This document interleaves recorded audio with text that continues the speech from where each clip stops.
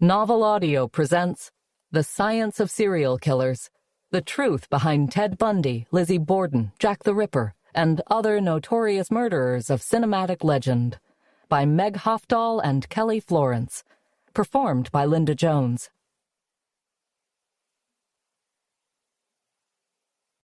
Introduction. Killers exist in every aspect of our collective experience. Fictional ones loom in the films we watch and the books we read. Real ones strike in our own hometowns.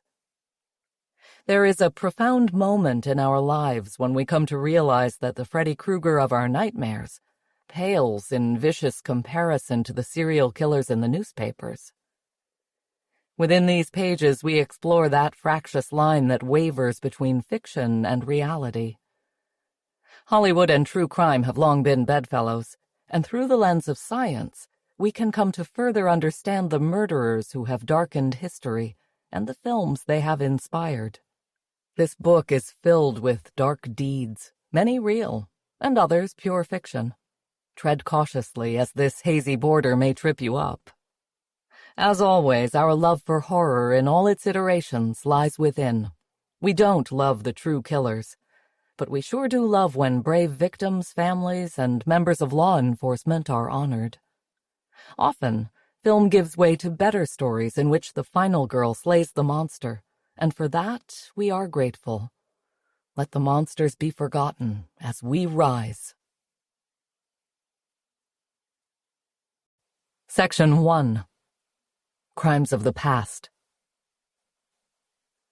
Chapter 1. The Legend of Lizzie Borden. Lizzie Borden. I, Meg, grew up in the 80s and 90s overstuffed with a diet of iconic horror villains. Freddy, Jason, and even the menacing eyebrows of Vincent Price led me down the familiar landscape of 20th century horror. I was only 8, snuggled in a hotel bed with my mother, when I discovered that women, too, had the power and nuance to be the foreboding presence in a shadowed room. While we watched a rerun of The Legend of Lizzie Borden, 1975, a TV movie starring Elizabeth Montgomery from Bewitched, 1964 to 1972, my mom divulged that the events unfolding were actually based on fact. The hazy images of Freddy Krueger and his vicious film brothers left my mind. The tropes I had already come to know, of women screaming in terror as they fled a maniac, had fallen at my feet. I was exalted by the thought that a woman, a real woman, in her fancy dress and with her flowery words, could succumb to the murderous black heart within. After filming The Legend of Lizzie Borden, Elizabeth Montgomery came to find out that she was related to Lizzie Borden, 6th cousins once removed. While today The Legend of Lizzie Borden may not be the most famous of Borden biopics, it was popular upon its release. Montgomery was nominated for an Emmy, and writer William Bast received the Edgar Award for a television film script. For many in the 1970s, it had been their first introduction to the history and evidence of the trial, rather than the sing-song rhyme made so popular. Lizzie Borden took an axe and gave her mother 40 whacks. When she saw what she had done, she gave her father 41. Since the TV movie, there have been quite a few adaptations of Lizzie and her infamous axe. These include the Lifetime TV film starring Christina Ricci, Lizzie Borden Took an Axe, 2014, as well as Lizzie, 2018, in which Lizzie, Chloe Sevigny, and her family maid, Bridget Sullivan, Kristen Stewart, have a steamy love affair. This lesbian plot point also appears in Lizzie the Musical, 2009. While there is no evidence to prove that Lizzie and Bridget were lovers, Lizzie Borden was a known lesbian in her small community of Fall River, Massachusetts. Thus, the possibility of a relationship has been a suspected motive for many. After watching Elizabeth Montgomery inhabit the curious skin of mysterious Lizzie, I fast became a Borden enthusiast. That next Halloween, I carried a cardboard axe and wore a white chiffon gown marred with fake blood, While other little girls devoted themselves to boy bands, I consumed every book, TV special, and hint of Lizzie. In my mid-30s, I am still finding new books and theories to slake my thirst for all things Lizzie. In the film versions of what occurred in the Borden house on August 4th, 1892, there is a surprising amount of accuracy. It is first important to note that, by the FBI's definition, serial killers must have killed multiple victims in multiple incidents. Therefore, Borden is technically not a serial killer. Whether she is guilty or not, she was only accused of 2 murders in a single incident, though we find her formidable enough to join the serial killers of this book. Borden's father, Andrew, and stepmother, Abby, were attacked with fury, both killed by numerous whacks with an axe. In The Legend of Lizzie Borden, Andrew Borden's, Fritz Weaver's, body is splayed out on a divan in exact reference to the infamous crime scene photograph, though his head is far less mutilated for the benefit of those tuning in to the TV movie. Other commonly known facts are also shared in the film, including the evidence given by a local druggist, Eli Bentz, Olan Sol, who told the judge and jurors that the day before the murders, Lizzie had come in shopping for prussic acid, a deadly poison. If Borden had slipped prussic acid into the family dinner, her parents would have salivated excessively, staggered, convulsed, and lost their ability to breathe in a matter of moments. Better or worse than an axe attack. Poison has long been considered a woman's tool for murder.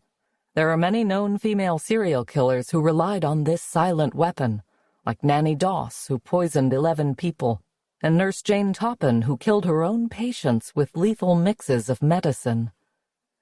According to the Washington Post, women are 7 times more likely than men to kill with poison. In the centuries before forensic scientists developed a way to detect nearly all substances in a victim's body, women used poison to annihilate their husbands, children, and bothersome neighbors. The Post article further extrapolates the data from the FBI. Killers over 30 are more than twice as likely as younger killers to resort to poison. The fact that Borden sought out prussic acid the day before the murders has long been used as evidence of her guilt. Prussic acid, also known as hydrogen cyanide, is a colorless and flammable liquid that is highly poisonous. It can be derived from pits of fruit such as apricots or cherries.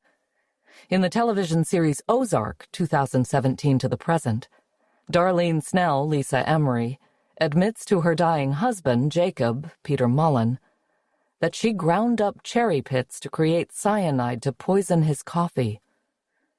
Would Borden have bothered to ask for prussic acid if she knew it would create evidence against her?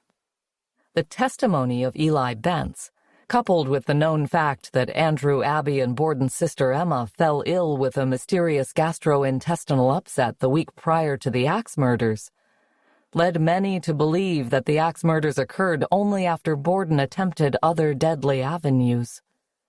Another accurate piece of the aftermath presented in The Legend of Lizzie Borden is that the corpses of Andrew and Abby were left in the dining room of the home, rather than carted away by the county coroner, which we have become used to in the subsequent 100 years. It made us wonder why this was a popular practice at the time. The National Museum of Funeral History in Houston, Texas, is dedicated to exhibiting world practices of mourning the dead. Their exhibits include such varying topics as the history of cremation to fantasy coffins from Ghana. One of the museum's rooms recreates a Victorian parlor not unlike the Borden's living space. It depicts a mannequin in a black veil, attending the dead in their own home. The museum's proprietors explain this culture of mourning in the 19th century on their website. During the 1800s, determining that a person was actually dead was not as simple as it is today, as they didn't have the medical technology we do now to determine true death. During the days following a person's death, the body was closely observed for 3 days to make sure the person didn't wake from a deep sleep or illness before the funeral and burial. thus the term wake we use today for visiting or viewing the recently deceased. During the early 20th century, funeral service practitioners transitioned from providing in-home services to establishing funeral homes where bodies were transported and prepared for funeral services. It was during this time that parlors became known as living rooms, because they were no longer used to display the dead. It's darkly humorous to believe that anyone might have questioned whether Andrew or Abby Borden were deceased after numerous blows with an axe. While it must have been obvious that they were dead, the traditions of the era remained. They were left downstairs in the heat of the summer beneath nothing more than thin sheets for days. In his piece for the Chicago Tribune, reporter William Hageman explains further. In the Victorian era, the home was the center of funeral rites. After death, 2 calls were made. One was to the doctor, who would come out to make sure the deceased was indeed deceased and not in a coma. The second was to the undertaker, who would come out to perform his services. Embalming would have been done in the kitchen or a bedroom. Superstition had its place, too, in the Victorian funeral process. A family would stop the clock at the exact time of death, then restart it after burial, and mirrors were covered with black material to keep the deceased's spirit from going into the mirror and remaining in the house. In Victorian parlors, candles and flowers were used to mask the scent of death before embalming came into common practice. We shudder to think what it was like for both Lizzie and Emma to sleep upstairs with the bodies of their murdered parents below. While this was normal for the era, it must have been an eerie sight to see Andrew Borden laid out mere feet from where he had been obliterated with an axe. What evidence was lost by allowing the body to remain at the Borden household? A modern detective would surely cringe at the thought of leaving the victims with the prime suspect so that she could hide or change evidence. Yet, like all her 19th century counterparts, Borden had no comprehension of DNA evidence. We may lament lost evidence, though the fact remains that Lizzie Borden was found not guilty by a jury of 12 men. She inherited her parents' money, finally allowing her a more financially comfortable living until her death in 1927. Borden died almost 100 years ago, but her legacy lives on in mythic proportions through the media adaptations of today. She is considered by most historians to have wielded the axe on that stifling hot summer afternoon in a fit of homicidal rage that is still considered unique for the fairer sex. Lizzie Borden may not be a serial killer, but she is certainly a legend. Chapter 2. From Hell, Jack the Ripper. Despite the fact that we will never know his true name, Jack the Ripper is an icon that surpasses many modern-day serial killers. He is the archetypal boogeyman, a shadow who lurks in the darkened alleys of our souls, glistening blade in hand. The creatures under our bed might not be real, but Jack the Ripper is. Having killed at least 5 women in the Whitechapel district of London in 1888, Jack the Ripper's violent and shocking treatment of his victims still resonates in popular culture today. At the time of his brutalities, the media found instant fascination with Jack, quickly turning him into a worldwide icon. He was considered the first murderer to be sensationalized in his time, though certainly not the last. There were witnesses to the Ripper's crimes during his murder spree, but the police didn't commission an artist to sketch a likeness. Instead, they allowed a press artist to draw what they thought an evil murderer may look like. One vital piece of the Jack the Ripper puzzle is understanding not only the era, but the community in which he thrived. Whitechapel was not the idyllic Victorian London we know from Charles Dickens' novels. It was where people, many immigrants, gathered to attempt a better life, with no money, no prospects, and no notion of how truly frightening their neighborhood would become.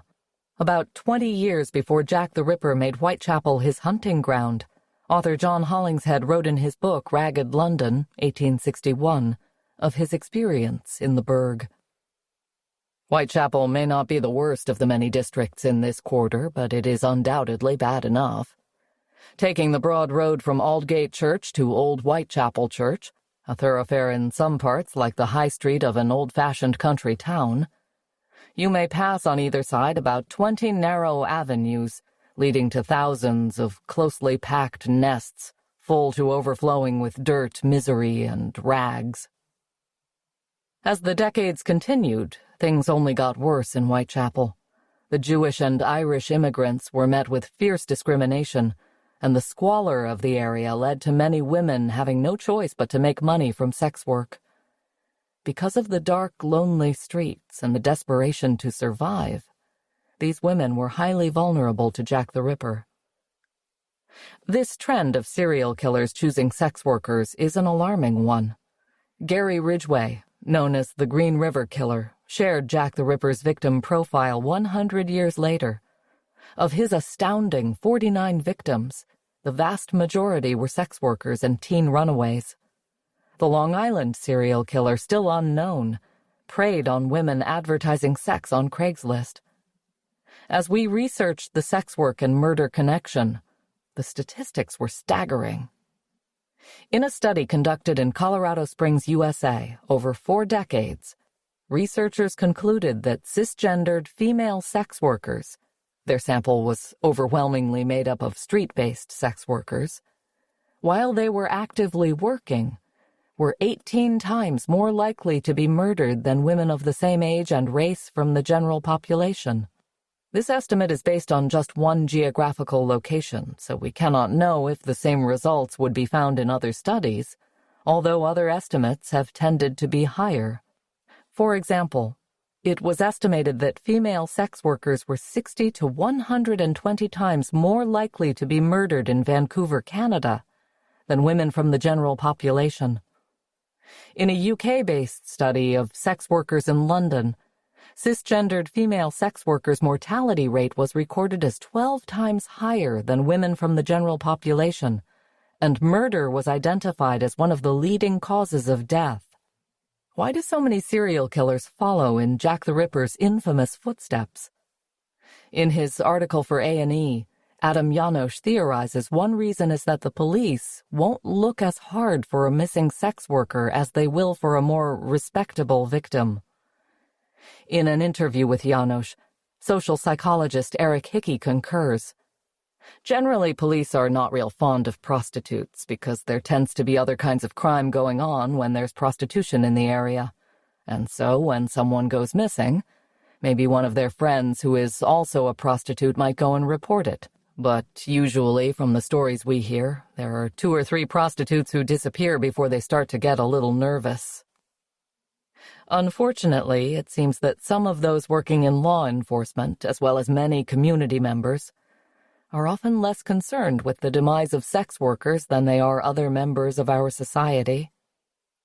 This concept of the less dead has been popularized recently. People are starting to notice that there was more public outcry over murderers who focused on college girls, like Ted Bundy, than the Gary Ridgways of the world. In his article, Serial Killers Prey on the Less Dead, for the Seattle Post-Intelligencer, reporter Mike Barber spoke to the parents of Tia Hicks. When Hicks went missing in 1990, the Seattle police purged Hicks's missing report from the system and did not investigate, supposedly because of her background as a possible sex worker, drug user, and runaway. Barber's article extrapolates on this trend. Criminologist Stephen Egger calls the victims of serial killers the less dead because they are usually people who have been marginalized: prostitutes, drug users, homosexuals, farm workers, hospital patients, and the elderly. We don't spend a lot of time dealing with missing people who aren't particularly important, who don't have a lot of prestige, said Egger, a University of Houston Clear Lake professor and former police officer. It's a public failing as well as a police failing, a common belief being that such people take big risks and get what they deserve. This unsettling look into our society is starkly depicted in one of the more popular films based on Jack the Ripper, From Hell, 2001, starring Johnny Depp as Inspector Aberline and Heather Graham as sex worker Mary Kelly. While there is much speculation on the part of the filmmakers and the writers who created the graphic novels that the film evolved from, both the inspector and Kelly were based on real people. In fact, Aberline has been depicted numerous times in film, including by Michael Caine in Jack the Ripper 1988, and by Clive Russell in Ripper Street 2012. Frederick Aberline was indeed the chief inspector of the London police at the time of Ripper's reign, although he was not clairvoyant as depicted in From Hell. If he was, perhaps the culprit would have been found. Another fictional aspect of Aberline in the film is his addiction to opium. Aberline's drug use brings about visions of the murders, whether supernatural or hallucinatory. This led us to research what the reality of opium use was really like in Victorian London. Virginia Barrage draws quite a vivid picture of the ubiquitous nature of opium in her article, Victorian Opium Eating, Responses to Opium Use in 19th Century England. In the first half of the 19th century, opium preparations were freely on sale to anyone who wanted to buy them in any sort of shop. They were carried about the countryside by hawkers, sold in grocers and general stores and on market stalls. As the decades wore on, it became clear that opium use was becoming a health crisis in England. Barrage describes the fallout. A growing official uneasiness about opiate use did develop, however, and eventually found expression in the restrictions of the 1868 Pharmacy Act and in changed attitudes toward the drug. Statistics on opiate deaths caused concern, too. The publication of coroner's returns of deaths by poisoning in England and Wales in 1839 revealed that 186 out of a total of 543 such deaths were the result of opium poisoning. The Registrar General's office collected scattered figures for opiate deaths, which were published in the late 30s. In the 2 years, 1838 and 1839, there were 27 opiate deaths in London out of a total of 125 poisonings. The 1840 report revealed that 5 deaths per million living were the result of opium poisoning. The first series of figures on opium beginning in the early 1860s showed the full extent of the situation. 126 deaths from opiates in 1863, for instance, out of a total of 403 poisoning fatalities, with 80 deaths in that year and 95 in 1864 from laudanum and syrup of poppies alone. Around a third of all poisoning deaths in the decade were the result of the administration of opiates, and the relatively high accidental, rather than suicidal, death rate from opiates bore witness to the drug's easy availability. All of this occurred decades before Jack the Ripper and Inspector Aberline played cat and mouse in the 1880s. As depicted in the film, riding the dragon or getting high on opium was not considered as socially acceptable as it once was. Despite this, opium dens prevailed, especially in places as corrupt and dangerous as Whitechapel. Reporting on an opium den in Whitechapel in 1868, the French journal Figaro describes, "It is a wretched hole, so low that we are unable to stand upright. Lying pell-mell on a mattress placed on the ground are Chinamen, Lascars, and a few English blackguards who have imbibed a taste for opium." So what precisely does opium do to a user's body? In From Hell, Johnny Depp's Aberline lies almost coma-like, reveling in the relaxing properties of the drug derived from a poppy flower.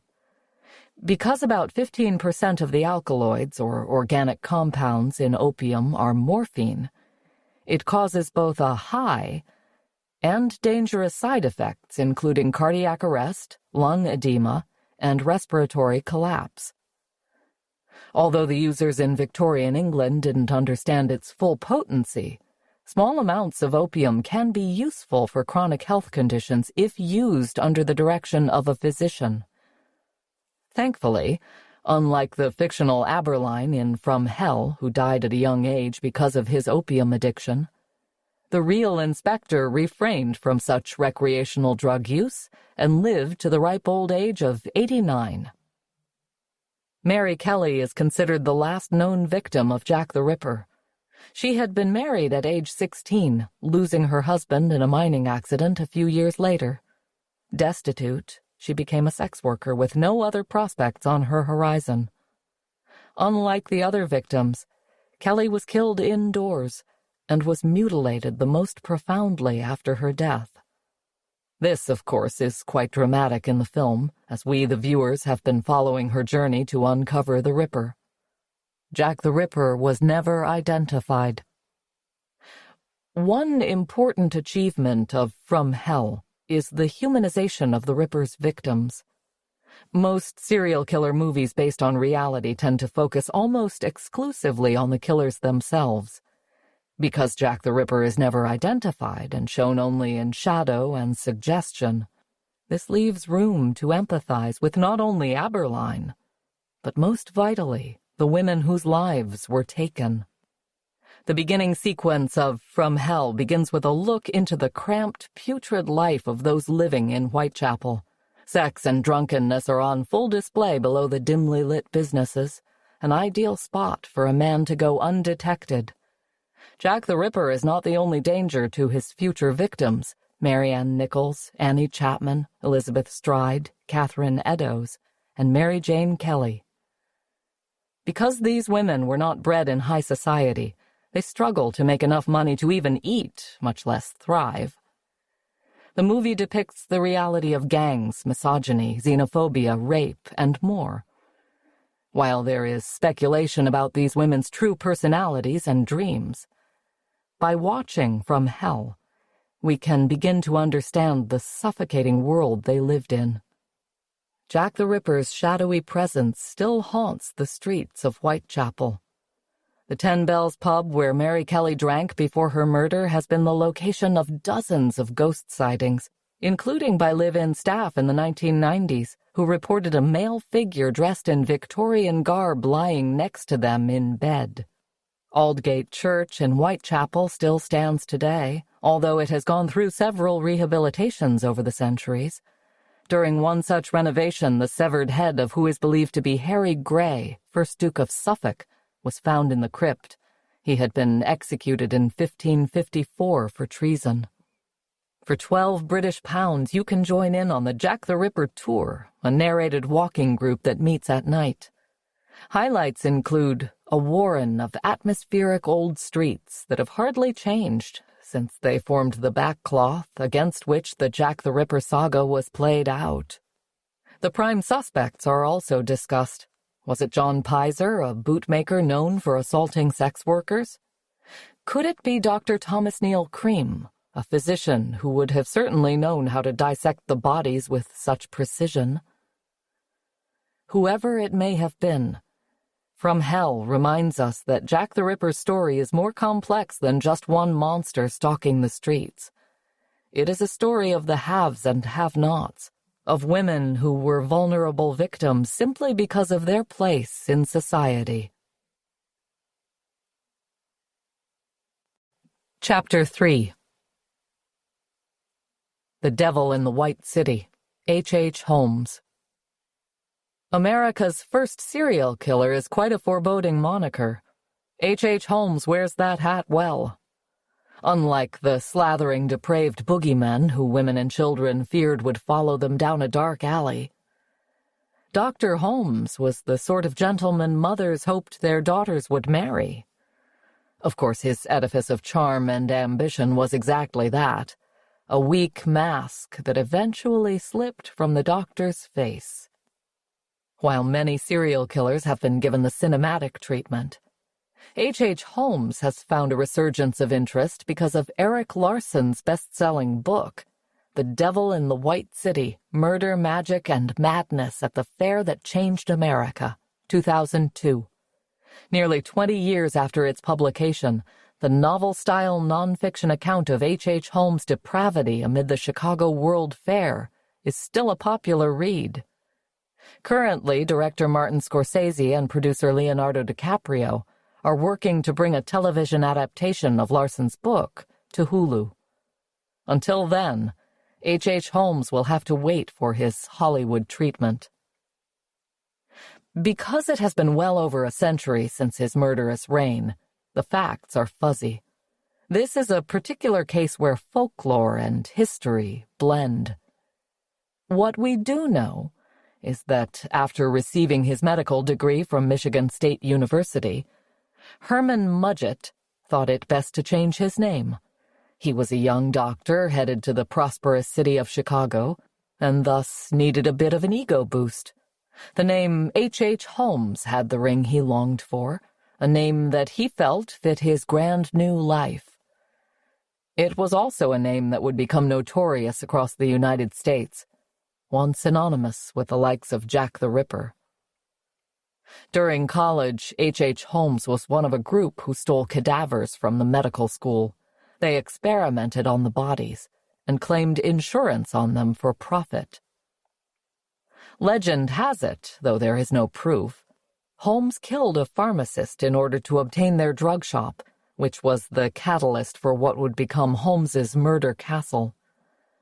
Just a few miles from the center of the Chicago World Fair, Holmes hired workers to expand on the pharmacy, developing it first into a sort of strip mall, and then into a structure designed to secretly torture and kill its inhabitants.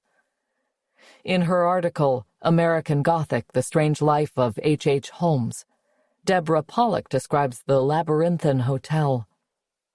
Mazes of mystery entwined the second and third floors of Holmes's castle. There were secret hallways and closets connecting the 71 bedrooms, soundproof, and with doors that could only be locked from the outside. These guest quarters were fitted with gas pipes attached to a control panel in Holmes's bedroom. He turned them on and off at will. Holmes's office, complete with an oversized stove, was also on the third floor, adjacent to his walk-in vault. There were trap doors, sliding panels, stairs that led nowhere, and doors that opened to nothing but solid brick walls. Unbelievably like the fictional demon barber of Fleet Street, Sweeney Todd, there was purposeful rigging to move the deceased. Large greased chutes led straight to the basement where Holmes kept an acid tank, a dissecting table, and a crematorium. While many serial killers are defined by their specific aesthetic and chosen victim, think Ted Bundy's penchant for college co-eds with long brown hair, Holmes seemed to murder anyone who stood in the way of his burgeoning ego. This included his mistress Julia Smythe and her daughter Pearl, who both vanished under Holmes's care after gossip that Julia had become pregnant with his child. Most disturbingly are his murders of Benjamin Pititzel and 3 of his children. Holmes convinced Pititzel that they could scam an insurance company by faking Pititzel's death with a cadaver, but Holmes ultimately burned him to death, then murdered his kids Alice, Nellie, and Howard to obscure his misdeeds. His annihilation of this family ultimately led to Holmes's capture and hanging in 1896. A century after H.H. Holmes's death, a rumor swirled that he had faked his hanging. In 2017, his body was exhumed, and with dental records, it was proven to be Holmes himself. Unlike many of Holmes's supposed crimes, the slayings of the children were proven with irrefutable evidence. Alice and Nellie's bodies were found in a Toronto cellar. Later, authorities found teeth and pieces of bone among charred ruins that belonged to Howard in an Indianapolis cottage that Holmes had rented. While I was watching a documentary on Holmes, H.H. Holmes, America's First Serial Killer, 2008, the term Bertillon method was used to describe how the investigators identified the bodies of Alice, Nellie, and their burned father, Benjamin, in the late 19th century. Developed by French police officer Alphonse Bertillon, this method was based on anthropometry, essentially the measurement of the human form. Before Bertillon, the only way for law enforcement to identify remains was through photographs, which were rare and not particularly high quality. Raised in a family of statisticians, Bertillon believed that there had to be a better, more scientific way to discover a found body's identity. Bertillon took measurements of certain bony portions of the body, among them the skull width, foot length, cubit, trunk, and left middle finger. These measurements, along with hair color, eye color, and front and side view photographs, were recorded on cardboard forms measuring 6.5 inches tall by 5.5 inches wide. By dividing each of the measurements into small, medium, and large groupings, Bertillon could place the dimensions of any single person into one of 243 distinct categories. Further subdivisions by eye and hair color provided for 1,701 separate groupings. Upon arrest, a criminal was measured, described, and photographed. The completed card was indexed and placed in the appropriate category. In a file of 5,000 records, for example, each of the primary categories would hold only about 20 cards. It was therefore not difficult to compare the new record to each of the other cards in the same category. If a match was discovered, the new offense was recorded on the criminal's card. Even Sherlock Holmes was a fan of this newfangled mathematical criminology, as referenced in Sir Arthur Conan Doyle's The Hound of the Baskervilles, 1901, as Detective Holmes is considered the second highest expert in Europe. The Bertillon method came to the U.S. in 1887, first used in the Illinois State Penitentiary. While fiction authors like Sir Arthur Conan Doyle have long been influenced by true crime plaguing the news, it is no surprise that the wildly violent H.H. Holmes evokes the same creative interest. We had the great fortune to talk to horror writer Sarah Tantlinger.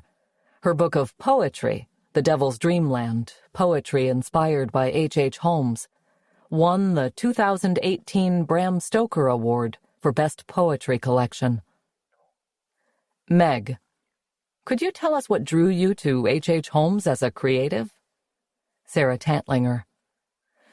I watched a documentary on Holmes a few years ago and was just fascinated. He's surrounded by so many theories. Obviously, forensic science in the 1800s wasn't quite capable of doing everything it can currently.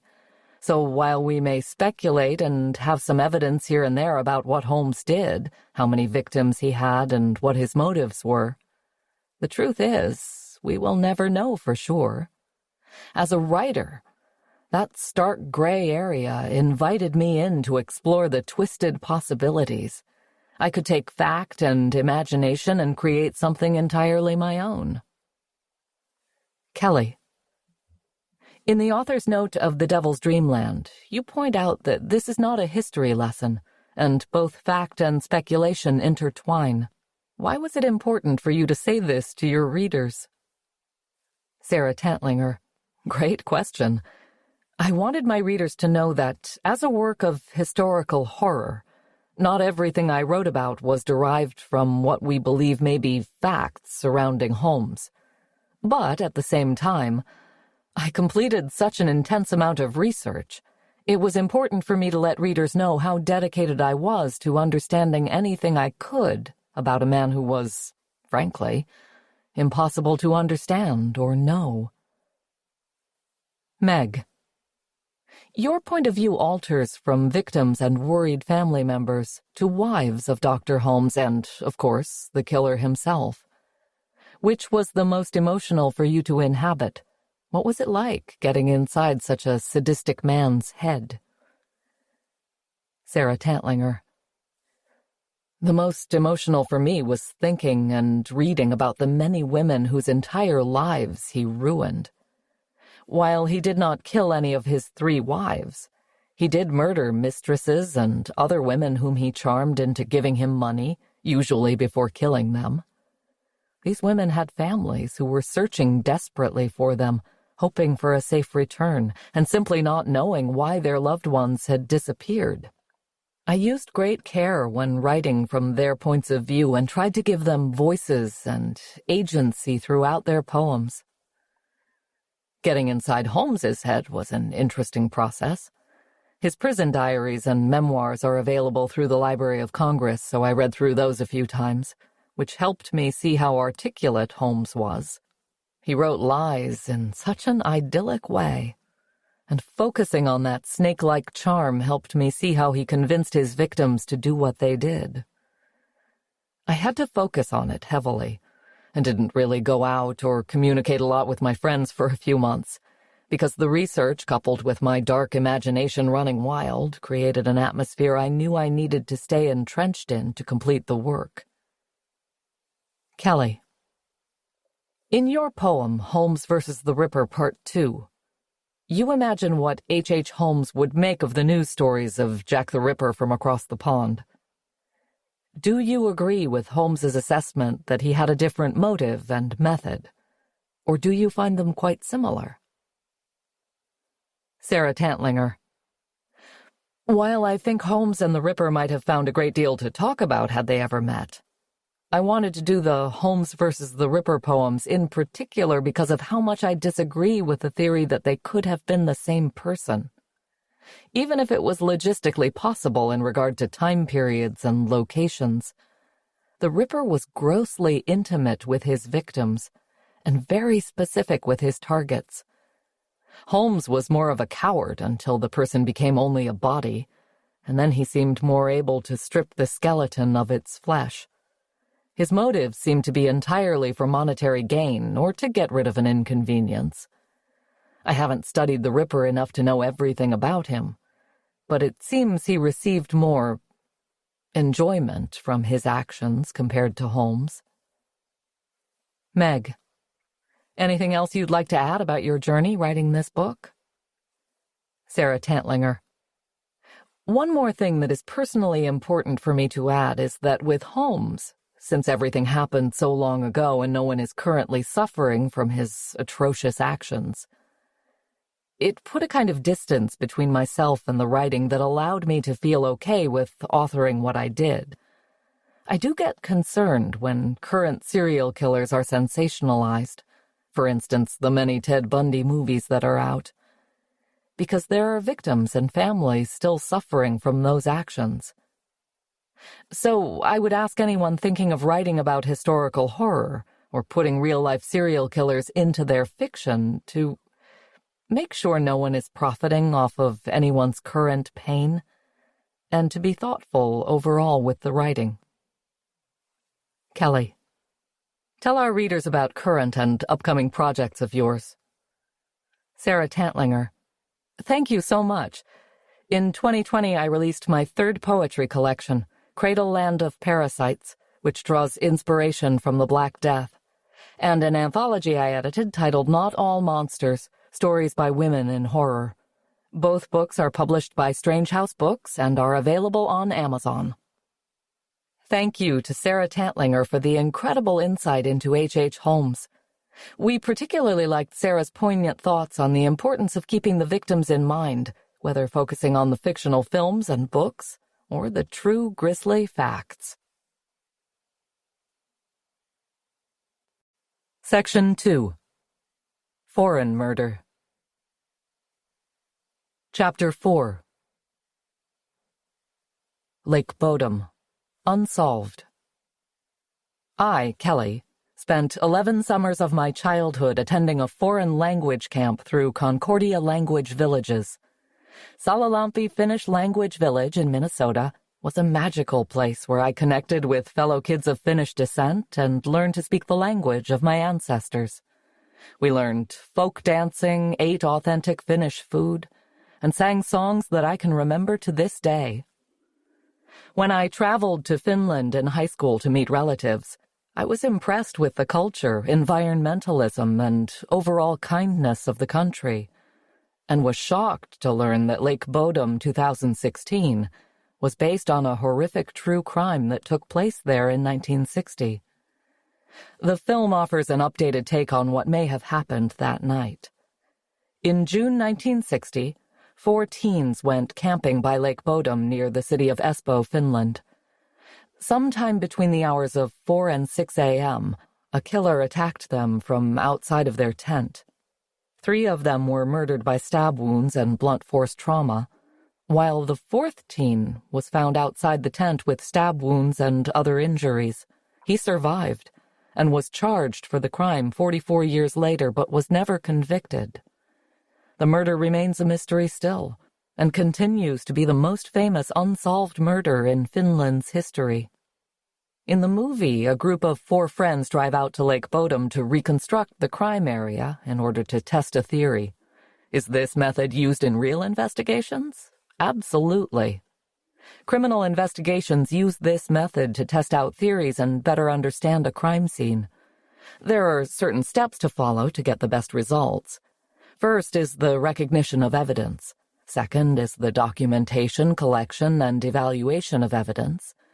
This is followed by forming a hypothesis, testing it, and then reconstruction. The final step is reporting the findings and determining if the crime likely occurred in any given manner. This information can be used to profile the criminal, weapon, or the method of entry, along with other aspects of the crime. Nearly 1 million crimes or violations, minor offenses, are reported to the police annually in Finland. About half of them are traffic violations. In the United States, property crimes outnumbered violent crimes in 2018, numbering 7.2 million and 1.2 million respectively. Larceny was the most common property crime with 5.2 million incidents, while aggravated assaults accounted for around 2/3 of violent crimes. 2 of the film's characters go swimming in the lake at night. I took many late-night swims in my childhood at our cabin. There was one lake, though, that I never went in at night. It was called Spirit Lake, better known as Dead Man's Lake. My parents told the story of a man who drowned there decades earlier, and his body was never found. The lake was named after this incident, and the locals would call it Deadies.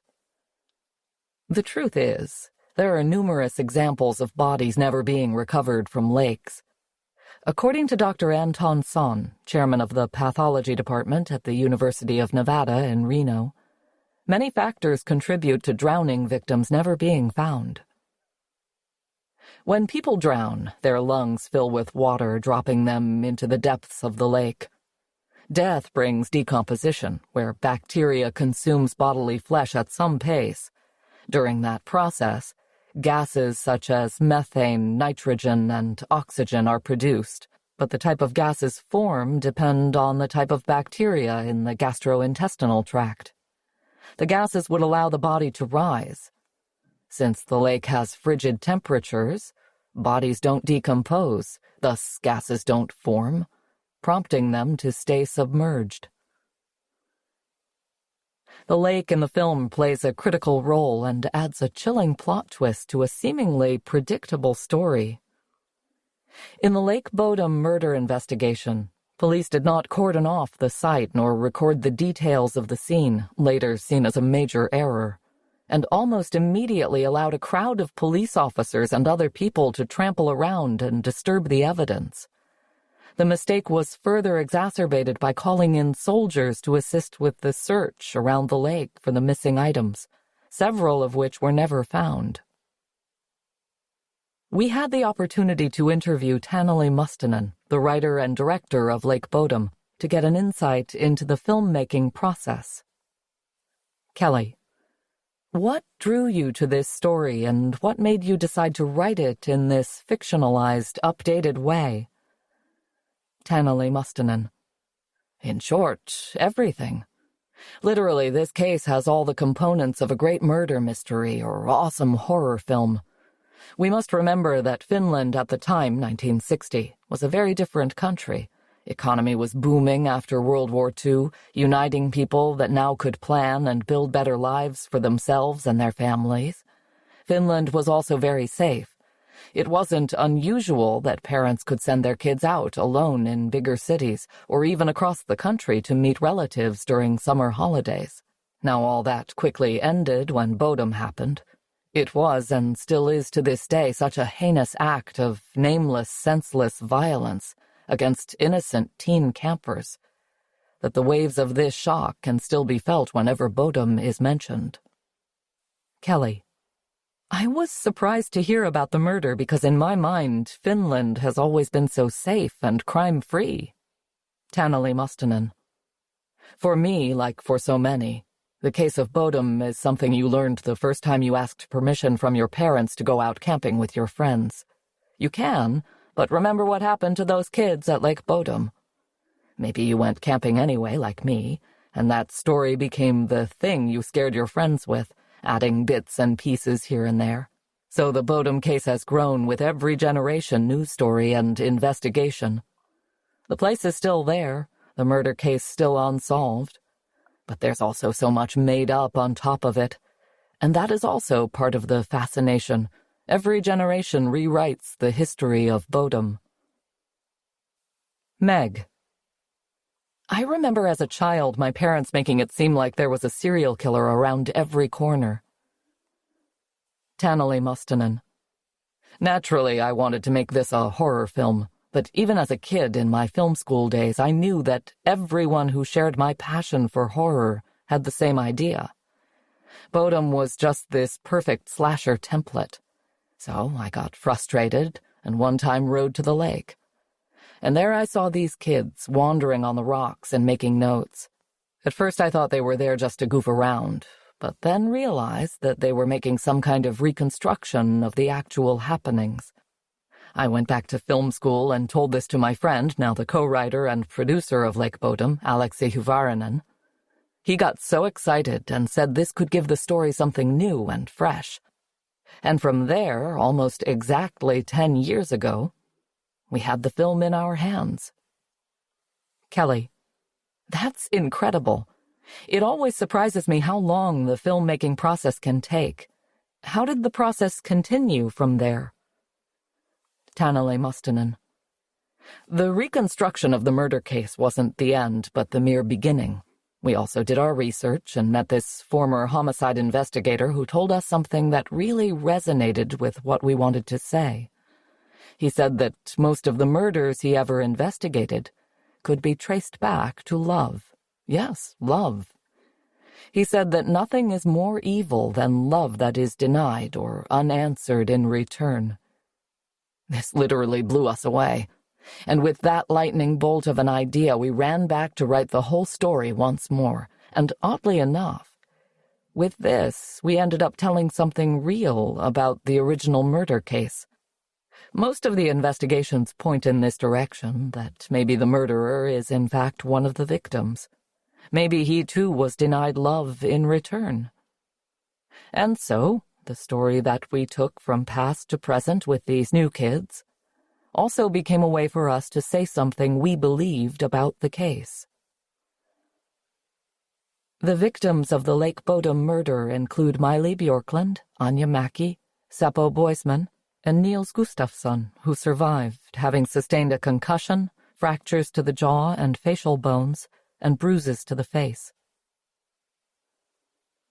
Meg. We appreciate how you subverted the expectations of the audience by having the two seemingly innocent girls actually be the initial perpetrators of this crime. Do you have any speculations about what actually happened that night in 1960? How deep into the research did you get? Taneli Mustonen. The writing process of Lake Bodom was very fluid. It consisted of us first, really, just coming up with a story that we felt would inspire audiences, even without any connection to the actual case of Bodom. It may sound a bit strange, but we felt it was necessary. We needed to find our story, what would inspire us. So, like always for us, we took a day to ourselves, with a goal of getting something concrete on paper. No calls, no interruptions or pressure. Just chatting, and dreaming, really. That day turned into 2 really fruitful ones. Lake Bodom actually showed us that creative limitations are very important for new writers like us at that time. We decided that we would have only 4 teenagers, 2 girls and 2 boys, camping for one night in a remote forest. This later changed, but that was the initial plan. What could we come up with? What are the dynamics, relations? And that spurred quite quickly into what became Lake Bodom, Another thing was that we wanted to have a short treatment, no more than 1 page of synopsis, but something that would have the whole story. And to avoid us cheating ourselves with fancy language or anything like that, we used this rule that we only use 2 lines for any scene. I know it may sound silly, but that forced us to really concentrate on A, what takes place in the scene, and B, keeping this treatment clean. Kelly, that's a great method to use. Tanneli Mustonen, it was really just coming up with stuff as we went along, a totally new thing for us. And that is probably the reason the story unfolds like it does. It is hard to tell how much of our story grew out of the real case, but I'd imagine it played a big part, like for anyone who researches it. In Finland, it is almost impossible not to be influenced by it. Like I said, the real case was and is something everybody knows. When it comes to the girls being the perpetrators this time around, I remember vividly how we had this OMG moment. We were struggling somewhere in the second act, like all writers.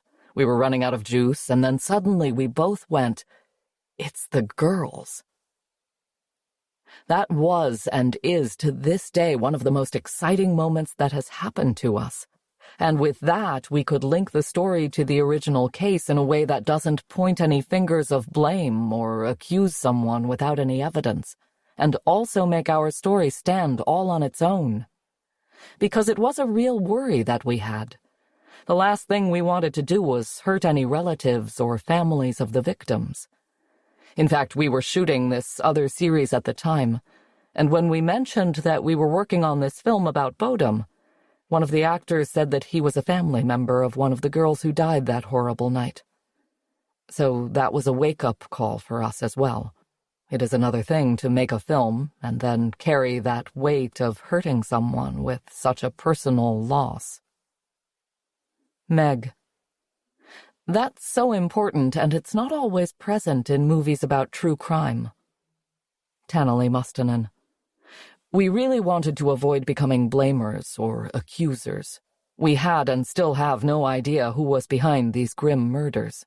Naturally, we did our research, even to the point of finding these crazy theories, thanks to the internet, that are just laughable, really.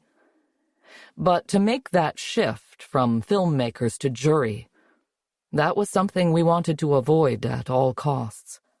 Of course, we have our own idea of what really happened. We felt, and still do, that there is grounds for a case against one of the boys, the one that survived the attack. He has now passed on, and the latest trials in the 2000s were mainly about getting him to confess. But as it didn't happen, and there just was not enough actual hard evidence against him, he was set free. Bodum is still very much an open case, open wound, really. But how we see our film is that in it we do give this hint of what could have happened on that tragic night. That's plenty enough for us as filmmakers, and we can have our minds at peace. Kelly. Absolutely. It was fascinating to learn more from Tanneli Mustonen about the creative process of making a film, and it opened our eyes to the complex layers of the art. Check out these other Finnish horror movies, The White Reindeer, 1952, Sauna, 2008, and The Moonlight Sonata, 1988. Chapter 5. Rillington Place, John Christie. John Christie murdered at least 8 people, including his wife Ethel, during the late 1940s and early 1950s in London. Most of the victims' bodies were discovered behind the walls and underneath the floorboards of his home, located at 10 Rillington Place. Based on this true story, the 2016 miniseries, Rillington Place, aired on the BBC and stars Tim Roth as Christie. The miniseries begins with Timothy Evans, Nico Miralegro, being convicted and hanged for the murder of his wife and infant daughter. As he is led to his death, he pleads that it's Christie who is the guilty party. The sad story behind this moment is that it's absolutely true. Evans, his wife Beryl, and their daughter Geraldine lived upstairs from the Christies. Little did they know that they would all become victims of this brutal murderer. Christie's first two victims, 21-year-old Ruth First and 32-year-old Muriel Eady, were buried in the garden. Next, he disposed of 20-year-old Beryl Evans in a sewer drain. 25-year-old Rita Nelson, 26-year-old Kathleen Maloney, and 26-year-old Hectorina McLennan were later discovered in the walls of the kitchen. The stench of the rotting bodies hidden within the walls eventually became so overpowering that he moved from the house. When the new residents renovated the kitchen, they discovered the source of the gruesome smell and also recovered the body of Ethel Christie from under the floorboards in the parlor. The police made several mistakes in their handling of the case, especially in overlooking the remains of Christie's previous murder victims in the garden at Rillington Place. One femur was later found propping up a fence. The doctor that Ethel talks to about her husband says that middle-aged men need extra care and attention. Instead of listening to her concerns, he encourages her to be better for her husband. Clearly, her husband is depressed and has other issues, but the doctor blames Ethel for his melancholy. In a 2016 interview, Samantha Morton was asked about how her character, Ethel, is viewed as a symbol of humans' capacity to love or at least accept monsters. I find it absolutely fascinating, the psychological aspect of love. How far love will go and what women in abusive relationships will often do for their partner, like protect them in court. You hear a lot of horrific cases of child abuse where the woman will support the father to the detriment or even the death of their child. I cannot get my head around that, but then I've never been in that position. So, nothing on a personal level, but it really developed my acting chops. It was a challenge to play someone so submissive. Historically, women have often been dismissed by doctors. In a report by Today, physicians who are fighting to change the system said that it's not malice, but a pervasive implicit sex and gender bias in medicine that's leading female patients to be misdiagnosed, neglected, dismissed as complainers, accused of being over-anxious, mislabeled as depressed, or told their symptoms are all in their heads. Christie offers to help Beryl with an abortion in the miniseries. What are the statistics about abortions? Between 2015 and 2019, on average, 73.3 million induced, safe and unsafe, abortions occurred worldwide each year. Of those, 45% were considered unsafe. Women may choose these unsafe options because they don't have access to legal abortion, have an untrained provider, or may have an abortion with unsanitary tools or surroundings. Some 68,000 women die of unsafe abortion annually, making it one of the leading causes of maternal mortality, 13%. Of the women who survive unsafe abortion, 5 million will suffer long-term health complications. In the miniseries, Beryl is dead when her husband comes home. Christie claims she was septic and there was no way to save her, but it's later revealed that he strangled her. There's a stage play about John Christie titled Christie in Love, 1969. There are numerous other plays and musicals based on serial killers, including American Psycho, 2013, Charles Manson, Summer of Hate, 2014, and Assassins, 1990. Christie was considered to be a necrophile. Necrophilia is a pathological fascination with dead bodies, which often takes the form of a desire to engage with them in sexual activities. Incidents have taken place throughout history, and a disturbingly large number of serial killers take part in these activities. Christie used strangulation to kill his victims. Strangulation is squeezing of the neck with enough force to block the flow of blood to the brain and/or the flow of air to the lungs. The loss of blood flow deprives the brain cells of vital oxygen. Even short periods of time without oxygen can cause damage to the brain. This loss of oxygen to the brain may cause confusion, memory problems, loss of consciousness, or even death. There are other possible causes of oxygen deprivation to the brain, including stroke, carbon monoxide poisoning, and brain injury. John Christie's trial lasted only 4 days, and the jury returned a verdict of guilty after deliberating for only an hour and 20 minutes. Christie was sentenced to death and hanged just over 2 weeks later at Pentonville Prison in London on July 15, 1953. The bodies hidden under the floorboards and in the walls of Christie's home were covered in lye to hasten decomposition. Does this actually work? Criminals have been known to use sodium hydroxide or potassium hydroxide, strong bases commonly known as lye. Heated to 300 degrees, a lye solution can turn a body into tan liquid with the consistency of mineral oil in just 3 hours. Bones of the victims were found and identified. What is the science of identifying bones of humans versus animals? It all begins with the skull. Human skulls have a larger cranial vault to hold our brains and are oriented on a vertical axis, while non-human animal crania are oriented on a horizontal axis. Differences in limbs and how we use them are also easily distinguishable for experts. Some of the victims in the Christie case were identified by their hair. This process involves testing hair samples to determine the color, shape, and chemical composition of the hair, and often the race of the source individual. The presence of toxins, dyes, and hair treatments are noted.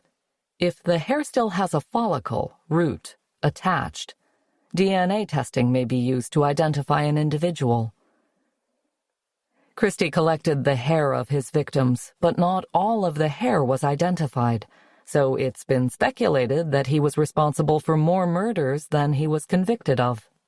Professor Keith Simpson, one of the pathologists involved in the forensic examination of Christie's victims, speculates.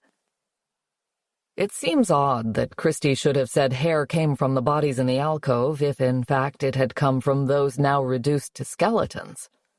Not very likely that in his last 4 murders the only trophy he took was from the one woman with whom he did not have paramortal sexual intercourse. And even more odd, that one of his trophies had definitely not come from any of the unfortunate women known to have been involved. Christie claims in the miniseries that he was trained to be a doctor. Because of this claim, Beryl Evans trusted him with her abortion, which led to her death. Several of his other victims were given vapors to cure their bronchitis, although he wasn't really trying to cure anyone. How has science changed regarding the treatment of bronchitis? Bronchitis has been a recognized medical condition for centuries and was named in 1808. Treatments of the past included garlic, pepper, cinnamon, and turpentine. Some later therapies emphasized coffee, ipecac, and potassium nitrate. Today, bronchitis is most often treated with rest, fluids, and nonsteroidal anti-inflammatory drugs. Some people may find relief with inhaled corticosteroids to reduce airway inflammation. Rillington Place was renamed in May of 1954 to Runton Close to get away from the association with the Christie murders. The place was eventually demolished in 1970, but the memories of the atrocities committed there will forever be remembered. Chapter 6. Wolf Creek, Ivan Milat. The following is based on actual events. 30,000 people are reported missing in Australia every year. 90% are found within a month. Some are never seen again. So begins the movie Wolf Creek, released in 2005.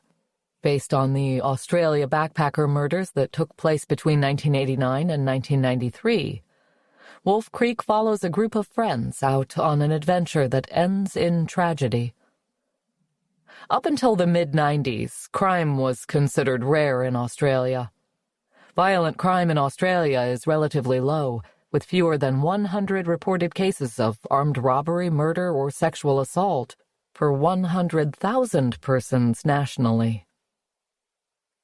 The three friends in the film depart on a road trip across Australia's outback.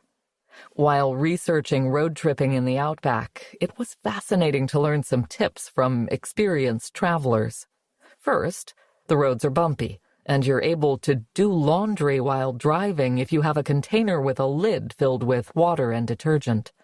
When you reach your destination, you can rinse and hang your clothes to dry. Second, it's important to be aware that cell phones will not work in the outback. A GPS or standard map is required. Third, many of the roads are unpaved, making them rough, so it's important to be aware of the stress that will be put upon your vehicle. Finally, it's important to fill up on fuel and other essentials whenever the possibility is presented. There are stretches in the outback when fuel and food are not available, so having them on hand is important. The Wolf Creek meteorite site plays a role in the film as a tourist destination.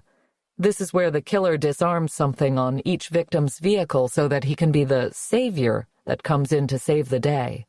Instead, he tows the unknowing victims to his abandoned outpost to torture and murder them. The meteorite site is described by Ben, Nathan Phillips, in the film as the equivalent of 200 nuclear bombs going off at the same time. What kind of impact do meteorites have? It's interesting to note that impacts of large meteorites have never been observed by humans. Much of our knowledge about what happens next must come from scaled experiments. As the solid object plows into the Earth, it will compress the rocks to form a depression and cause a jet of fragmented rock and dust to be expelled into the atmosphere. Experts postulate that numerous events could be caused by meteorites, including earthquakes, massive dust in the atmosphere like a nuclear winter, wildfires, tsunamis, and a change in the atmosphere. Only a few small meteorites have been witnessed throughout history, and while their impacts have been minimal, it is suggested that a large enough meteorite could cause mass extinction. Millions of meteoroids travel through the Earth's atmosphere every day, but most are small and burn up quickly. Very few reach the ground. When a meteoroid hits the atmosphere of the Earth, they can be traveling as fast as 130,000 miles per hour. Australia's outback is described as having towns that are covered in dust and abandoned. Is this true? There are indeed numerous ghost towns throughout Australia. Some of them have been preserved, while others have been left to the elements. Many are mining towns, while others are former penal colonies. The group in the film can easily see the stars while sleeping under them in the outback. Is this possible everywhere? A little over 100 years ago, you could step outside and see the stars anywhere in the world. Due to light pollution and excessive amount of artificial light, it's nearly impossible to see the stars from most highly populated areas today. The best places to view the stars include remote islands, national parks, and deserts. Hooks and chains are hung in a makeshift shop in the movie, akin to the Texas Chainsaw Massacre, 1974. Mick, John Jarrett, mocks Christy, Casti Morassi, with a gun before firing and missing her purposely. What are the laws regarding guns in Australia? Following several high-profile killing sprees, the federal government in Australia coordinated more restrictive firearms legislation within all state governments. In 2 nationwide federally funded gun buybacks, plus large-scale voluntary surrenders and state gun amnesties, Australia collected and destroyed more than 1 million firearms, perhaps 1/3 of the national stock. People can own guns, but must demonstrate a genuine reason, not including self-defense, in order to get a license. Dental records were used for identification in some of the real-life murders committed by Ivan Milat. What is the science behind this process? Tooth enamel is harder than any other substance in the body and will remain long after other parts of the body have decayed. To identify a person from his or her teeth, A forensic dentist must have a dental record or records from the deceased person's dentist. In the case of an incident involving multiple deaths, forensic dentists receive a list of possible individuals and compare available records with the teeth and find a match. This science can be used for other reasons, too. DNA can be retrieved by extracting the pulp from the center of the tooth. Pulp can last for hundreds of years and has offered clues to scientists investigating historic events, including the bubonic plague and other blood-borne diseases.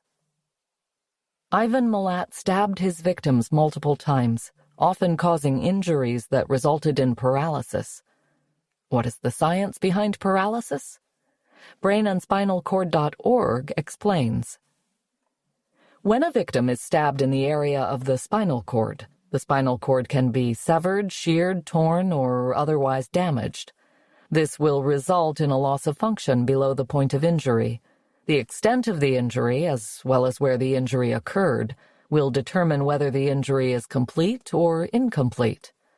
Complete injuries result in total loss of function, while incomplete injuries result in some degree of function loss. The gruesome injuries in Milat's cases also had another thing in common. The victims were all young, they were all found covered in branches and leaf litter, and each had been attacked savagely with a great deal more force than was necessary to cause death, and apparently for some form of psychological gratification. Link analysis technology was used to help catch the killer by tracking things like vehicle records and gym memberships. What is link analysis technology and how is it used? Link analysis helps an investigator visualize complex links within an investigation that may be hard to communicate with others or hard to discern. It's helpful in quickly visualizing outliers for a target-centric investigation, and it enables you to put information on a graph. In the Milat case, tracking potential victims' whereabouts narrowed the list of suspects from 230 down to 32. Police maintain that Ivan Milat could have been involved in more attacks or murders than the 7 for which he was convicted, based on modus operandi, MO, similarities in other cases. A four-wheel drive vehicle was implicated in the murders. What is the science of identifying tire tracks? According to the Bureau of Criminal Apprehension, tracks can be collected by photographing, casting, lifting, and/or collecting the clothing from the victim. The tire tracks from the scene can then be compared to tires or known tire impressions from the suspect's vehicle. One of Milat's victims, Joanne Lees, was able to positively identify her assailant. What is the science of memory?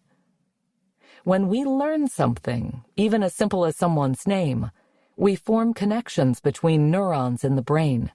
These synapses create new circuits between nerve cells, essentially remapping the brain. The sheer number of possible connections gives the brain unfathomable flexibility. The 2001 murder of Peter Falconio was sensationalized in the media in the wake of the backpacker murders.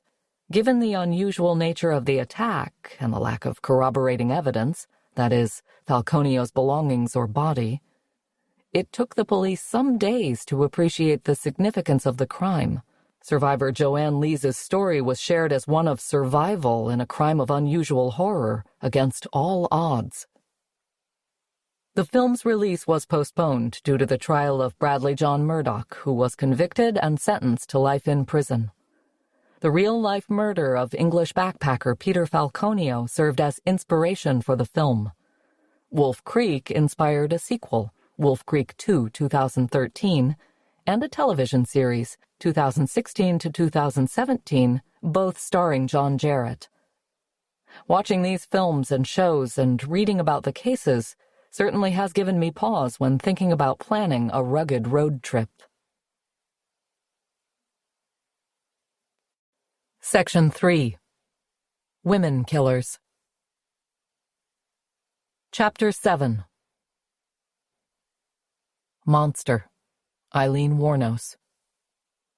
Famous novelist and poet Rudyard Kipling once said that the female of our species is more deadly. While statistics would expose this as fantasy, there is something fascinating about women who kill. It flies in the face of what we assume is their natural state, maternal and empathetic. Perhaps they hold a particular interest because, as news writer Joseph D. Lyons reports, there are so few female killers, especially serial killers. According to statistics released by the Department of Justice, since 1980, the number of female murderers has halved, mirroring the decline in male killers. In 2008, only about 1.6 women committed a homicide out of every 100,000 people. Not very many at all. In comparison, about 11.3 men per 100,000 carry out a homicide. Black women had the largest reduction in homicide offending rates of all groups measured starting in 1992. The drop was from 11 to 3 per 100,000. Women, in a partial explanation of why women don't commit mass shootings, tend to know their victims, and they tend to murder just one person, not large groups. Only 11.9% of female murderers' victims are strangers. Some 41.5% of female murderers kill a significant other, be it a spouse, an ex-spouse, or someone they're dating. Another 16.7% kill another family member, and 7.5% murder a child. Acquaintances round out the rest of the victims, with 29.9%. Of all murders with multiple victims, women committed just 6.4%. The world of serial killers, whatever their gender, is a strange and troubling landscape. Male killers like Gary Ridgway and Jack the Ripper, among many others, prey on vulnerable sex workers. But in a curious reversal in the story of Eileen Wuornos, it is the victim who becomes the predator. After her capture for murdering 7 Johns in a year, Wuornos gave a bleak picture of her life, as cited in Deverell James' Zoo of Lust. People always look down their noses at hookers, never give you a chance because they think you took the easy way out, when no one would imagine the willpower it took to do what we do, walking the streets night after night, taking the hits and still getting back up. Studies have proven that there can be a genetic component to psychopathy. Several of these scientific studies used twins to compare traits. Wuornos, like many of her serial-killing counterparts, lived through a traumatic childhood marked with sexual and physical abuse. This eventually led to her developing both borderline personality disorder and a psychopathic personality. An assessment tool called the psychopathy checklist was used to determine Wuornos's level of psychopathy once she was incarcerated. Developed by Canadian psychologist Robert D. Hare, this checklist is a tool in which to determine if a person has psychopathic traits. It is important to note that even if someone scores high on the scale, this does not mean that they will necessarily be a serial killer. Questions on the list include: do you have a grandiose sense of self-worth? Are you a pathological liar? Do you lack remorse or guilt? For reference, Ted Bundy scored a 39 of 40 on the checklist, while Wuornos achieved a 32 of 40. One must score 30 or above to be considered psychopathic. When this diagnostic tool is used by professionals, it can predict if the subject will reoffend, a vital thing to know for parole juries. Before murder, Eileen had spent time in jail for check forgery, armed robbery, and auto theft. In 2003, just a year after Wuornos was executed by lethal injection, a film based on her life came roaring onto the cinematic scene. Monster, directed by Patty Jenkins, who would later direct Wonder Woman 2017, was noticed by the Hollywood elite and became a box office smash. This was mostly because of the tour de force performance by Charlize Theron, who transformed for her role as Eileen Wuornos. She gained 30 pounds, wore fake teeth, and shaved her eyebrows. This change in physicality was an aspect that the media found fascinating. Yet it is the emotional work Theron undertook to inhabit Warnos that is most vital. In an interview, Theron explains her view of Warnos. I see her as an extremely resilient human, probably the most resilient person I've ever encountered in my life. She had to jump back from some really extreme situations in her life.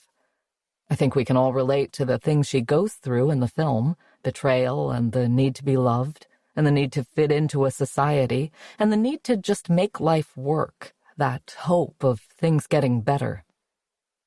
While this may not sound as though Theron is describing a serial killer, she found it necessary to empathize and understand Warnos in order to become her in the film. It helped that Theron had lived through her own childhood traumas, including the murder of her father by her mother, who she killed in self-defense. Theron explains, "It becomes very cathartic, in a great way, because you have to go and turn on some lights in some very dark rooms. But that's the only way I know how to work as an actor. It's very freeing. I think that's why a lot of people do therapy. I've never been to therapy because I really feel like my acting is that for me." Charlize Theron went on to win the Academy Award for Best Actress for her portrayal. While the reaction to Monster was overwhelmingly positive, there were some who felt that the film showed Warnos as a victim rather than a murderer. In the film, the majority of the murder victims were shown to be the aggressors, beating and even raping Warnos. In an interview with ABC News, the families of the men were less than pleased. "I don't think they cared about the victims' families," said Linda Yates. Her mother was engaged to Gino Antonio when Warnos killed him. "Warnos was just a vicious person," said Yates. In fact, the filmmakers didn't talk to any of the victims' families. Mike Humphrey's dad was also murdered. He has a problem with the way the movie was produced. "I don't think that they ought to do this to the victims out there," said Humphreys. "This movie is portraying her as a victim," said Letha Prater. "She isn't. She was not a victim. My brother was a victim." When art and true crime come together, particularly so soon after the events occurred, it can only be natural for there to be disharmony. Eileen Warnos shot and killed her victims at close range, ending their lives. The state of Florida ended Warnos's life by lethal injection in October of 2002. She joined a short list of females executed in the U.S. since the reinstatement of capital punishment in 1976. Only 16 women have been put to death since then, which represents a mere 1% of the over 1,500 souls executed. Of these 16 women, 14 were killed by lethal injection, including Warnos. Typically, this injection is a mix of 3 drugs: a barbiturate, a paralytic, and a potassium solution. The intent is to quickly render the person dead by stopping their heart without causing too much pain.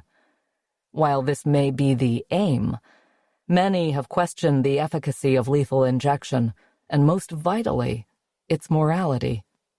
Originally, lethal injection was implemented as an alternative to what were considered less humane ways to die, such as firing squad or electrocution.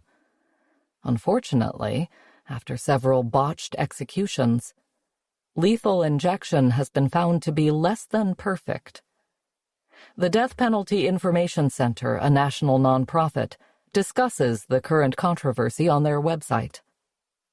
Although the constitutionality of lethal injection has been upheld by the Supreme Court, the specific applications used in states continues to be widely challenged prior to each execution.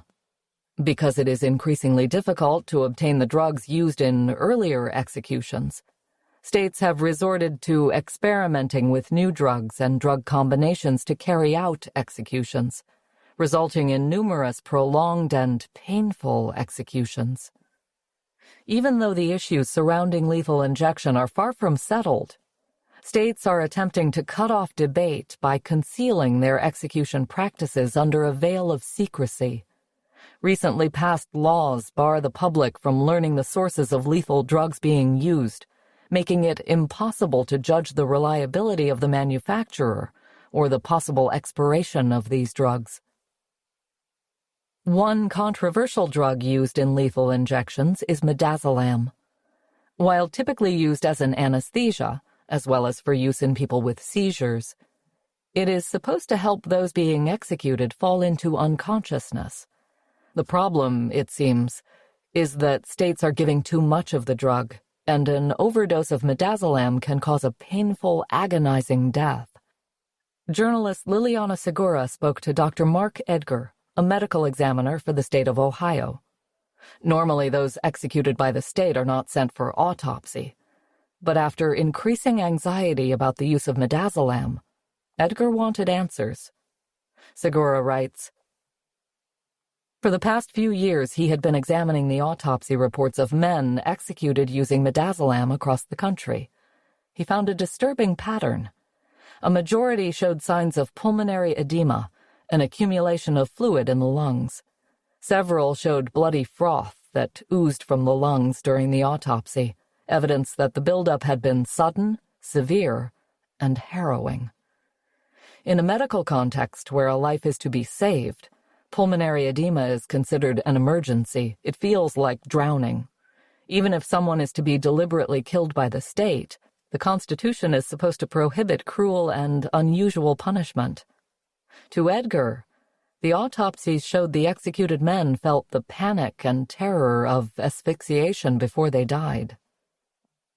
Once Dr. Edgar conducted his own autopsy on inmate Robert Van Hook, he saw the carnage for himself. Hook was the 24th recorded person in Ohio to show signs of pulmonary edema after being lethally injected with midazolam.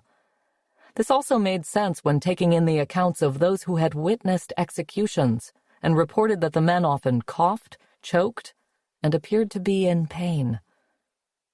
Armed with this information, Dr. Edgar and his colleagues brought their concerns to the state court. After 4 days of testimony, Judge Michael Mers found the drug to be inhumane and similar to waterboarding. A week later, in January 2019, Ohio Governor Mike DeWine stayed executions until more research and alternative medicines could be developed. Murderer Amida Jandubi was the last person to be executed by France's famous execution technique, the guillotine, in 1977. This makes us wonder what Eileen Wuornos and so many people like her went through in their final moments. Monster is a Hollywood film, its creators choosing to empathetically depict Eileen Wuornos. The real truth is much murkier, as she and her 7 victims are no longer alive. All that remains is fiction with shades of truth. Chapter 8. Arsenic and Old Lace, Amy Archer Gilligan. Long before she was a Marvel superhero, Black Widow was used to describe a woman who lost multiple husbands under mysterious circumstances.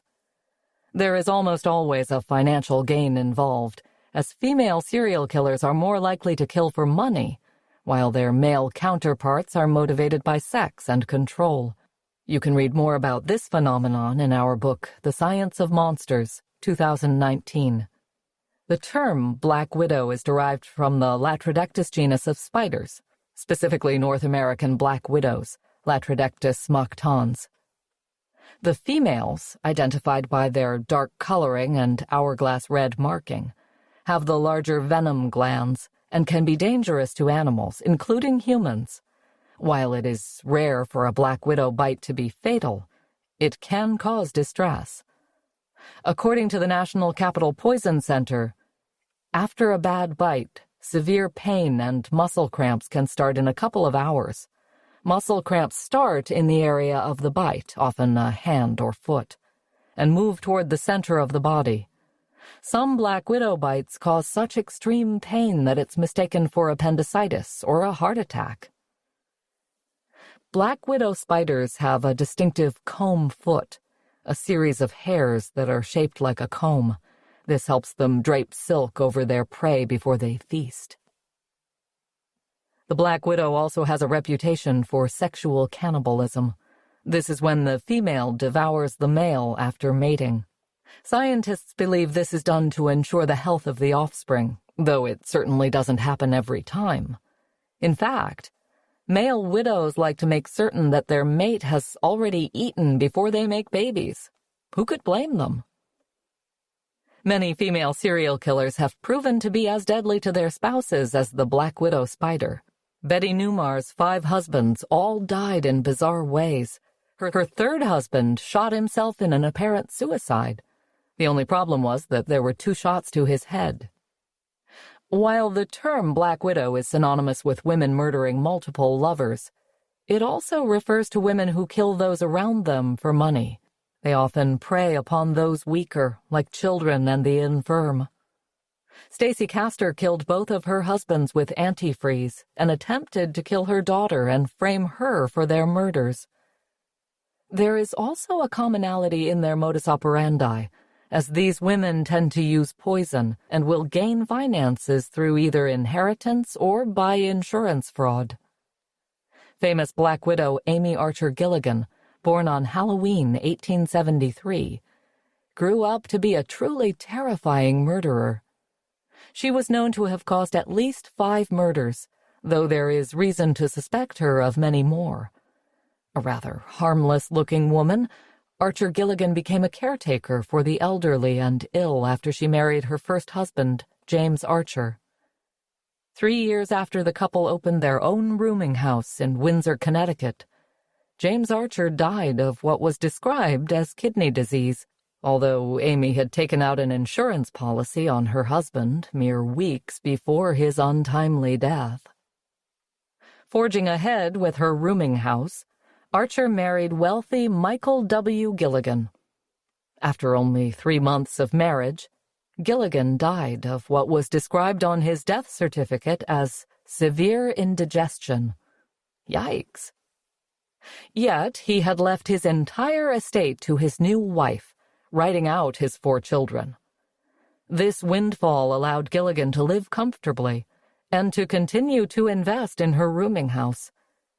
Later, it was discovered that Gilligan's will had been forged by Archer Gilligan to name her as the only beneficiary.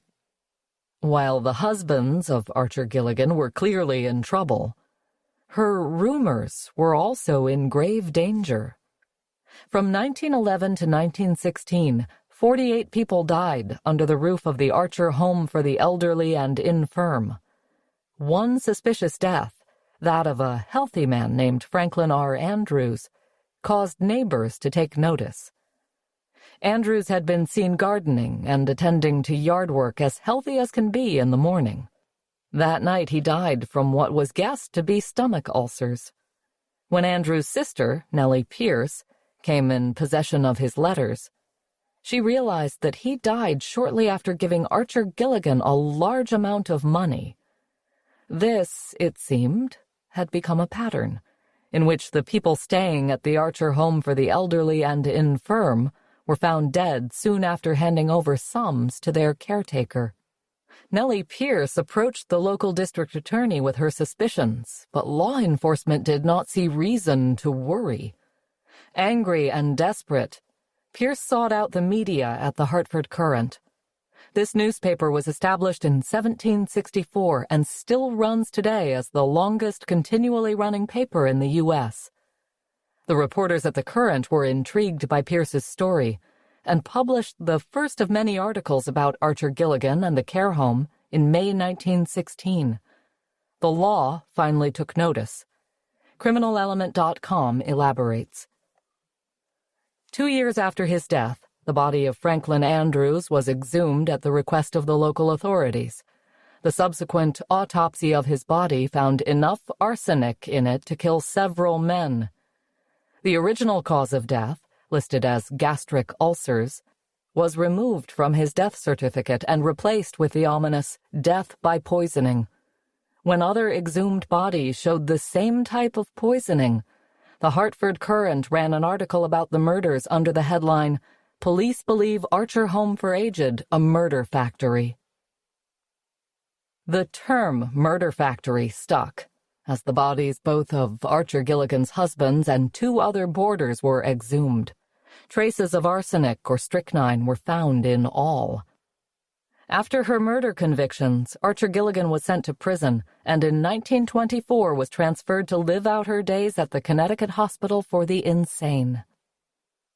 Bodies may be exhumed for many reasons, including investigation, but a rare few have been disinterred to be posthumously executed, like Oliver Cromwell, a British general who in 1661 was taken from his resting place and thrown in a pit. His head was then displayed on a spike outside Westminster Hall.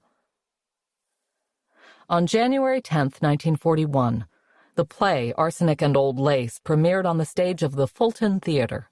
Written by American playwright Joseph Kesserling, the play was a dark comedy about two elderly spinsters of the zany Brewster family who killed boarders of their rooming house with poison. Inspired by Amy Archer Gilligan, Kesserling originally wanted the play to be a drama, yet producers encouraged him to switch to comedy. The play, originally titled Bodies in Our Cellar, was the most successful of Kesserling's career, as it was revived several times on Broadway, starring the likes of Bela Lugosi and silent film legend Lillian Gish.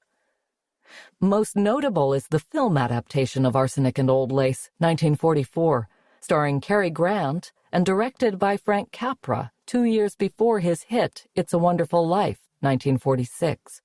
The film closely follows the play and received positive reviews. Strychnine is a neurotoxin that affects the motor nerve fibers in the spinal cord. Those who are poisoned with strychnine suffer muscle contractions and then die of asphyxia. In his book, The Capra Touch, a study of the director's Hollywood classics and war documentaries 1934 to 1945, author Matthew C. Gunter explains that behind the farcical comedy of Arsenic and Old Lace are themes that resonate with Capra. Once one sees the Brewster's house as a metaphor for the dark side of American history and liberty, Arsenic and Old Lace takes on a much greater relevance. Capra, either subconsciously or consciously, my guess is the latter, understood that Kesserling's play is really about the nature of freedom in America.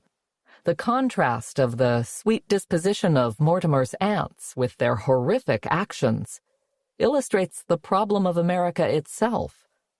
While America claims to be an optimistic beacon of liberty to the entire world, it can also be a place of extreme violence and prejudice. While Capra's play may have been changed significantly to center on the silly Brewster aunts for comedic effect, at the heart of Arsenic and Old Lace is what happened in a Connecticut boarding house. As Gunter expressed, there is something wholly disparate between the edifice of the outside of both the house and the woman, while murderous evil boils underneath. As we explore the intersection of art and science in true crime, it is important for us to reach out to artists who are invested in telling victims' stories. Olivia Gatwood is a nationally recognized poet, artist, and educator in sexual assault prevention and recovery. Her poetry collection, Life of the Party, 2019, is a chilling and beautifully written look at the reality of murder from multiple perspectives. We were able to pick Olivia Gatwood's brain about the varying true crime topics in her book. It is important to note that when referring to men versus women in this interview and in this book, it is to amplify the perceived societal differences between the two. Meg. In the author's note of your poetry collection, Life of the Party, you discuss both your fascination with consuming true crime as well as frightening criminal incidents that happen to you and your friends. Why do you believe women are drawn to true crime even though we are overwhelmingly the victims? Olivia Gatwood. I can only pathologize, but the most accurate understanding I've come to is that it's a sort of twisted form of representation. There's something cathartic about seeing people who look like you experience something that you've been afraid of your whole life, especially if that fear is something other people have told you is irrational. There's also a way in which I think a lot of women consume true crime as a kind of preparation. which is complex because that implies that there is a right or wrong way to exist, or a right or wrong way to avoid getting murdered, which isn't true. But I do think we put ourselves in these stories when we hear them. We take note of what happened, and we operate accordingly with that new knowledge. Kelly. Poetry and spoken word have been your ways of expressing yourself. What sort of emotions about crime against women have you processed through your art form? Have you found it to be therapeutic? Olivia Gatwood. Life of the Party was my way of understanding my own fear, both by critiquing it on a societal level and a personal one. It was deeply healing to write that book because it helped me process so many things that were muddy in my brain. Finally, I was able to put them into the world in a cohesive and polished way. Meg. Often true crime centers on the male murderer, sometimes even placing that serial killer on a pedestal, making them a sort of icon. How can we fight against this? Is it about focusing on the victims? Olivia Gatwood. We need to focus on the victims, and we need to understand that violence against women is not sensational or rare. When we talk about Ted Bundy like a celebrity, we are also talking about a serial rapist and murderer. In most cases of homicide against women, it is a person that the woman knew, often a boyfriend or husband. And so it's not just a stranger in a mask who will later become famous for the crimes he committed. It's often much more personal than that. We need to remind ourselves of this if we actually want to combat a culture that romanticizes this violence and the people who commit it. Kelly. Can you describe your interest in Eileen Wuornos? What was it about her story that led you to write several poems about her? Olivia Gatwood. Eileen occupies every role that Life of the Party seeks to interrogate. She was both the murderer and the murdered. She killed several men and then was killed by the state. She was a victim of abuse. She was queer. She was a sex worker.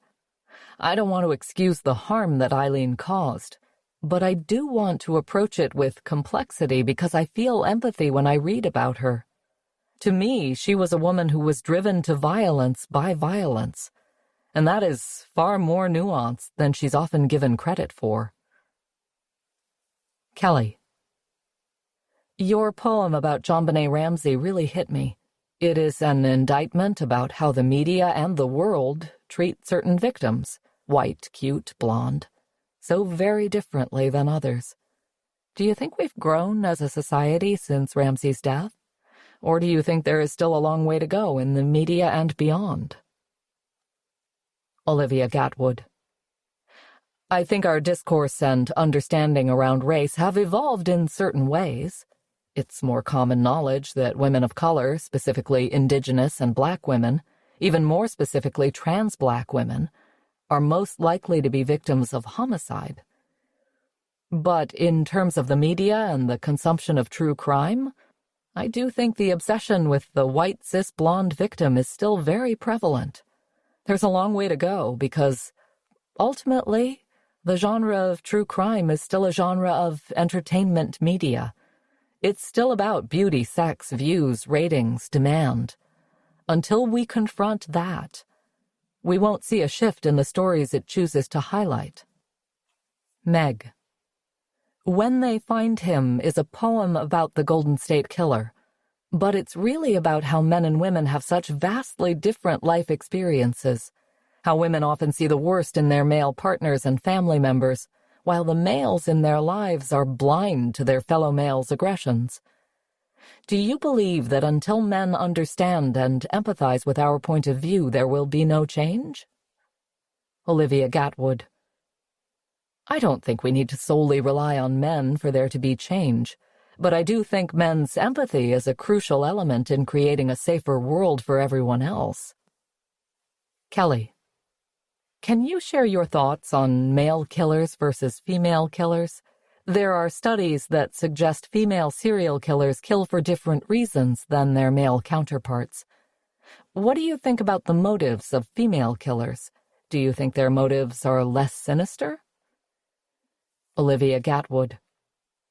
I don't have the most well-researched viewpoint here, but from what I understand and have seen, it seems like most women who kill are driven to that point after surviving abuse.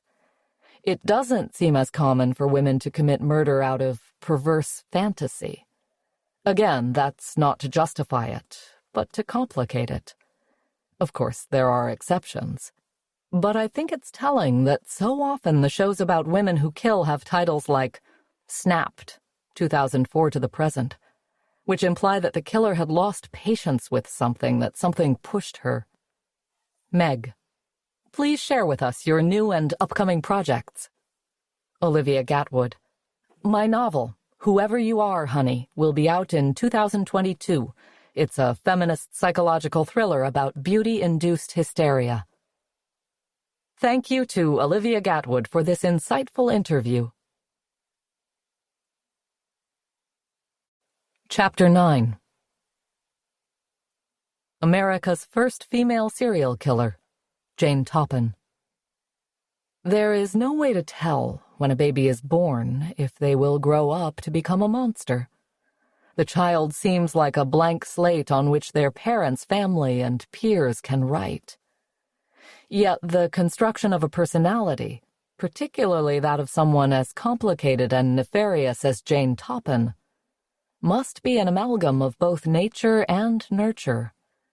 This debate of whether we are hardwired to be who we are, or if our environment creates us, has raged on in psychological circles. Those who believe that our behavior and personality are formed almost entirely by genetics are called nativists. Simply Psychology explains. Examples of extreme nature positions in psychology include Noam Chomsky, who proposed language is gained through the use of an innate language acquisition device. Another example of nature is Freud's theory of aggression as being an innate drive, called thanatos. Characteristics and differences that are not observable at birth, but which emerge later in life, are regarded as the product of maturation. That is to say, we all have an inner biological clock which switches on or off types of behavior in a pre-programmed way. The classic example of the way this affects our physical development are the bodily changes that occur in early adolescence at puberty. However, nativists also argue that maturation governs the emergence of attachment in infancy, language acquisition, and even cognitive development as a whole. Greek philosopher Galen believed that a human's traits depended on how much of 4 liquids, or humors, filled their body. These were blood, phlegm, yellow bile, and black bile. On the other end of the nature versus nurture spectrum are the empiricists. They believe that we are formed by our experiences and how we were raised. For instance, in Albert Bandura's 1977 study, he posits that we learn aggression from those around us. It may be from parents, peers, or even from what we see on television. In Bandura's Bobo doll experiment, he observed children's aggression in a nursery or playroom environment. He then placed them in control groups and had them watch as different people, adults and children, hit, yelled, and abused the Bobo doll. When the kids were left with the Bobo doll, they recreated what they had witnessed, to varying degrees. For example, boys were more likely to imitate the aggression of men than women. The study concluded with the evidence that there is a social component to how we behave. It is probably more likely that we fall somewhere in the middle of the nativists and empiricists, although it is impossible to say how much of each contributes to our being. Nature versus nurture becomes even more fascinating when we examine people who exhibit far outside what is considered normal behavior. Jane Toppan is a prime example of this. Born in 1854 as Honora Kelly, Toppan's childhood was particularly tragic. Her parents were Irish immigrants at a time when the Irish were considered undesirable. After her mother's death, Toppin's father went insane. Rumor has it that he sewed his own eyelids shut after dropping Toppin and her sister at a home for the insane and forgotten. At age 8, Toppin was taken to live at the Toppin residence, where she took their name, though instead of being cared for as a child, she was treated as an indentured servant in the vein of Cinderella.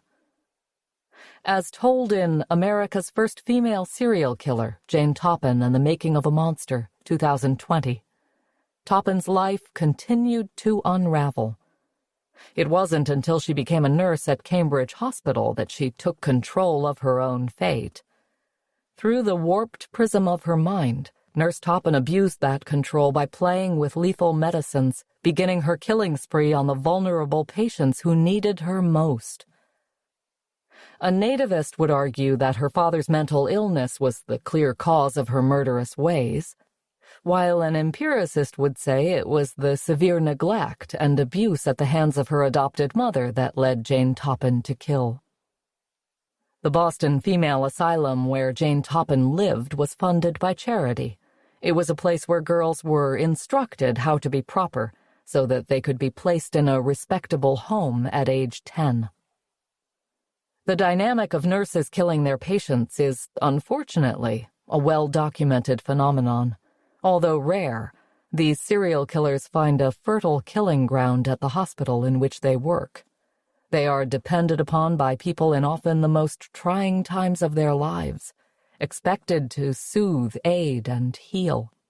The dichotomy of what these murderous nurses portray to the world versus their true nature is frightening to even the most hardened cynic. Raised in Fall River, Massachusetts, not far from Cambridge, and the same town where Lizzie Borden reigned, Kristen Gilbert became a serial murderer just like Jane Toppin. Nearly 100 years later, Nurse Gilbert killed 4 men and perhaps more at the Veterans Affairs Medical Center by injecting lethal doses of epinephrine into their IV bags. Epinephrine is a synthetic drug that acts similarly to our natural adrenaline. It can be used to revive a dying patient in cases of cardiac arrest, but can kill a patient if used irresponsibly. Gilbert's motive in giving patients this drug was so that she could be seen as a hero. She would inject patients with a lethal dose, bringing them to near death, just before swooping in and saving them. She received much fanfare, something she was clearly seeking, but her 4 known victims weren't so lucky to be brought back from the brink. Once her fellow nurses became concerned about the growing number of deaths and missing epinephrine on their ward, Gilbert could no longer hide from law enforcement. Gilbert now resides at a federal medical center in Fort Worth, Texas, after being convicted of 4 life sentences. Doctors have also been serial murderers, like England's Dr. Harold Shipman, who is believed to have killed upward of 200 of his patients using a lethal dose of diamorphine. After killing an undetermined number of hospital patients, Nurse Jane Toppin began killing neighbors and close friends. Her harrowing story is written in vivid and compelling detail in America's First Female Serial Killer, Jane Toppin and the Making of a Monster. We had the great fortune to speak with the book's author, Mary K. McBrayer. Meg. In the introduction to America's First Female Serial Killer, you describe how you came to know the history of Jane Toppin. You said, "The more facts I knew about Jane, the less I knew her." Could you elaborate on this statement? Why do you think it was difficult to get to know her, and how did you prepare to write from her perspective? Mary K. McBrayer. Fresh out of college, I served with a volunteer group at a residential mental health facility for emotionally disturbed children. And even though that term of service was brief, it was the most rewarding and least sustainable period of my life. I was assigned a group of 14 to 18-year-old boys, most of whom were wards of the state with criminal records. I remember saying to a child's face, "You can't just apologize for choking out your classmate. That should never happen." I knew I was right, and so did he. The vindication that spread over his face was horrifying. The way he calmly explained how many times he had asked to be taken into seclusion because he could feel himself escalating. But our resources were such that we couldn't accommodate what he was asking. It was like he was waiting for confirmation that he was a monster, even though his circumstances pushed him into it. Criminal records or instances of bad behavior like the one I stated above are all that most people saw in those boys, and that was all the boys expected people to see. The saddest aspect of that cycle is how much easier it is to see only the crime.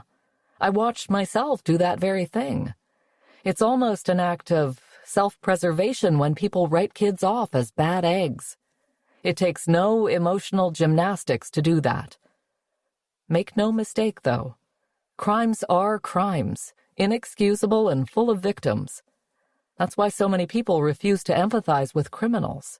I understand that thought process firsthand, and it is a comfortable position, that irate and righteous moral high ground. Looking only at the newsworthy facts of someone's life, though, tends to cut off the potential for growth or improvement at any level. Like I said, it's easier. What I saw happening in my own experience of adjudicated children is also what I experienced with Jane. It's very difficult to come to terms with conflicting truths. This kid tried to physically hurt someone who had done nothing to him. But this kid had been physically hurt by someone to whom he had done nothing. It's almost like, and this exercise carries over into my experience of Jane's story too, I had to zoom out of the situation to say, both of these things are true, and they can't coexist, but they do. It was hard to get to know her, frankly, because, well, someone like that, you don't want to get too close to them. Kelly. Jane's childhood was tragic, to say the least. You said that the human was driven out of Jane. Do you believe female and male killers are formed by similar struggles? Or are there gender-specific differences in the formation from child to monster? Mary K. McBrayer. Boys and girls both have a ton of societal pressure, especially from conservative families, to fit a mold, which no one can do. It should be noted as well that in our present culture, boy and girl are the two options provided, though we know that those are not the only two genders. Those standards or norms are much more to blame for violent behaviors than biological sexual difference. Though, in an overgeneralized, culturally acceptable heteronormative binary, men have historically experienced a very set standard of manliness, which makes for a whole pile of issues, of course. In my professional experience, that cultural expectation leads to the idea that when boys have an issue, they should fight physically. And then, usually, it's over. Win, lose, or draw, that's usually the end. In my personal and professional experience of the second side of that binary, girls have a longer memory. Culturally, we are not allowed to fight. Rather than take a swing at her jaw, as a girl, I should be more likely to slip her weight gain bars like in the film Mean Girls 2004. Forever. Genders don't always fit into those two roles, but the fact that those roles exist creates problems for almost everyone. Women still kill, but are more likely to use nonviolent means. Women tend to choose an oven or pills instead of a gun, for example. That said, I don't think criminal behavior is biological or attached to one's sex. It is learned.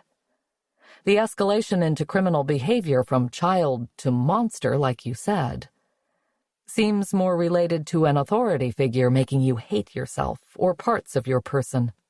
In Jane's case, she was Irish in America at the turn of the century.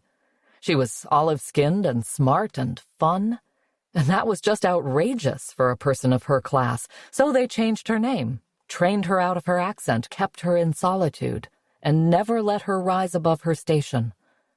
There were severe consequences when she overstepped that role. I don't mean to overgeneralize, but the cliché hurt people is accurate. The catch is, not all hurt people, and that's something worth investigating. Meg, how did you research the scientific aspects of your book? Mary K. McBrayer. Fortunately, I had access to a university library, and I was able to get so much of the contemporary source material through interlibrary loan. Plus, did you know this? If you just go to Emory University's library and ask to see something specific, they'll let you in. I did that with the microfilm. Actually, the newspapers you see on the cover of America's First Female Serial Killer, Jane Toppan and the Making of a Monster, I found during those searches. Same with the ones in the front matter, and the ones transcribed verbatim. The ink splotches in the design are to lend authenticity where I couldn't make out the words in the original documents. The editorializing of events was something I had to wade through as well. I read everything I could find about the era's contemporary medical science, and a lot of it I found through bibliography hopping. For example, when Harold Schechter said in Fatal, 2003, that Amelia Finney had an ulcer burned off her uterus with silver nitrate, I flipped to the back of the book for Schechter's source material and then located and read that. By the way, I was beyond shocked to learn that, until recently, for tampons and sanitary pads, women just had to use whatever was around because polite society didn't really acknowledge menstruation. Can you imagine? And, oh my God, I was just searching images of turn-of-the-century pill bottles on Pinterest one day to grasp the aesthetic of what they had looked like before plastics, when I saw those chocolate-covered strychnine tablets. A lot of my research was serendipitous like that. When I was looking for Jane's confession in the paper, it'd be run alongside an ad for over-the-counter arsenic or something wild, which I then verified with mouth ajar. Pretty much all the medical science from the Gilded Age is horrific. I mean, they barely knew how to wash their hands, let alone medicine toward women. Ugh. Sepsis was incredibly common because their sanitation methods were so haphazard. When all else failed, though, or I just couldn't trust my own eyes, I'd run it by my best friend Mimi. She is a nurse at Grady Hospital in the ICU, and at the time, she lived next door. So I could just be like, "Hey girl, you want some breakfast? Also, do y'all still feed people charcoal to make them purge? And is it like a briquette, or..." Kelly, do you think the media portrays female serial killers with more empathy? Do you think Jane Toppan deserves more understanding and empathy than a serial killer like Ted Bundy? Mary K. McBrayer. This is a truly great question. I'm not sure either of them deserves empathy, to be honest. But they both certainly deserve to be studied, and the world deserves to learn about them, if only to get better at early intervention.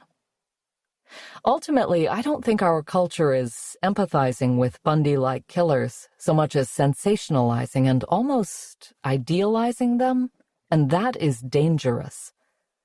I really do not understand this ongoing cultural fascination with Ted Bundy. I go to a dance studio regularly, and I can't even list the number of younger clients there who, when they heard about this book, told me how attractive Ted Bundy was. I was so bewildered. Like, okay, number one, Zac Efron does have a huge range and he is very watchable. So I understand being fascinated with his performance in the dramatized version Extremely Wicked, Shockingly Evil and Vile, 2019. But the real Ted Bundy? Girl, where to begin? Where to end? Meg. I was chilled by the account of Jane's attempted murder of Amelia Finney in your book. Can you explain why you think Jane killed in the manner she did? It seems paradoxical that she was a poisoner, yet liked to be so physically close to the dying. Mary K. McBrayer. Amelia Finney's testimony is one that helped truly convict Jane, because Amelia Finney survived. If you want to read the most factual account of that, you can check out Harold Schechter's Fatal. As if it wasn't enough to have her uterus burned with silver nitrate, while she was recovering, she was sexually molested by her nurse, who was trying to murder her, and then she had to testify against her years later in a pristine Victorian court. What a champion. Clearly, I want to identify the most with Mrs. Finney because she is the truest version of a hero.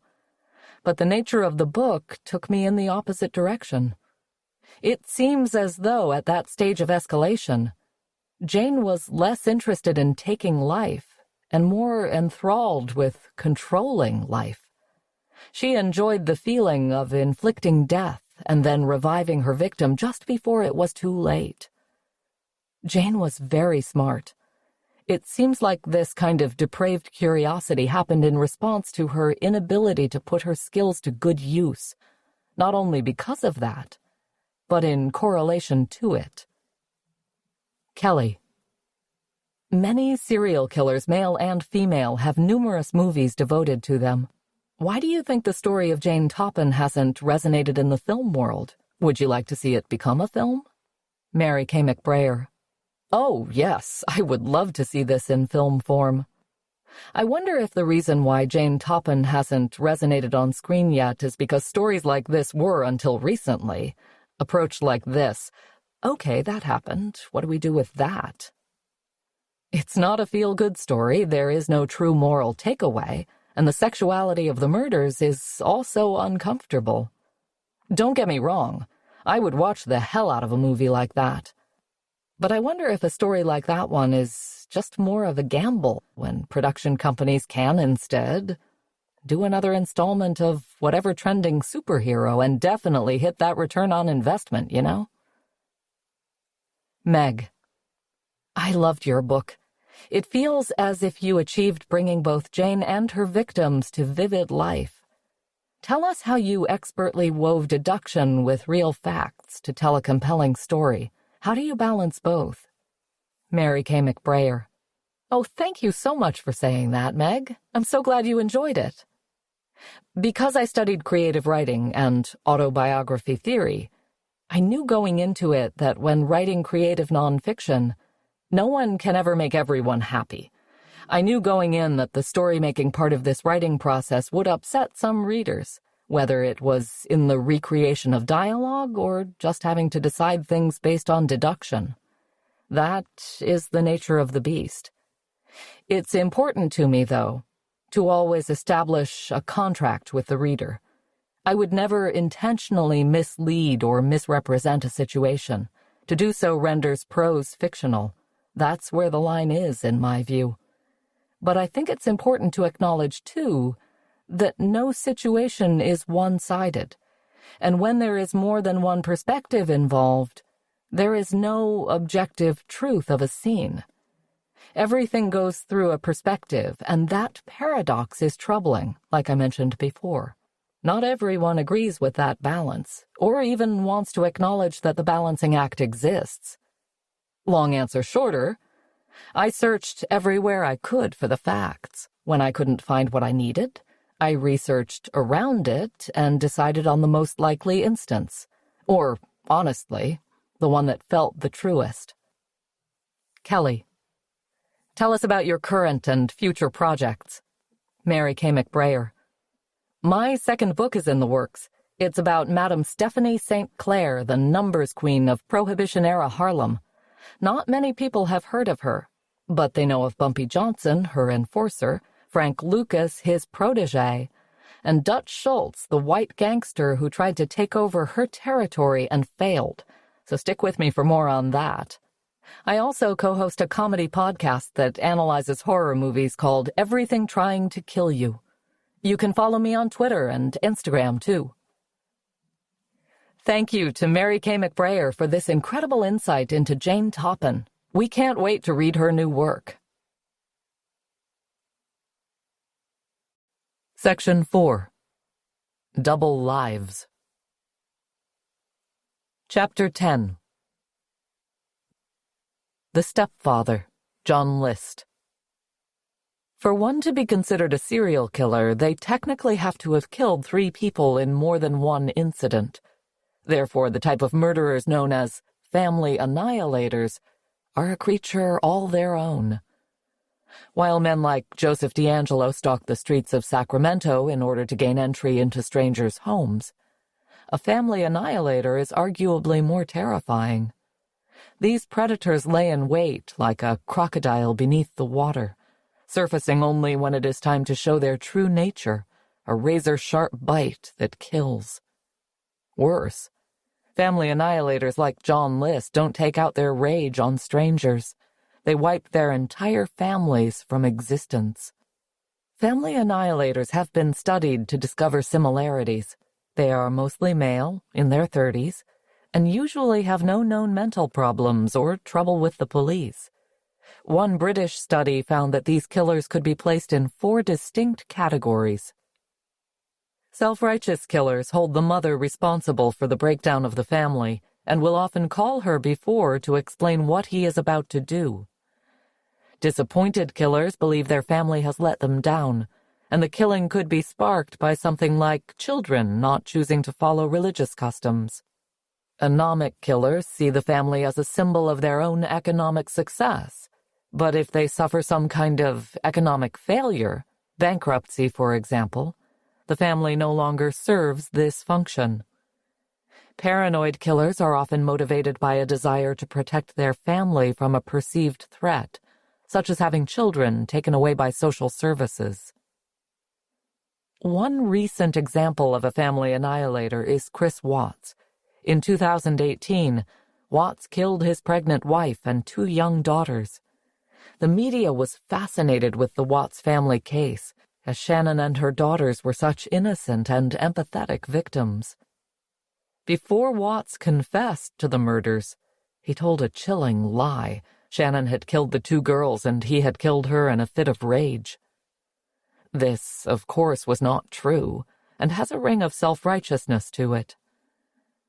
Watts will spend the rest of his life in prison, yet his punishment will never rectify what he has done.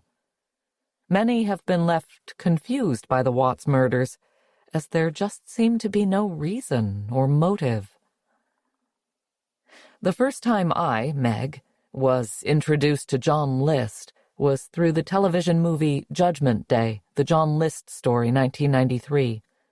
List was played, ironically, by Robert Blake, who would later go on to be convicted of the murder of his girlfriend, Bonnie Lee Bakley. In this film, I was introduced to the idea that a father could kill his children. While I was used to fearing strangers and the boogeyman, this particular horror had never occurred to me. Naturally, the concept unnerved my young brain, as I pondered if any man in my life could become so cruel. I believe it was this film that not only sparked my fascination with true crime, but also inspired my love of The Shining, 1980, in which a supernatural element adds to a father's murderous impulses. To understand the films that were inspired by John List, we must first meet the man. In 1971, List and his wife Helen had been married for 20 years, and he was a father of 3. He lived in an impressive mansion in Jersey City, New Jersey, where his elderly mother resided in the attic rooms. His balding head and glasses made him appear as innocuous as any middle-aged man. Like many family annihilators, List had no history of mental health problems or brushes with the law. In fact, he was a veteran of the Korean War. On November 9, 1971, John List systematically killed all 5 members of his family. After his 3 teens left for school, List shot both his wife Helen and mother Alma in the backs of their heads. He then waited for daughter Patricia, 16, and son Frederick, 13, to return home. He shot them both. After watching his 15-year-old soccer game, all the while knowing that the rest of his family was dead, he took youngest son John Jr. home and killed him last. It was clear that List had planned these murders, as he had called the school in advance to let them know they were going on a family trip. He had also drained his bank account and prepared for his escape. One aspect of the List murders that haunted me, as it was depicted in Judgment Day, the John List story, is that List wrapped each of his family members and placed them in the ballroom of their Victorian home. He then turned off the heat in order to slow the body's decay. Next, before he disappeared into the night, John List left the radio on a classical music channel, filling the house with eerie sound. It was not until December 7th that the local police were finally urged to enter and check in on the List family. After their horrific find, the manhunt was on for John List. He had ruined every picture of his face in the home, which, at a time before social media, made it almost impossible to achieve a perfect sketch of the fugitive. Despite the police's dogged pursuit of List, the trail was cold. Years passed, and there was no clue where John List had disappeared to. It was as if he had simply slipped away into the shadows. It was in the spring of 1989, 18 years after the murders, that America's Most Wanted, 1988 to 2012, devoted an episode to John List. After recounting the horrific murders that happened in 1971, host John Walsh presented a clay bust that had been sculpted by forensic artist Frank Bender. By using both science and art, Bender created the likeness of List to show how he might look after aging nearly 20 years. Frank Bender began his career in a rather peculiar manner, studying corpses in the Philadelphia morgue to improve his sculpting skills. When an unidentified woman killed outside the airport was brought into the morgue, Bender used his clay to reconstruct her damaged face. His bust helped her family recognize her and helped the police catch her murderer. This success led him to create life-size bronze statues for New York's African Burial Ground National Monument, using skulls found on the site to create proper likenesses. Forensic artist John Bender was known as an autodidact, which is a self-learner.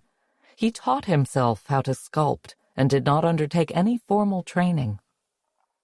Frank Bender's business manager described one disturbing but necessary procedure he used to create.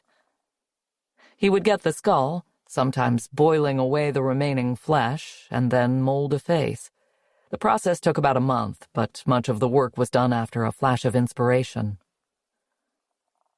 Eventually, Bender's impressive skill led him to assist in identifying remains and creating busts of fugitives like John List.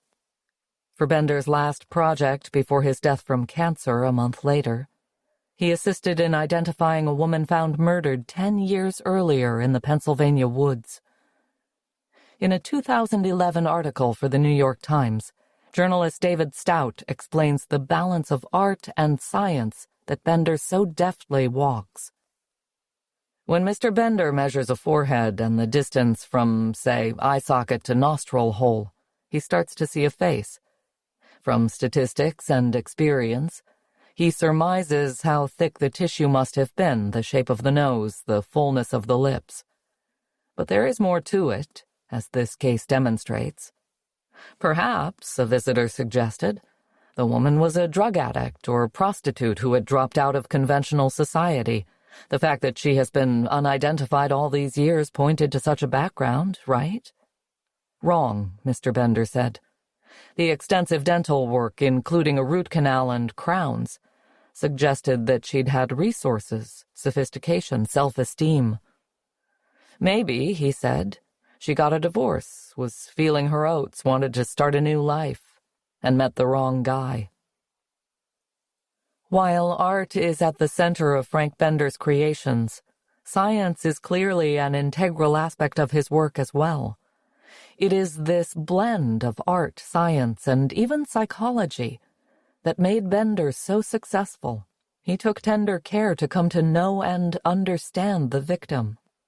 In the case of fugitive and murderer John List, Frank Bender had to work on the assumption that he was alive and that he, naturally, had aged. Illustrating age progression today is almost exclusively done through digital enhancement of photographs. but Bender was notoriously unimpressed by computers. Even in 2011, he felt as if they could not capture the humanity of the victims, or even the perpetrators. Thanks to America's Most Wanted, 17 of the FBI's most wanted fugitives have been found. These include spree killer Tony Amati and rapist Ricky Bright. In 1989, at the behest of America's Most Wanted, Bender began his bust of John List. He used the only blurry photographs of List available, as well as witness accounts of the man himself. The age progression had to be specific to List. What sort of lifestyle did he live? Would he be overweight, bald? By using his knowledge of sociology and genetics, Frank Bender created a bust that was remarkable in its likeness. The bust was such a success that it was less than 2 weeks later when John List was arrested in Virginia. Thanks to List's neighbor, who immediately noticed the resemblance of Bender's bust, John List finally faced justice. For a time, the FBI suspected List of being D.B. Cooper, the mysterious man who hijacked a plane and disappeared with ransom money. List fervently denied the claim, and the case is still unsolved.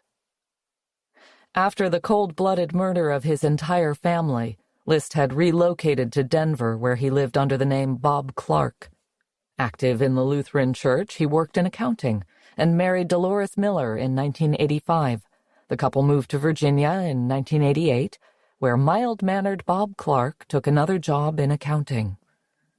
Dolores had no clue what her husband's true name was, or what he had done, until the police came knocking 11 days after America's Most Wanted aired. In fascinating irony, the film The Stepfather, 1987, loosely based on the List murders, accurately predicted that John List had remarried. The film was released in theaters just 2 years before List was caught. It is the chilling tale of a family annihilator with many aliases, played by Terry O'Quinn. The film begins with a bloody scene. The stepfather is calmly bathing and dressing after the brutal murder of his family. He simply walks away from the carnage, just like John List, and disappears. He can hide in plain sight because he doesn't look like the boogeyman. He has the charm of a family man, a sort of average face and mild personality that no one would suspect. Soon, the stepfather has wormed his way into another family. He has moved in with Stephanie Jill Sholin and her mother, Susan Shelley Hack. While Stephanie is in love with her new husband, Susan becomes suspicious of this stranger in her home. As Susan's suspicions reveal themselves to be true, it becomes clear that she and her mother are in true danger. For me, the most frightening scene in the film is when the stepfather, looking at his reflection in a mirror, furious and with murder in his eyes, asks, "Who am I here?" It echoes the life of John List, who tried to shed the life of his past to become Bob Clark. Yet both the fictional stepfather, who returns in sequels, and John List could not escape the truth of what they had done. The law finally came to seek justice, and John List lived out his remaining years in prison. Before his death in 2008, List shared his warped reasoning for killing his family. Because of financial trouble, he believed his only options were to either accept welfare or send his family to heaven. Welfare was, to List, an embarrassment. He reasoned that his family was better off dead than criticized by their neighbors. When asked why he didn't take his own life, John List explained that suicide would bar him from heaven. He wanted to make sure that he would see his family in the afterlife. Obviously, there is no proven logic behind John List's bizarre explanations. Like the senseless murders of the Watts family, there is simply no motive that makes sense. Though we can all agree that the idea of a murderer hiding in plain sight, perhaps in our very own home, even sitting across from us at the dinner table, is more terrifying than any stranger in the shadows. Chapter 11. I'll Be Gone in the Dark. The Golden State Killer. The doorbell rings. No side gates are left open, you're long past leaping over a fence. Take one of your hyper-gulping breaths. Clench your teeth. Inch timidly toward the insistent bell. This is how it ends for you. The final words of Michelle McNamara's book, I'll Be Gone in the Dark, One Woman's Obsessive Search for the Golden State Killer, 2018, take on particular poignancy because that imagined moment of his apprehension did indeed come for Joseph DeAngelo. Yet McNamara did not live to see it. Nearly 2 years before the publication of her research, at only 46, Michelle McNamara died in an accidental overdose. Within the pages of I'll Be Gone in the Dark, the reader comes to know McNamara and her fixation on the Golden State Killer. In fact, she coined that particular nickname, as the unknown assailant was previously known as the East Area Rapist or the original Night Stalker.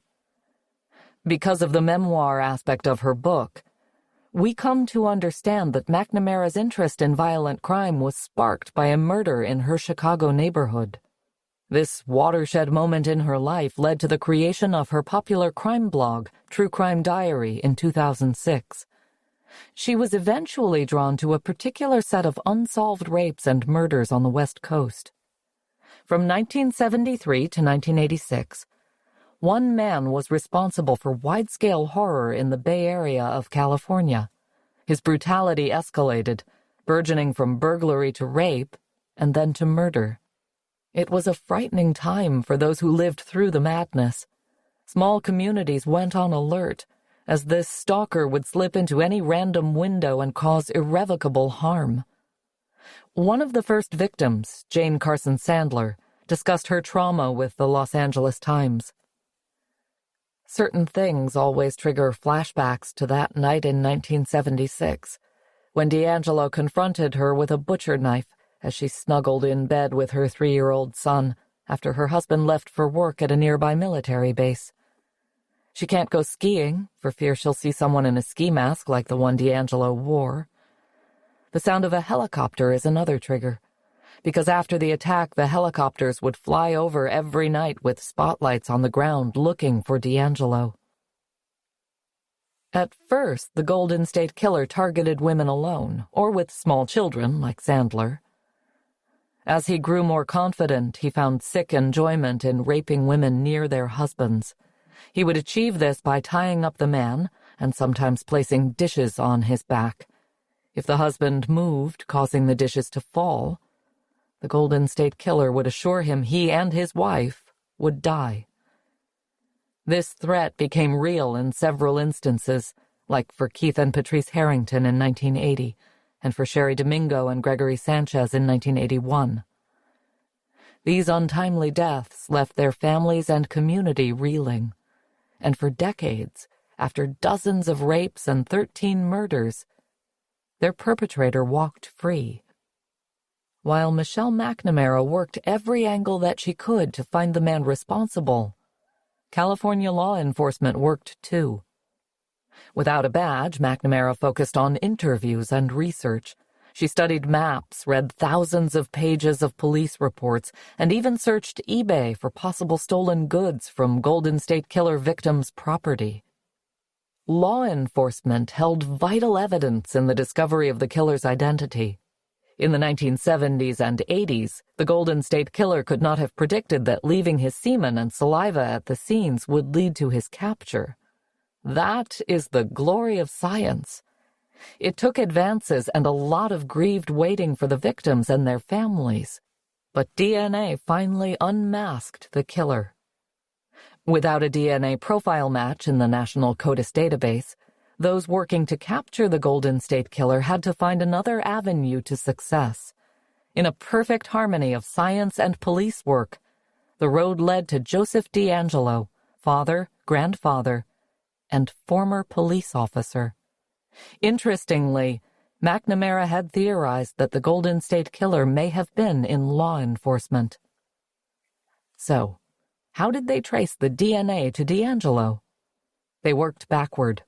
Scientist Barbara Ray Venter input the DNA into a database, finding people who were related to the assailant, even distantly. By working through the family tree, and then by using criminal profiling to outline probable age, etc., Joseph DeAngelo's name arose. Confident that he was a decent suspect, officers were dispatched to wait outside DeAngelo's home, follow him until he left a DNA sample like his spit on a discarded straw or soda can, and run the DNA for a match. DeAngelo lived a rather hermit-like lifestyle, so apparently it took a while for a proper item. It's important to note there were other suspects pursued through familial DNA that led to a non-match. DeAngelo used a diamond knot when binding some of his victims. This was an important clue as it is considered a decorative knot used for nautical purposes. This makes sense, as DeAngelo served in the Navy. Genetic genealogist Margaret Press detailed how this finding of familial DNA can be both confusing and ethically questionable. It's very controversial. It's going to be debated for a very long time in law and forensics and genealogy and everywhere you can imagine. First, how it was not done. Direct-to-consumer DNA testing companies like 23andMe and Ancestry DNA did not directly hand customer information over to police, nor could law enforcement have sent DNA from the crime scene to these two companies, which require a large tube of saliva. Both 23andMe and Ancestry have denied being involved in the case. But customers can themselves choose to export the raw data file from these and other DNA testing services to a third-party site, such as GEDmatch. These third-party sites are less user-friendly than the websites of 23andMe or Ancestry DNA, but they offer a more powerful suite of tools. For example, GEDmatch allows users to find profiles that match only one particular segment of DNA. It also lets users who have tested with different services match with each other without shelling out for another one. GEDmatch offers premium tools but is largely free to use. While some may worry that their DNA is being used to catch their wanted relatives, others would happily enter their DNA in GEDmatch to find those who deserve justice. It is yet another moral dilemma that science and law enforcement have come up against as our collective scientific knowledge grows. Since the apprehension of Joseph DeAngelo, this long-ranged familial DNA match has been used to arrest a number of individuals. The first to be convicted, while DeAngelo waited for his own sentence, was 59-year-old John Miller of Indiana. The unsolved murder of April Tinsley in 1988 had been a horrific crime. This precious child had been raped, strangled, and left in a ditch, and her murderer taunted them with gruesome notes scrawled on barns and other little girls' bicycles as the years wore on. DeAngelo was also prone to provoking his victims and their families with several taunting phone calls. Finally, geneticist C.C. Moore found the key to capturing little Tinsley's unknown killer. Journalist Megan Multaney outlined Moore's work for Wired. Eventually, she found 4 couples born between 1809 and 1849. Once she had them, she could move forward in history, building out family trees of every generation until the present. She did this by tracking names and faces through census records, newspaper archives, school yearbooks, and social media. By the time night fell over her home in San Diego, she had begun to close in on a single branch into which the 4 genetic tributaries all ran. From there, things moved quickly. As the clock ticked past midnight, she found the relatives that had struck out for Indiana. It didn't take much longer to circle in on the 2 brothers who lived in the area where Tinsley was murdered. Full siblings are as close as genetic genealogy can get. But Moore had a hunch. One brother struck her as a recluse. He had no wife or kids, he lived in a trailer, there were no pictures of him anywhere, and his family never mentioned him on Facebook. Both Joseph DeAngelo, sentenced to 12 life terms for his atrocities in 2020, and John Miller, sentenced to 80 years in 2018, were apprehended because of long-ranged familial DNA. Law enforcement agencies all over the world are benefiting from this scientific discovery, especially for cold cases that hold DNA evidence, often left by criminals who could not imagine the advancements of the future. Because of her months of fastidious work tracing the DNA of Joseph DeAngelo, Barbara Ray Venter was named one of Time magazine's top 100 most influential people in 2019. When Michelle McNamara wrote an article on the Golden State Killer and then expanded her research into a book, she knew there was hope that he would be caught, that it was a solvable case. It became her obsession to find justice for victims like Jane Carson Sandler, whose life was forever changed by her sexual assault. In 2020, HBO adapted McNamara's book into a documentary series. The final scenes show a victims' gathering. Those who have lost loved ones, those who have been harmed irreparably by Joseph DeAngelo's violence, hold hands and rejoice, knowing that Michelle McNamara's letter to an old man came true. Thanks to her research, the law enforcement's dogmatic persistence, and the savvy of scientists, the doorbell rang. Chapter 12. My Friend Dahmer. Jeffrey Dahmer. Often, when filmmakers take on a serial killer, especially one as infamous as Jeffrey Dahmer, they focus on the gore. Their murders are reenacted, dissected, and scored with thrilling music to incite fear. While their lives before they descend into evil may be glossed over quickly in a biopic, it is the monster that we see throughout, metaphorical fangs and all. In My Friend Dahmer, 2017, we are shown a different side of the man who stalked the streets of Milwaukee. Though Jeffrey Dahmer would later be convicted of 17 brutal murders, this film, based on the 2012 graphic novel of his childhood friend John Backderf, recounts their friendship in suburban Ohio in the 1970s. It is less about murder and more about the making of a murderer. This new twist on the serial killer film could be far more frightening in its portrayal of the unraveling of a teenager. It is knowing the outcome that makes it all the more tragic. We've come to know Jeffrey Dahmer as a loner in high school with a rather average home life. There was tension between his parents, but unlike many serial killers, Dahmer was not brought up in a home of intense abuse or abject poverty. Despite the lack of these triggers, there was something peculiar about Jeffrey. He spent much of his time experimenting with found animal bones in a shed, and his usual sexual fantasies were dark and abnormal as he associated sex with death. In an attempt to create zombies, Dahmer bored crude holes into some of his victims' skulls and poured in muriatic acid. Not surprisingly, it didn't work. On the flip side, in the film, we see him find friends in school. He is decidedly nerdy, yet he appeals to the other students on the fringe, including aspiring artist John Backderf, Alex Wolff. Dahmer, Ross Lynch, Backderf, and their buddies cause mischief at school, getting up to typical teen shenanigans. But, as we know, Jeffrey Dahmer is anything but typical. He killed 17 men and teenagers and engaged in rape, torture, and even cannibalism. The film ends with his first murder of hitchhiker Steve Hicks, just a few weeks after Dahmer graduated from high school. He becomes the Jeffrey Dahmer that we know today. Like many killers, Dahmer hinted towards Satan's influence. Perhaps that is why he was known to have an obsession with The Exorcist, 1973, and its sequels. Jeffrey Dahmer was killed by a fellow inmate in November of 1994, less than 3 years into his sentence of 15 consecutive life terms.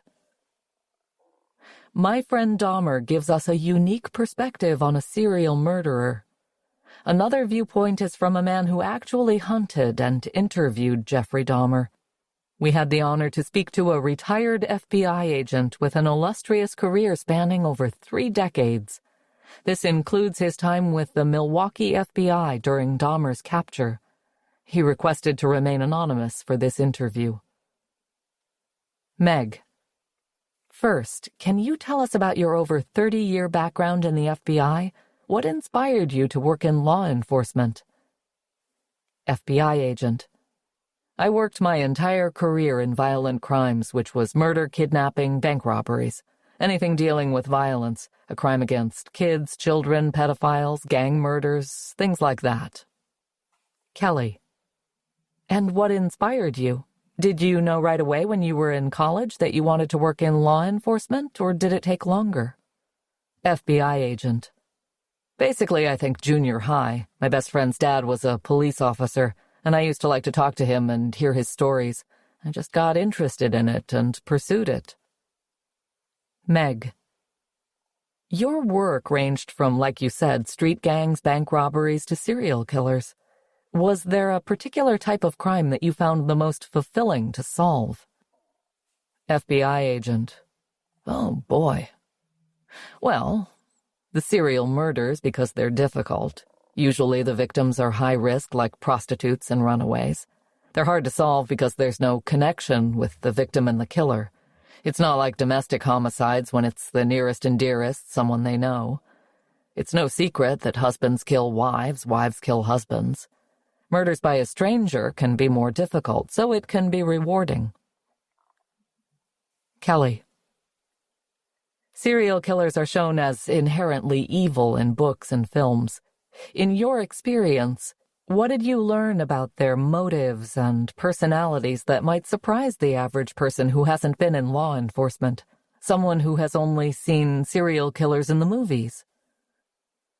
FBI agent. Well, the vast majority of them are intelligent. They're very well organized and tend to hide in plain sight. People think that we're going to look for monsters, and they don't look like monsters. They can be good-looking, and sometimes very good, like Ted Bundy. Jeffrey Dahmer was very unassuming.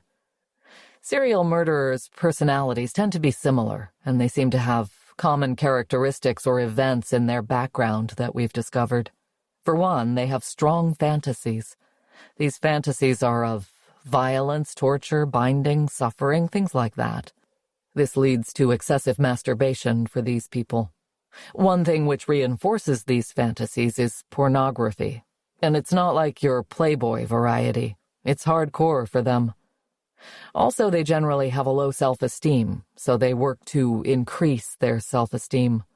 They are very lonely people with little social attachment. And then there's almost always abuse in their background. This can be one of 3 or a mix, physical, emotional, or sexual.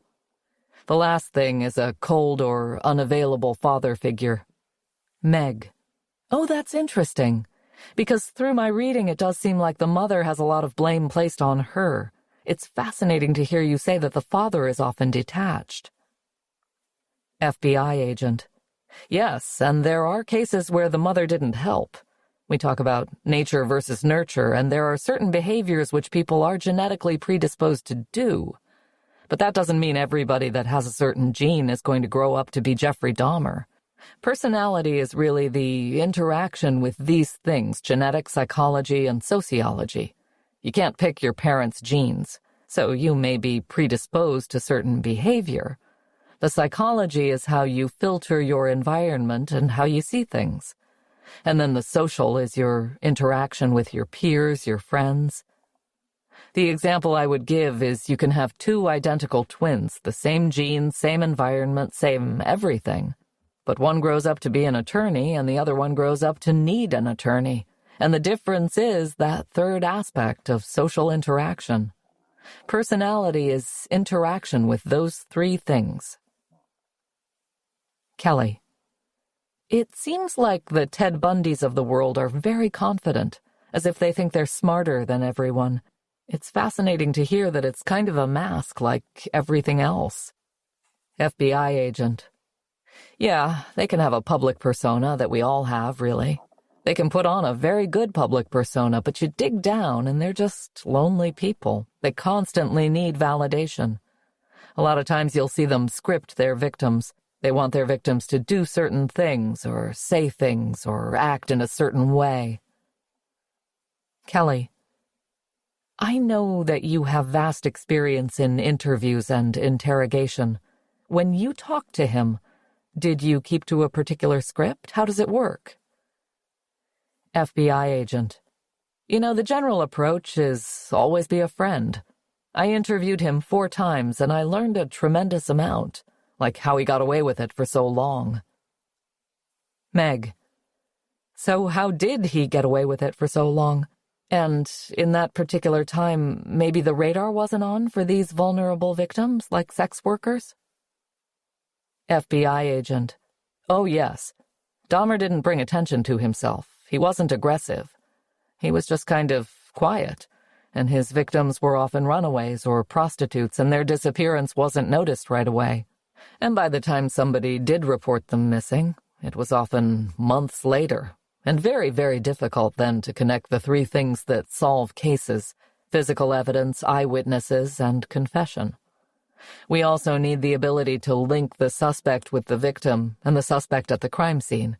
With serial murders, it's difficult because the crime scenes change. They can do the murder, but you don't find out about it for a month.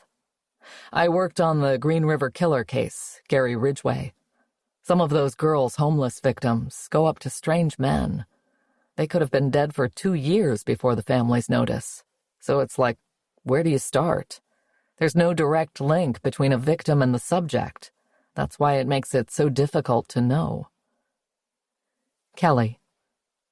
Someone like Gary Ridgway or Jeffrey Dahmer, they know that these people are not going to be missed, and they're preying on that particular vulnerability?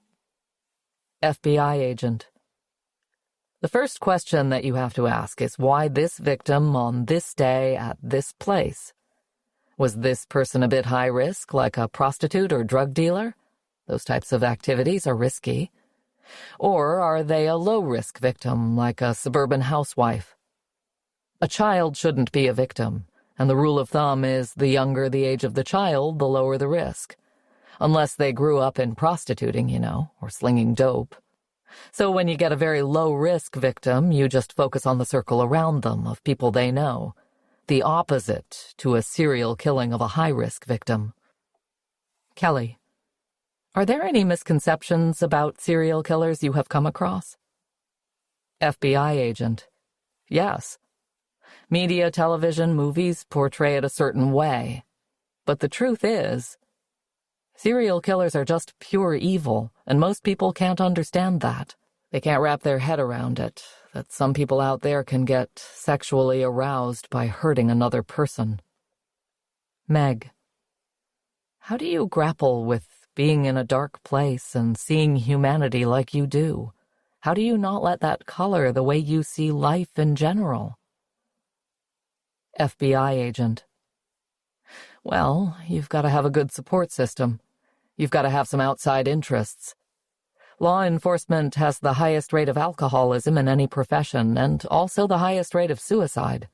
It's just a tough profession because you see things and you get involved with people who want to hurt you and kill you. That's not fun. Kelly. Have you found over your decades in law enforcement that things have improved? That there is more help in navigating the dark aspects? FBI agent. Yes. Back in the beginning, you were just kind of expected to man up. If you showed any weakness, they put you on the rubber gun squad. But as time went on, they realized that there were negative aspects. It was an absolute honor to speak with someone who devoted his life to hunting down the worst criminals in the country. Instead of focusing on the cruel men and women who take lives, there is inspiration and hope to be found in those who face true horrors to make the world safer. And there is nothing more horrific than what was found in the apartment of Jeffrey Dahmer, or in the confines of his mind.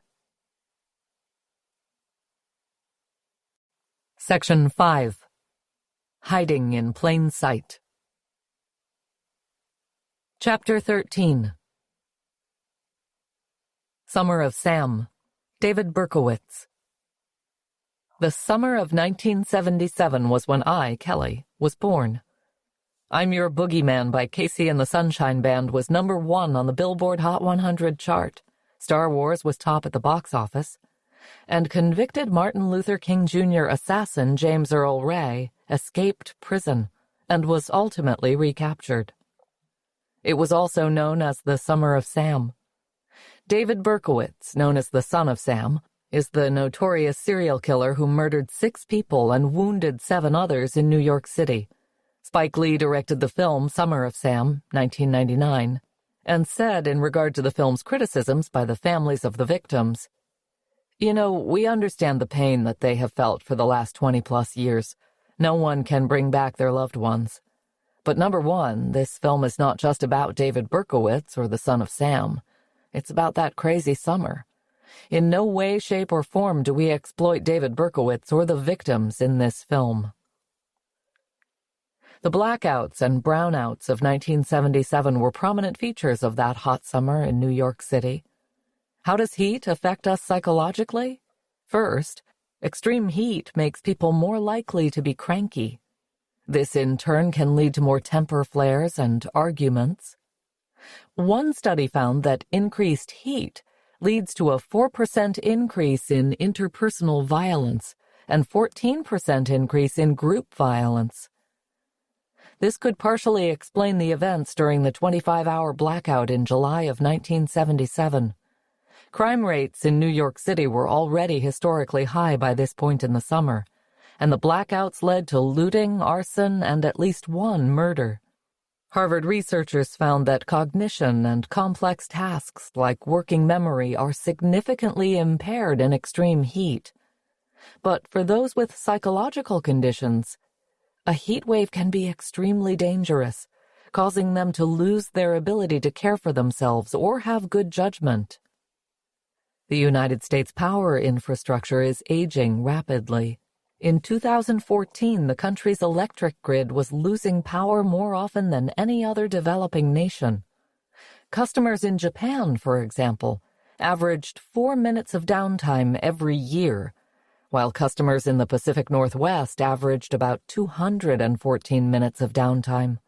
The Department of Energy indicated that these power outages could be costing companies as much as $150 billion per year. There is a famous urban legend of a couple making out in a car when a killer comes to get them. This trope, often seen in horror movies, happened in reality in Berkowitz's case. Berkowitz shot at several pairs of people over the years, some couples and some friends. Because of this pattern, the parents in The Son of Sam plead with their children not to go out. Many urban legends are framed as cautionary tales. They are frequently utilized to spread awareness of moral issues, and for this reason are often told to children to make them conform to rules that either protect them or are for their own safety. Mira Sorvino's character, Diana, knows John Leguizamo's character, Vinny, is cheating on her because she smells something on his kiss. Is it possible to recognize other people's scents? Humans have a more powerful sense of smell than we realize. Neuroscientists have found that we can distinguish between 1 trillion different odors, up from a previous estimate of 10,000. We can identify people and even their emotions by scent alone. This means that Diana could easily have smelled another woman on Vinny and known he was being disloyal. Speaking of cheating, Vinny seems to cheat a lot. What is the science behind cheating and sex addiction? This topic has been widely debated among experts, and some believe that claiming sex addiction as a medical or psychological condition frames people's sex drives and interests into the categories of normal or not normal. The American Association of Sexuality Educators, Counselors, and Therapists released a statement that said, "Perceptions of sexual addictions may have more to do with people's religious or cultural beliefs than of actual scientific data." The concept of sex addiction emerged in the 1980s as a socially conservative response to cultural anxieties and has gained acceptance through its reliance on medicalization and popular culture visibility. The DSM-5, the Reference Guide for Mental Illnesses, does not recognize sex addiction because it does not change the brain like other addictions. Others believe that the science in this field is still emerging, and that medical professionals may recognize it in the future. David Berkowitz wrote letters to the police that helped identify him. The science of handwriting identification and handwriting analysis has been around since the time of Aristotle. Your handwriting can reveal your personality, according to experts. Big, outgoing personalities tend to write in large letters, and shy, introverted types prefer to write small. Average-sized writing demonstrates a strong ability to focus and concentrate. Graphology, identifying traits through handwriting, is not only used in criminal investigations, but also in analyzing health, personality, and compatibility in relationships. Like fingerprints, no two writers will share the exact same combination of handwriting characteristics. The International Journal of Criminal Investigation explains, "From a graphologist's point of view, the writing of a psychopath can generally be described as relatively conformist, rather banal, with little rhythm, stiff, monotonous, and abounding in abnormalities." The journal goes on to explain Berkowitz's writing.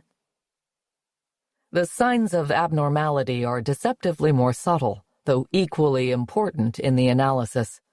However, they point toward a disturbed, easy-to-influence person, with a rather narrow concept of life and a genuine incapacity to create and sustain healthy relationships, who suffers from a powerful complex of inferiority and who is incapable of seeing the connection between his deeds and their outcoming results. When reports surfaced that Berkowitz was being offered money for the rights to his story, the New York Assembly passed the Son of Sam law, requiring that an accused or convicted criminal's income from works describing his crime be deposited in an escrow account. The funds from the escrow account were then to be used to reimburse crime victims for the harm they had suffered. David Berkowitz liked women with long, dark hair. When this information was made public, women went as far as changing their hair color or wearing wigs so that they wouldn't look like his type. What is the science of attraction? Our opinions about the attractiveness of various hair colors, natural or otherwise, are drawn from a combination of historical reference, cultural prejudices, possible ideas about rarity and disease protection, and a bunch of other factors. Berkowitz was known as the .44 caliber killer because of the gun he used. The Trace.org explains the science behind bullets and the damage they cause. Projectile weapons work by transferring kinetic energy to a target, which ripples out as a shock wave through tissue as the bullet plows through the body, leaving a cavity in its wake. The amount of energy a bullet radiates into a target is determined by a simple formula taught in high school. It's the product of 1/2 the projectile's mass times the square of the velocity. The energy delivered to the target increases geometrically along with increases in mass, and exponentially with increases in velocity. The larger a projectile's surface area, the greater its ability to transfer its energy to the target, instead of simply penetrating straight through. Although not all shooting victims die, both physical and emotional wounds take time to heal. A study in 2019 revealed that many gunshot victims suffer increased unemployment, drug and alcohol abuse, as well as post-traumatic stress disorder. Berkowitz enjoyed the feeling of holding social power over police, the media, and the general public. There are several fictional horror villains that fit into this definition, including Jigsaw from Saw, 2004, and John Doe from Seven, 1995. What is the psychology behind this? Dr. Scott Bond, who met with Berkowitz in 2013, said, It is clear to me that Berkowitz relished his evil celebrity status, and that he enjoyed terrorizing the city of New York throughout his murderous rampage. I believe that his criminal infamy boosted his otherwise fragile, disturbed ego, and gave him a twisted sense of identity and purpose. This extreme example of social power proves how far this feeling can progress, but for most people, a sense of power is a normal, everyday interpersonal interaction.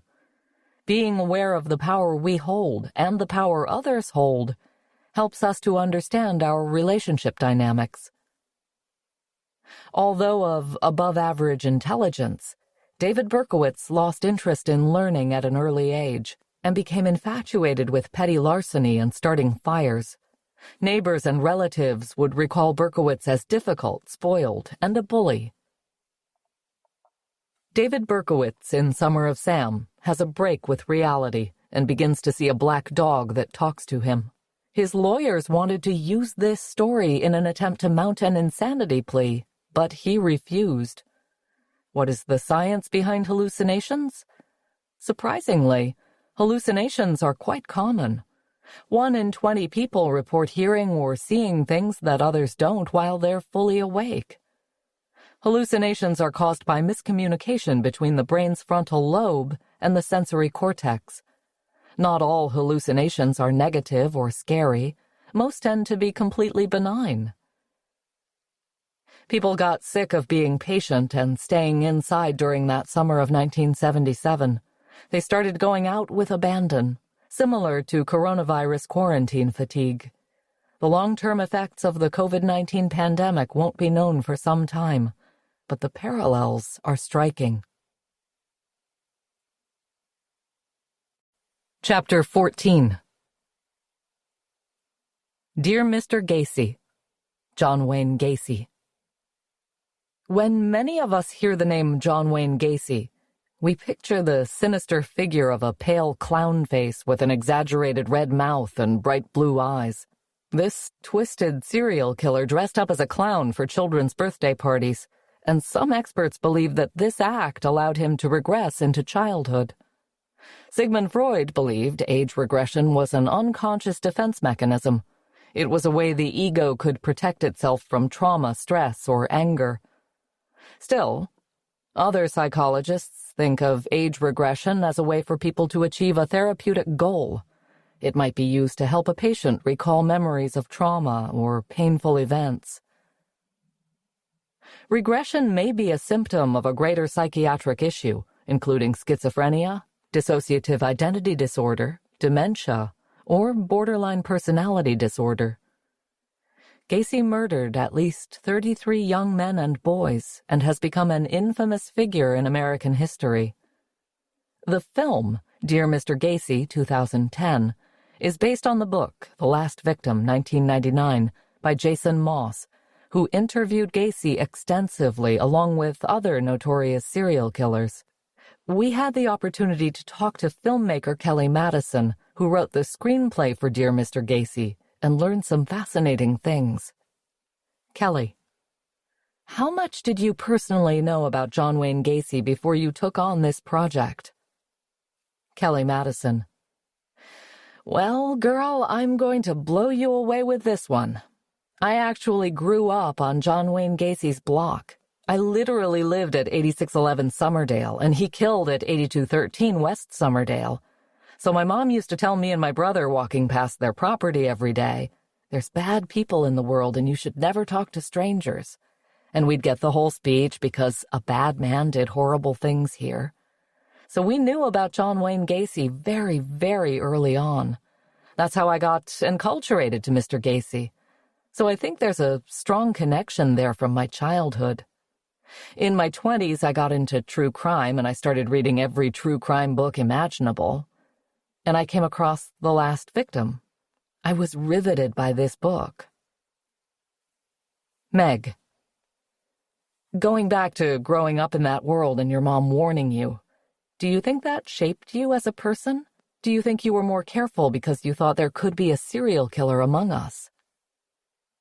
Kelly Madison, I think as long as I can remember, I've been absolutely terrified that everyone I meet is a serial killer. Because I've got so much proclivity toward the dark side, it makes me be extra cautious. There's a couple of time periods in my life when I actually had to take a break from reading and watching dark things, because it does get into your subconscious way too much. But I do happen to be fascinated by the perversion of the human mind, and how much of it is nature versus nurture, and how much of it is brain damage. I'm so fascinated by the criminal mind. Kelly, you mentioned that you read the book first. How did you get on this project? Did you seek it out? Kelly Madison, I found the book and then I hunted down the author, who was Jason Moss, and I contacted him myself. He was a practicing criminal defense attorney in Las Vegas at the time. He said the option rights had just become available. So then I contacted another producer that was bigger than I was, because this was virtually my first film, and that producer was Clark Peterson. He had just come off of the movie Monster 2003 with Charlize Theron. I asked if he was open to hearing a pitch about another true crime or serial killer movie. He was. It took 6 months to negotiate the contract. We were just about to close on the deal, and Clark called me up and said, "Kelly, are you sitting down?" And he said, "Jason Moss just shot himself in the head." Kelly, wow. Kelly Madison, he shot himself on 6/6/6, June 6th, 2006. So he had obviously planned it, and I was devastated. I was the only one who had interacted with Jason on our team. There must have been such grave, drastic, dramatic things going on in his life to lead up to that point. Meg, how awful. Kelly Madison, it was only at that point in time that we found out he had a wife. Charlotte Moss was the one who retained the book rights and the life rights. We flew her to L.A. because we wanted to sit down with her and interview her about Jason, what happened from the time he visited John Wayne Gacy in prison in 1994 to when he decided to shoot himself. Kelly, what did she say? Kelly Madison, I was on the edge of my seat listening to her talk about this process of what Jason went through. Jason got so fascinated, in a negative way, with serial killers. She, Charlotte, said he was following the serial killer trajectory. Meg, when you were writing this script and going through the book, how did it affect you personally? Kelly Madison, it's always going to impact you, subconsciously, subliminally. You start to get more scared everywhere you go. I went to some dark places with Gacy for sure. I went down to the prison he was in, and I spoke to a lot of the cops who were on the case. I really got into the world by interviewing them for hours. I'd be writing in my house, and it's dark, and then a noise, and I'd literally jump because I'm in this space of darkness. It can't help but affect you. Kelly, I've felt that way even just doing research for this book. Sometimes I need to step away. Kelly Madison's interview certainly gave us a new perspective when rewatching this film and revisiting this case. The childhood relationship that Gacy had with his father may have contributed to his psyche. According to experts, a large body of research on attitudes indicates that parental warmth, together with reasonable levels of control, combine to produce positive child outcomes. Gacy's father drank heavily and often demeaned him. He was berated for being clumsy and was beaten along with his mother.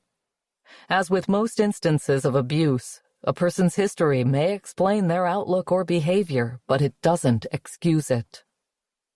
The prosecutors in John Wayne Gacy's case said he was sane and in full control of his actions. To support this contention, they produced several witnesses to testify to the premeditation of Gacy's actions and the efforts he took to escape detection. Those doctors refuted the defense doctors' claims of multiple personalities and insanity. Gacy was said to have antisocial personality disorder. According to the Mayo Clinic, antisocial personality disorder, sometimes called sociopathy, is a mental disorder in which a person consistently shows no regard for right and wrong and ignores the rights and feelings of others. People with antisocial personality disorder tend to antagonize, manipulate, or treat others harshly or with callous indifference. They show no guilt or remorse for their behavior. This absolutely describes multiple serial killers we cover in this book and explains their behavior.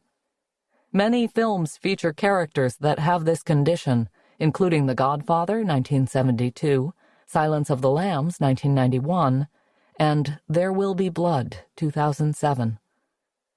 John Wayne Gacy tells Jason in the film Dear Mr. Gacy to observe people to understand them better. Facial expression, posture, eye contact, or lack thereof, and spatial distance all reveal something about a person.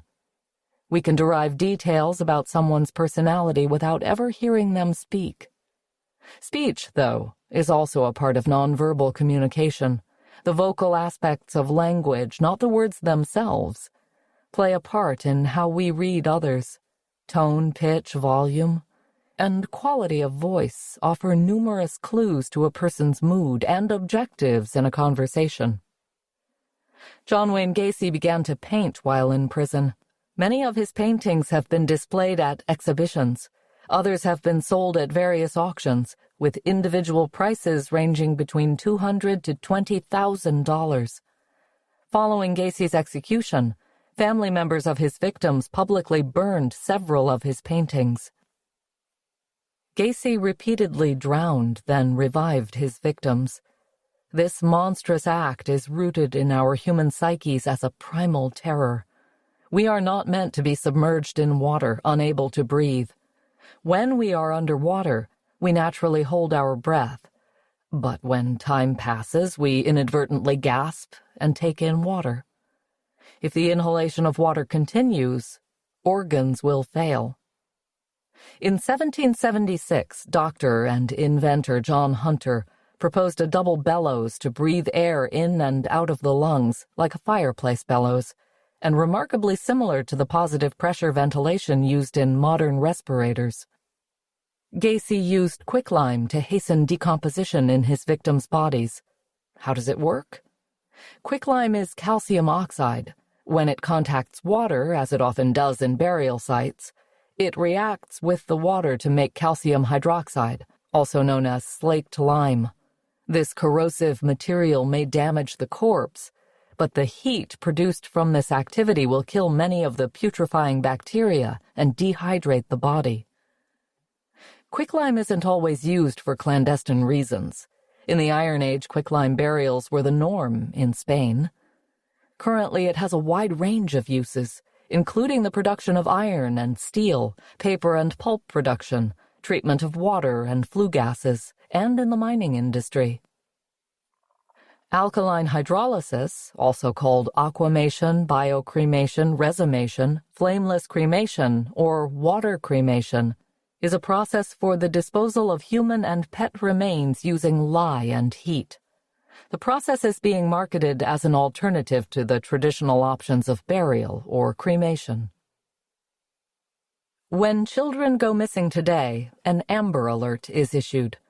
The Amber Alert system is an acronym for America's Missing Broadcast Emergency Response. The alert was named after Amber Hagerman, a 9-year-old girl abducted and murdered in Arlington, Texas in 1996. How is this related to John Wayne Gacy? His defense attorney, Sam Amarante, helped establish it. The lineup explains.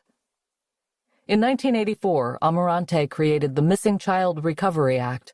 Prior to this legislation, Illinois authorities had to wait 72 hours after a child was reported missing before beginning a search.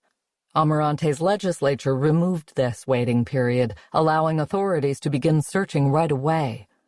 Other states adopted similar laws, and a nationwide network for missing children was gradually formed, today known as the Amber Alert System. The psychology of posing as a potential victim had a tremendous strain on Jason Moss and his life. The movie is hard to watch, knowing his actual fate. Was the date of 666 for Jason's suicide a coincidence or a plan? We may never know for certain, but it seems Moss truly was Gacy's last victim. Chapter 15. A Good Marriage. The BTK Killer. Stephen King wrote A Good Marriage for his book Full Dark No Stars, 2010. After reading an article about the BTK killer, Dennis Rader, who murdered 10 people between 1974 and 2001. Rader left clues behind to mock the police, which eventually led to his downfall. Metadata from a crime scene was used to track him down, and he is currently serving 10 life sentences without parole. King said, Paula Rader was married to this monster for 34 years, and many in the Wichita area, where Rader claimed his victims, refused to believe that she could live with him and not know what he was doing. I did believe, I do believe, and I wrote this story to explore what might happen in such a case if the wife suddenly found out about her husband's awful hobby. I also wrote it to explore the idea that it's impossible to fully know anyone, even those we love the most. Some secrets we keep are trivial, while others may be criminal. Robert Mata, director of the doctoral program at Hofstra University's School of Community Psychology and a psychologist in Hempstead, New York, said, Leading a double life is not as uncommon or abnormal as it may sound. According to recent statistics, 70% of all males and 50% of all females are going to have an extramarital affair at some point over the course of their marriage.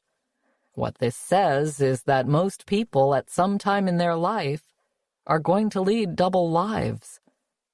What is it that makes certain people feel compelled to keep secrets or live double lives? Some psychologists suggest that it lies in people's personalities. If someone has conflicting parts of their personality, they are more likely to compartmentalize and use lying as a strategy to cope. It's not uncommon for healthy, well-adjusted people to have a public self and a private self, though. We may act differently in a work setting than we do at home. We may highlight or diminish certain aspects of our personalities based on the people we're around. It only becomes dangerous if the actions are high risk, extreme, or irrational. In October 1974, Dennis Rader placed a letter in a public library book in which he took responsibility for killing 4 members of the Otero family.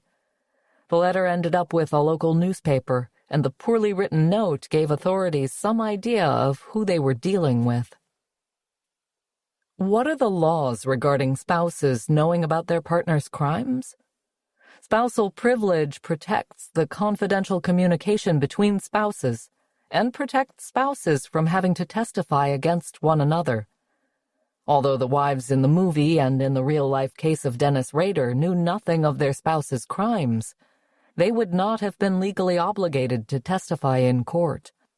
Rader's daughter, Carrie Rawson, told the Wichita Eagle that there was no way her mother could have known about her father's serial killer side, adding, "She wouldn't have raised us with him." The movie, A Good Marriage, focuses on Darcy, Joan Allen, the wife of Bob, Anthony LaPaglia, a serial killer. Darcy finds Bob's trophies from his victims in a hidden container. This is like the real BTK killer keeping the driver's licenses of his victims. Do many killers keep tokens or mementos from their crime scenes? According to criminal profilers, taking items helps prolong, even nourish, their fantasy of the crime. Serial killer Ivan Milat kept the camping supplies of his victims, while Anatoly Onoprienko kept the underwear of his 52 victims. German serial killer Fritz Haarmann, known as the Vampire of Hanover, murdered at least 24 young men between 1918 and 1924. He would collect various items of his victims' belongings to take home with him. He was known to sell these items for money or give them away to friends and family as gifts, all the while having the knowledge of their true origins. Haarmann was sentenced to death for his crimes and executed in 1925. In the film, after she discovers her husband's horrifying secret, Darcy grapples with the fear of coming clean and her life changing. Similar to being worried about leaving an abusive relationship, she was choosing to live with the devil she knows instead of the devil she doesn't. She promises to keep his secret, but asks him to promise to stop killing. He claims he will. Darcy begins to imagine newspeople talking to her on TV. Are hallucinations common during times of extreme stress? According to health professionals, while it's rare for someone with anxiety to truly hallucinate, it's not rare for those with intense anxiety to have various types of mild hallucinations that can cause additional fear over your mental stability. It's easy to understand, then, why Darcy would experience these strange occurrences. Some other types of hallucinations that those with extreme anxiety may experience include visual or light changes, auditory or daydream sounds, and even olfactory hallucinations such as smelling something that isn't there. Experts recommend treating your anxiety with a healthcare professional and attending therapy if advised. Rader was said to have an obsession with zoosadism, which is the act of torturing, killing, and hanging small animals. What is the psychology behind this condition? The FBI found that a history of cruelty to animals is one of the traits that regularly appear in its computer records of serial rapists and murderers, and the Standard Diagnostic and Treatment Manual for Psychiatric and Emotional Disorders lists cruelty to animals as a diagnostic criterion for conduct disorders. This act in childhood is considered one of the three that make up the homicidal triad. The other two acts are persistent bedwetting and obsessive fire setting. Rader sent letters to the police as well as a floppy disk that contained metadata for the phrase Christ Lutheran Church and the name Dennis. This ultimately led to his arrest and conviction. Metadata collection has advanced far since then. Not only can investigators tell who we talk to and for how long on our cell phones, but can also see exactly where we are when a call takes place. In a paper published in Nature Scientific Reports, MIT researchers found that with cell phone call metadata from 1.5 million anonymous people, they could identify a person easily with just 4 phone calls. As Foreign Policy's Joshua Keating explains, they didn't need names, addresses, or phone numbers. They only used the time of the call and the closest cell tower. Metadata can reveal even more information about us, including our hobbies, interests, and social interactions. This advance in technology may feel worrisome to the common person, but must be terrifying for potential criminals. Metadata can be stored on a variety of devices. Gaming consoles, which operate like personal computers, store personal information about users of the devices, for example, names and email addresses, financial information, for example, credit card data, internet browsing history, for example, websites visited, images and videos, among other data. A pap smear from Rader's daughter was used to connect DNA found under a victim's fingernails to Rader himself. How does this work? During any type of assault, DNA evidence may be passed from the perpetrator to the victim. If gathered in an investigation, it can be used to identify potential criminals. The ethics of using a family member's DNA to implicate a relative is hotly debated.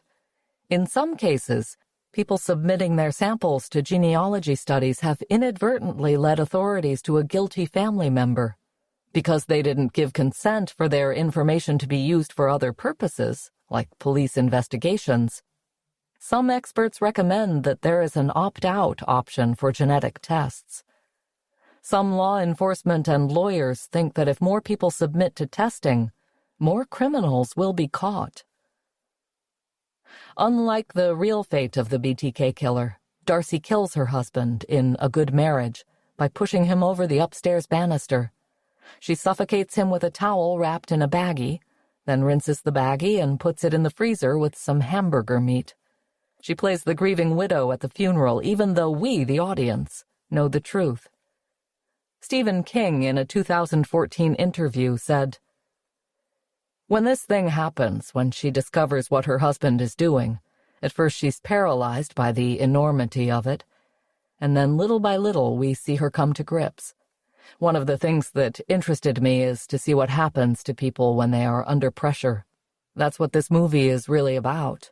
Joan carried it, and to be fair, Anthony LaPaglia is a great Bob. There's something going on with his portrayal of Bob. You say to yourself, this is probably what a serial killer is really like. He's sort of this ordinary guy with this monster inside." Rader, like Bob in the film, truly was hiding in plain sight. Section 6. I Want to Be Famous. Chapter 16. Scream, the Gainesville Ripper. The line between fiction and reality has long been blurred. Our collective understanding of serial killers is often colored by films, TV, music, even comic books. While we know humans like the Gainesville Ripper exist, we are more likely to have spent time with hulking mute slashers like Jason Voorhees. In March of 1994, screenwriter Kevin Williamson watched an episode of the TV news magazine series Turning Point, 1994 to 1999, about Danny Rawling, known as the Gainesville Ripper. The show took an in-depth look at the series of murders perpetrated by Rawling in 1990 in Gainesville, Florida. These gruesome attacks on college co-eds inspired Williamson to write Scream, 1996. Scream would go on to be one of the most iconic horror franchises ever, spawning 4 sequels. Scream 5 is slated for a 2022 release, and an MTV series, 2015 to 2017. One unique aspect of Scream that resonated with audiences was the teenagers' rather impressive knowledge of horror films, from Halloween, 1978, to A Nightmare on Elm Street, 1984. This led characters like Randy Meeks, Jamie Kennedy, to point to horror cliches within the Scream universe, even changing their behavior to avoid certain death. This dichotomy of reality and fantasy can further muddy how we perceive real killers like Danny Rawling. The truth is, Danny Rawling was a seriously disturbed killer who wreaked havoc on the University of Florida campus in the fall of 1990. His shadow loomed so large that many students left campus and attended different colleges to remove themselves from the chaos. Some who remained avoided being alone during Rawling's murder spree, and even slept in large groups. Rawling did not wear a ghost face mask or terrorize his victims on the phone. But the fear and brutality in Scream was on point. What had terrified them so immensely was not only the seemingly random murders, but also the vicious and gruesome way in which they were carried out. Danny Rawling, known that fall as the anonymous Gainesville Ripper, would leave his victims in bizarre poses, spending time to stage them in twisted and often provocative ways. In one case, he placed the victim's detached head on a shelf so that it was turned to look upon its own body. Rawling was arrested for burglary, only to have weapons and an audio diary outlining his murders found within his possessions. At the end of Scream, the 2 killers reveal that their motive is to be famous. They have seen how Sidney Prescott, Neve Campbell, was given attention over the murder of her mother, and they have long consumed the media's fixation on murder and mayhem. This theme is abundant in the Scream films, as several of the sequels revolve around the movie-within-a-movie theme, and in Scream 4, 2011, Sidney's cousin Jill, Emma Roberts, reveals herself to be the murderer for the same reasons. While Danny Rawling murdered long before social media, there is something performative about the brutal tableaus he left behind. Psychologist Dr. Scott A. Bond describes the difference between staging and posing, which is what Danny Rawling did with his victims. The FBI profiler may also encounter deliberate alterations of a crime scene or the victim's body position at the scene of the murder. If these alterations are made for the purpose of confusing or otherwise misleading criminal investigators, then they are called staging, and they are considered to be part of the killer's MO. On the other hand, if the crime scene alterations only serve the fantasy needs of the offender, then they are considered part of the signature and they are referred to as posing. Sometimes a victim's body is posed to send a message to the police or public. For example, Jack the Ripper sometimes posed his victims' nude bodies with their legs spread apart to shock onlookers and the police in Victorian England. The phenomenon of serial killers posing their victims further illustrates their need for control, as well as an ability to both prolong their fantasy and send a message. A more recent example is D'Angelo Kenneth Martin of Detroit, Michigan. It is important to note that at the time of this writing, Martin was charged but not convicted of these crimes. Martin is accused of murdering 3 sex workers and posing each on their knees in a sort of prayer style, all in vacant homes. Forensic psychologist Dr. Stephen Raffel evoked Jack the Ripper again when asked what the kneeling could signify. What's the symbolism of the kneeling? I presume he's punishing them for their behavior. It's not so different from Jack the Ripper, who also singled out prostitutes as victims. By posing them kneeling, the killer is likely demonstrating to himself and whoever he thinks his audience is that these are fallen women. He's putting himself in God's role as the enforcer of morality. Serial killers, believe it or not, see themselves as highly moralistic people who are offended at the act of prostitution to such a degree that they act out this rage. They want women to be Madonnas, and when a woman is not a Madonna, then that woman is a personal insult to them. So, they punish the transgressor. They have to see women as perfection and nurturing, not as sexual objects. Their own upbringing usually leads to a splitting of good mother, bad mother, and the prostitute represents the bad mother who must be punished. The Madonna whore complex is a concept first described by Sigmund Freud, in which a person can only place women in 2 distinct boxes. They are either a perfect maternal figure or a debased, perverted whore. This is a trope seen in all aspects of entertainment, often depicted in the films of Alfred Hitchcock. In horror films like Scream, the final girl is typically in stark contrast to her murdered best friend, Rose McGowan, who is more open with her sexuality. Those who operate with this ill-conceived notion, of course, miss the nuance of personality, unable to understand that a woman can be both or neither of these extreme roles.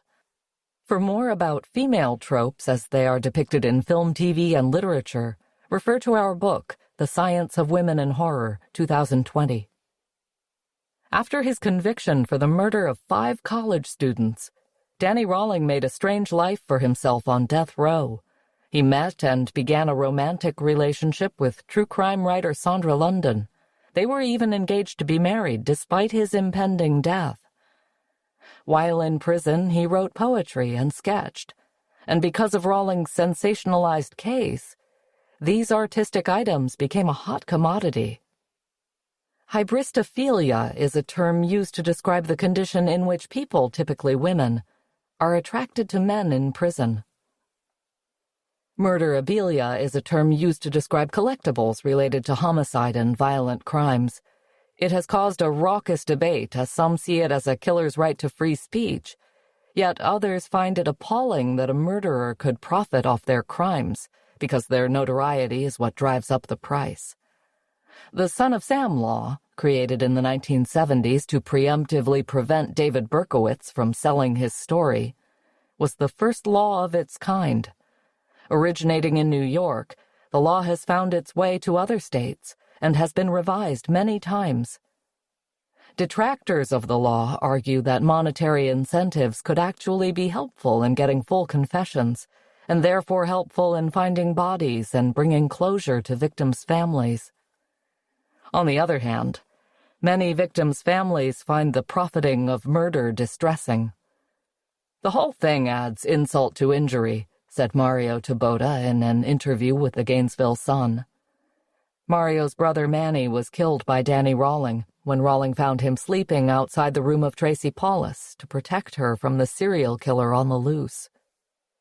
Mario Taboda was specifically addressing the $6,000 deposited to Rawling's prison account over a 5-year period. These were payments for his poems and art, which he could use in the prison commissary to buy snacks and comfort items. In some cases, the fascination with murderabilia can bring money to those who lost loved ones.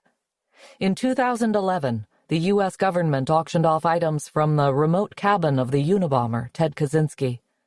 Collectors spent over $200,000 to grab a piece of murder history, and all the money went directly to victims of Kaczynski. While not everyone has the money or interest in owning such a macabre trinket, many can get a peek of murderabilia at the Museum of Death in Los Angeles and New Orleans. Here there are rooms filled with serial killers' possessions. For instance, there is a Charles Manson exhibit which includes clothes he wore and a guitar he strummed on. There are also clown shoes worn by John Wayne Gacy and black and white photographs of the Black Dahlia murder victim Elizabeth Short. At the Ripley's Believe It or Not Museum in Wisconsin Dells, Wisconsin, you can see the actual preserved head of Peter Curtin, the vampire of Dusseldorf, responsible for killing 9 women and girls over a century ago. Why are we inherently fascinated by these items? In his book, Why We Love Serial Killers, 2014, Dr. Scott Bond explains, "Some believe items once held by the likes of Bundy or Gacy are endowed with magical powers, and the owners of such objects, be they museums or private collectors, can tap into that supernatural force. It's called the talisman effect." A talisman is defined as an object that holds religious or occult-like power that brings protection or healing to the person holding it. The talisman effect is a person's belief in the object's supposed powers. This term is often used in the medical field, as there is thought to be a placebo effect when a patient believes that a medicine holds the key to their health. They often become healthier not only because of the medicine, but because they have hope and positivity. While that seems a far cry from the creepy objects in the Museum of Death, the concept remains similar. By being around these items once touched by humanity's worst monsters, perhaps we can process the undefinable dread of death. Danny Rawling was executed by lethal injection in October of 2006. His name does not hold the same notoriety as Ted Bundy or Jeffrey Dahmer, yet his murders were equally as depraved and vicious. Like Ghostface in the Scream franchise, he is better known as his moniker, the Gainesville Ripper. Is this our way of stripping away his humanity? Do we want to distance ourselves from who he was? Or, like those who collect clown paintings by Gacy or poems by Rawling, are we drawn to the darker side? In an interview with the Los Angeles Times about the Museum of Death, criminal prosecutor Stephen Kay puts it simply, "People like to be scared." Chapter 17. Rope. Leopold and Loeb. Many serial killers operated for decades before being caught by authorities. Men like Dennis Rader, BTK, and Samuel Little, considered to be some of the most prolific serial killers to date, took advantage of the shadows. They hid in plain sight, satisfying their depraved sexual fantasies at night, while wearing a facade of normalcy in the light of day. This chapter delves into the wannabes. These are the killers who took their victims' lives because they wanted to feel intellectually superior. They wanted to bask in the glow of their kill, while frustrating the detectives on the case. The irony, of course, is that these men failed at living up to their own inflated egos. While they wanted to emulate BTK, or a murderer never caught like the Zodiac, they instead overestimated their murderous skills. In Alfred Hitchcock's film Rope, 1948, Brandon Shaw, John Dahl, and Philip Morgan, Farley Granger, believe they know exactly how to get away with murder. The film, experimental in its use of long continuous shots, begins with Shaw and Morgan's murder of David Kentley, Dick Hogan. After strangling David with a rope, the duo hides his body in a large chest, just in time for a party. They invite David's family, friends, and even his fiancée to privately gloat over their achievement. The only motive for this murder is their warped sense of the world. Shaw and Morgan see themselves as superior to others, and by accomplishing this murder just beneath the noses of others, they feel this is proof of their godlike status.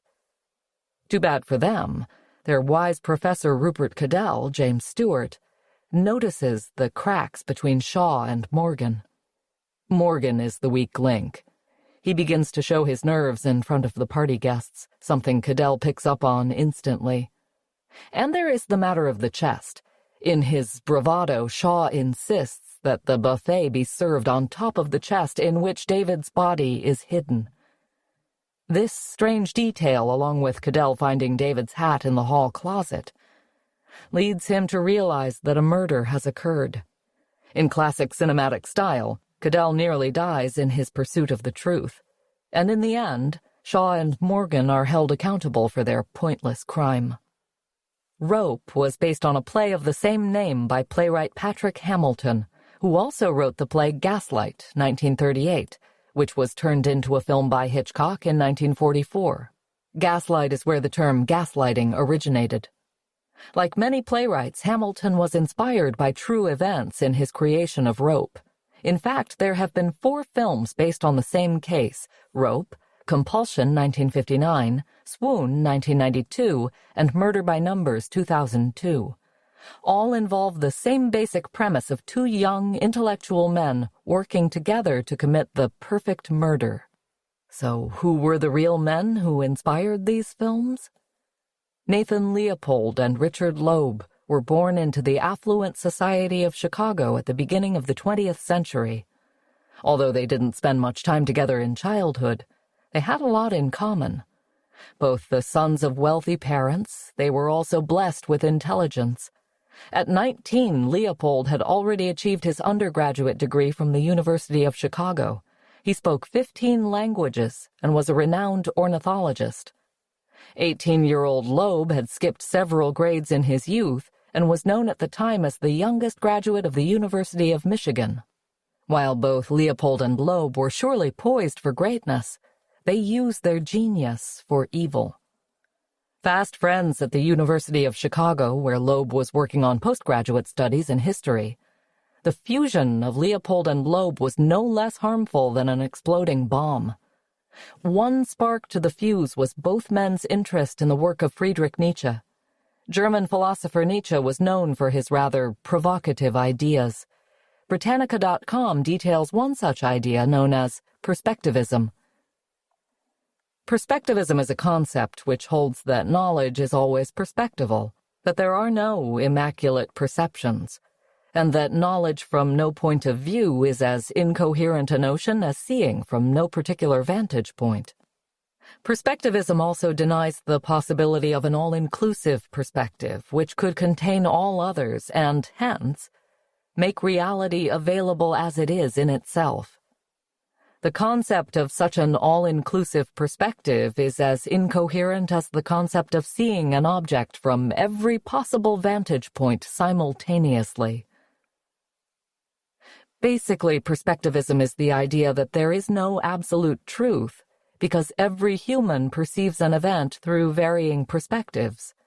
In the minds of young men like Leopold and Loeb, perspectivism became a weapon. They believed that there really is no true right or wrong, despite the morality they were taught in school or church. Leopold and Loeb were not the only killers to point to philosophers as inspiration for their crimes. Melvin Rees, killer of at least 5 during the 1950s, pointed to Jean-Paul Sartre's idea of free will as an excuse to murder. Another concept explored by Nietzsche was that of Übermensch, or Superman. In his book, Thus Spoke Zarathustra, 1883, Nietzsche utilized the fictional character Zarathustra to symbolize the Übermensch. It is a rather complicated concept that he wrote about in various works, an archetype not unlike a hero who is above or better than the average human. Psychiatrist Dr. Eva Cybulska explains what an Übermensch is. The free-spirited Übermensch would not succumb to the herd mentality and become a non-entity in some monstrous superstate. Released from the chains of tradition and ideology, such an individual would be free to create new values with a sense of uniqueness and passion for life. In the mood of Greek agon, he would go beyond Uber, the narrowness of national divisions and parochial resentments. Again, teens Leopold and Loeb and their fictional counterparts misinterpret Nietzsche's intent. Cybulska explains what an Übermensch is not, in order to demonstrate the fallacies of those reading his work. Übermensch is not a tyrant. If anything, he is someone capable of tyranny who manages to overcome and sublimate this urge. His magnanimity stems not from weakness and servitude, but from the strength of his passions. It's important to stress that there has never yet been an Übermensch. It remains an ideal. Nietzsche spent the last 11 years of his life battling both mental and physical ailments. Many modern doctors have speculated the cause, theorizing everything from vascular dementia to mercury poisoning. In Rope, Cadell discusses the Superman philosophy with his former students, Shaw and Morgan, unaware that they had already seized upon this concept in order to justify their homicide. To them, they are proving themselves to be Superman in Nietzsche's construction by embracing anarchy. The teen boys in Murder by Numbers, played by Ryan Gosling and Michael Pitt, also quote Nietzsche in their egocentric pursuit of murder. Eventually, whether in the films or in reality, the detectives close in. Leopold and Loeb are not the only killers with giant egos who believe they could murder without consequence. Known as the Dexter Killer, Mark Twitchell spent his life trying to attain fame.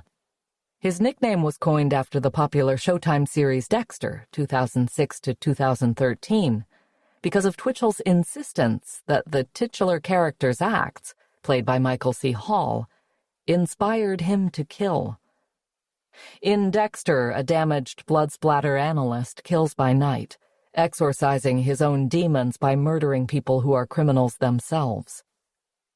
Although Twitchell, born in 1979, lived far from the glitz of Hollywood, he worked to become a filmmaker in Canada. A huge Star Wars fan, he directed an independent prequel to the series, which featured actor Jeremy Bulloch, the original Boba Fett. Twitchell also produced a short horror film and had written a script for a series called Day Players, 2008. Cracking into the film business is notoriously difficult. So for a man like Twitchell, who was known to have a sizable ego, it began to be too steep of a proverbial hill to climb. He needed a different angle, a revitalization of an old idea. There were thousands of scripts and films about serial killers. But what if he actually became one? What if he documented his real-life murders, never revealing how true they were? This twisted idea developed into a reality when Mark Twitchell began to pose as a woman on online dating sites. His first victim, Gilles Tétrault, was lured to a garage in Edmonton, believing he was meeting a woman for a first date. Once inside the garage, he was brutally attacked by a masked man who prodded Tétrault with a stun baton. Barely conscious and aching from the electric shocks, Tétrault managed to run away from his attacker. Once in safety, though pained and slightly embarrassed, he didn't want to tell the police or anyone about his horrific encounter. That is, until Gilles Tétrault learned of the disappearance of Johnny Altinger. Just like Tétrault, Altinger had met who he believed was a woman on plentyoffish.com and planned to meet her. He told his friends about the plans, and then never came home. In the meantime, Mark Twitchell was working on his opus called SK Confessions, the SK standing for, of course, serial killer. All written in the first person, this spine-tingling document saved to Twitchell's computer was a moment-by-moment account of not only the attack on Gilles Tétrault, but of the murder and subsequent dismemberment of Johnny Altinger's body. It was clear that the budding filmmaker was not going to be satisfied with just one murder and had plans to continue his psychotic need for fame in order to join the pantheon of serial killers. The SK Confessions, along with mounting evidence, like Twitchell's inexplicable choice to keep Altinger's car, led to Twitchell's conviction in 2011. He was given a life sentence for this senseless murder and is currently languishing in the Saskatchewan Federal Penitentiary. Despite his status as a prisoner, Mark Twitchell made certain to catch up on all new episodes of Dexter, going as far as to buy a TV for his cell. In 2014, 16-year-old Britt Stephen Miles told investigators that he wanted to emulate fictional Dexter Morgan when he killed his girlfriend, Elizabeth Thomas. In our previous books, we have researched the effects of media on those who perpetrate crimes, and there seems to be little to argue that a TV show or metal song can compel a normal human to take a life. There is reason to believe that Dexter could have inspired an already troubled, mentally unstable man to go further into his dark fantasy life, making it real. This seems to come up often, like in the case of British serial killer Peter Moore, who killed 4 people in 1996 at the behest of his imaginary lover, Jason, from the Friday the 13th, 1980 franchise. There was also Pennsylvania teen Michael Anderson, who made certain to wear his A Clockwork Orange 1971 shirt when he killed Karen Hurwitz with a ninja sword in 1989. His lawyers attempted to use the Stanley Kubrick film's influence as a factor in the killing, but there was simply no proof that a film could be the impetus for such a shocking act, no matter how brutal its scenes. There still isn't proof. Anderson, like many killers, was found to have psychiatric problems, including a personality disorder. Killers like Nathan Leopold, Richard Loeb, and Mark Twitchell are maddening in the misuse of their lives. Though they did not achieve the status of serial killer, they share in the same despicable traits. Chapter 18. Extremely wicked, shockingly evil, and vile. Ted Bundy. I, Meg, would imagine that most people, when pressed to name a serial murderer, would have Bundy on the tip of their tongue. What is it about Ted Bundy that makes him the quintessential American serial killer? Perhaps it is the disturbing number of victims he stole from this world, or the way in which he played upon their helpful natures with the use of a fake cast on his arm, or his textbook addiction to women with long brown hair parted in the middle. I would guess it has something to do with his reptilian smile. Many have said that Bundy was good-looking and well-mannered. Judge Edward D. Cowart even commented on the murderer's charisma at Bundy's final sentencing. "You're a bright young man. You would have made a good lawyer, and I would have loved to have you practice in front of me, but you went another way, partner." This quote was depicted in the Netflix film Extremely Wicked, Shockingly Evil and Vile, 2019, in which Zac Efron portrayed Bundy. The film, based on the memoir by Bundy's ex-girlfriend, Elizabeth Kendall, focuses on Elizabeth's story. We see Ted Bundy through her eyes, charming, loquacious, and a playful father figure to Elizabeth's daughter. If it is the hidden, twisted shadow beneath the veneer of success that draws us into the world of serial killers, that would explain Ted Bundy's near-mythic rise. But allow us to topple his pedestal, because although he might have appeared clever, Bundy was simply a slave to his own depraved urges. Beneath that sheen of intellectualism, he was nothing more than an empty hull, and no matter how many innocent women he raped, tortured, and killed, He was never satisfied. While Bundy was a law student, in his book Murder in Plain English, 2017, Michael Arntfelt found that the top serial killer professions are truckers, police and military personnel, forestry workers, hotel porters, and warehouse managers. In Extremely Wicked, Shockingly Evil and Vile, we are not privy to much simulated violence. Instead, we see Ted Bundy approach his victims. We see him watch them. We recognize that fake aforementioned reptilian smile that he used to portray warmth.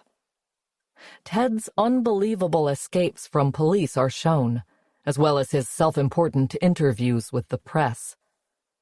It is not until the end, when Elizabeth, Lily Collins, has her final confrontation with Ted, that we get a true glimpse of the real man and come to terms with the overwhelmingly violent nature of what he has done. Throughout this book, we explore the psychology behind serial murderers. There is the notion of nature versus nurture, the study of personality disorders, as well as the theory of a child's development stunted and then deformed by abuse. But what if there is another environmental factor that we hadn't thought of? Something both so innocuous and so insidious that it was a part of everyday life for centuries. A poison as silent and lethal as Ted Bundy himself that seeped into the air, the soil, and the boards and walls of our houses. This poison, lead, reached an all-time saturation point in America in the 1950s when it was added to gasoline. Every vehicle on the road was soon emitting lead into the environment. At the time, scientists were working feverishly to prove that all that lead in the air and the paint everywhere was bad for humans. It is now known that lead poisoning causes a host of problems, from minor headache to agonizing death. And the most terrible aspect of lead's cruel embrace? It affects children the most harshly, as they absorb the toxin more completely in their small growing bodies. In her published research, Barbara Burney describes a bleak picture. Despite its known toxicity, lead use in the United States increased enormously from the Industrial Revolution through the 1970s, especially after World War II. Between 1940 and 1977, the annual consumption of lead in the United States almost doubled. It wasn't until the 1980s that the scientists were heard, and restrictions on gas, paint, and food drastically reduced the lead around us. To compare, blood tests from 1976 through 1980 to 2015 through 2016, the geometric mean blood lead level, BLL, of the U.S. population aged 1 to 74 years dropped from 12.8 to 0.82 micrograms per deciliter, a decline of 93.6%. Today, people who die or grow ill from lead, like in the 2014 case of poisoned water in Flint, Michigan, often live in impoverished areas. Lead poisoning affects those with low incomes disproportionately. Okay, so what does this all have to do with Ted Bundy and his murdering contemporaries? It starts with what we know about how lead affects developing children. Lead was running rampant at a time period in which a shocking amount of serial killers came to be. The 1970s and 1980s are known as the serial killer heyday. Think Bundy, Dahmer, Gacy, and many more. In fact, serial killing has plunged a monumental 85% in 3 decades. Many have theorized that this rise several decades ago has to do with the popularity of hitchhiking, as well as a more relaxed style of parenting in which kids were often alone. Others have a more scientific theory. They believe that the preponderance of lead in the environment caused not only a spike in serial killing, but in all aggressive crime. Since 1991, violent crime by black juveniles has dropped more sharply than by white juveniles. It is argued that this is because black people were more sociologically vulnerable to lead poisoning, therefore causing a higher rise and more significant drop than white offenders. When I first heard about the lead murder theory, I was skeptical. Could a toxin in the air really exacerbate or even cause someone to kill? When pediatrician Herb Needleman began his practice in the 1950s, he became acquainted with the serious blight on public health that lead had become. PBS.org reports, throughout the 1960s, 70s, and 80s, Needleman crusaded for more stringent lead safety standards after his groundbreaking research showed that chronic, low-level lead poisoning could cause devastating neurological impairments in children. Before the publication of his work, researchers believed that lead poisoning was a short-term problem that could easily be treated. Yet his work showed that the effects could be lingering and devastating, even if a child didn't show overt signs of lead poisoning. Neurological impairments is a rather broad term. As we dug deeper, we found that aggression was included under this umbrella. In a study conducted in St. Louis, Missouri in 2017, scientists found a significant connection between blood lead levels and acts of aggressive crime, including armed robbery and murder. Even with the inclusion of important sociological factors, this connection persisted. There is a plethora of studies over the decades with the same findings. Lead in the brain remains there, and it has a link to violent crime. Dr. Needleman used the fallen baby teeth from kids to study the amount of lead in their systems, a better judge than blood. Like the tooth fairy, he offered the kids a reward for bringing their teeth to his office. The rate of aggressive crime, like serial murder, rose starkly in the adult years of those exposed to the most lead. Since the decline of lead, there is a striking decline in crime. We've seen this same rate of decline in other countries that banned lead. Jamaica banned lead in gasoline in the 1990s and 2000s, and currently has a drastic drop in violent crime to show for it. Journalist Kevin Drum has long been researching and uncovering this phenomenon. Drum argues that there is no coincidence between these rises and falls. He explains that there have been two epidemics of murder in the U.S., one in the 1920s to 1930s, and the other in the 1970s to 1980s, and that they both can be linked to lead spikes in our environment. While it is a fascinating theory, to think that Ted Bundy was exposed to lead in his childhood and that it changed his brain chemistry, Kevin Drum makes clear that the substance does not create a monster from nothing. It's important to emphasize that the lead crime hypothesis doesn't claim that lead is solely responsible for crime. It primarily explains only one thing: the huge rise in crime of the 70s and 80s and the equally huge and completely unexpected decline in crime of the 90s and aughts. Perhaps that leaves us where we started. Lead could explain some added aggression. The pornography Bundy watched could have inspired some more of his depraved urges. He could have been born with a lack of empathy, or it was stripped away by childhood incidents. Whatever set of circumstances created Ted Bundy, he was the perpetrator. He was responsible. He took lives. Ted Bundy was a shadow man made of pseudo-charm. He deserves no pedestal, only the dark soil under which he is buried. Section 7. Traveling Killers. Chapter 19. American Crime Story: The Assassination of Gianni Versace. Andrew Cunanan. American Crime Story: The Assassination of Gianni Versace, 2018, brings the viewer into the world of murderer Andrew Cunanan, who killed not only Gianni Versace, but also 4 others in the spring and summer of 1997. Told non-linearly, it's a fascinating look inside the mind of Cunanan and the lives of his victims. Writer Tom Rob Smith said, "It was never going to be a story told through the point of view of the police, which is normally when it becomes pure crime drama. Part of this is because there was never a central piece to the killing of Versace. You have the police investigating in Minneapolis, police investigating in Chicago, police investigating in Miami. They never really linked up. There was never a cohesive story from a traditional crime point of view. This interesting perspective makes for a thrilling 9-episode series. Andrew Cunanan's victims included Jeffrey Trail and David Madsen in Minnesota, Lee Miglin in Illinois, William Reese in New Jersey, and famous designer Gianni Versace in Florida. Cunanan was known as a compulsive liar.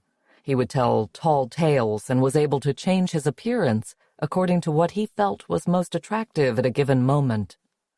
What is the science of lying? Studies show that lying rewires your brain. The more you lie, the better you become at it. In a 2016 study in the journal Nature Neuroscience, Duke psychologist Stan Ariely and colleagues showed how dishonesty alters people's brains, making it easier to tell lies in the future. When people uttered a falsehood, the scientists noticed a burst of activity in their amygdala. The amygdala is a crucial part of the brain that produces fear, anxiety, and emotional responses, including that sinking guilty feeling you get when you lie. But when scientists had their subjects play a game in which they won money by deceiving their partner, they noticed the negative signals from the amygdala began to decrease. Not only that, but when people faced no consequences for dishonesty, their falsehoods tended to get even more sensational. We all lie. We may lie to protect other people's feelings, called a prosocial deception, or to hurt others, called antisocial deception. The intention behind the lie matters. Children are often taught to lie at a young age by being told to pretend to like a gift or food, even if they don't, to appear polite. Whether lying becomes a problem is based on the lie's objective. There are signs to look for when someone is lying. Sometimes people who are not telling the truth may look to the left because they may be constructing answers or imagery in their head. This may be opposed to looking to the right or up and to the right, where people's eyes often head when they are trying to recall an auditory or visual memory. Cunanan was also known to have an addiction to painkillers. How could this have affected him?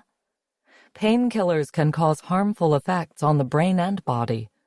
Painkillers cause chemical changes to the brain and also kill brain cells. The most affected areas of the brain are those areas that deal with cognition, learning, and memory. Cunanan was also a heavy drinker.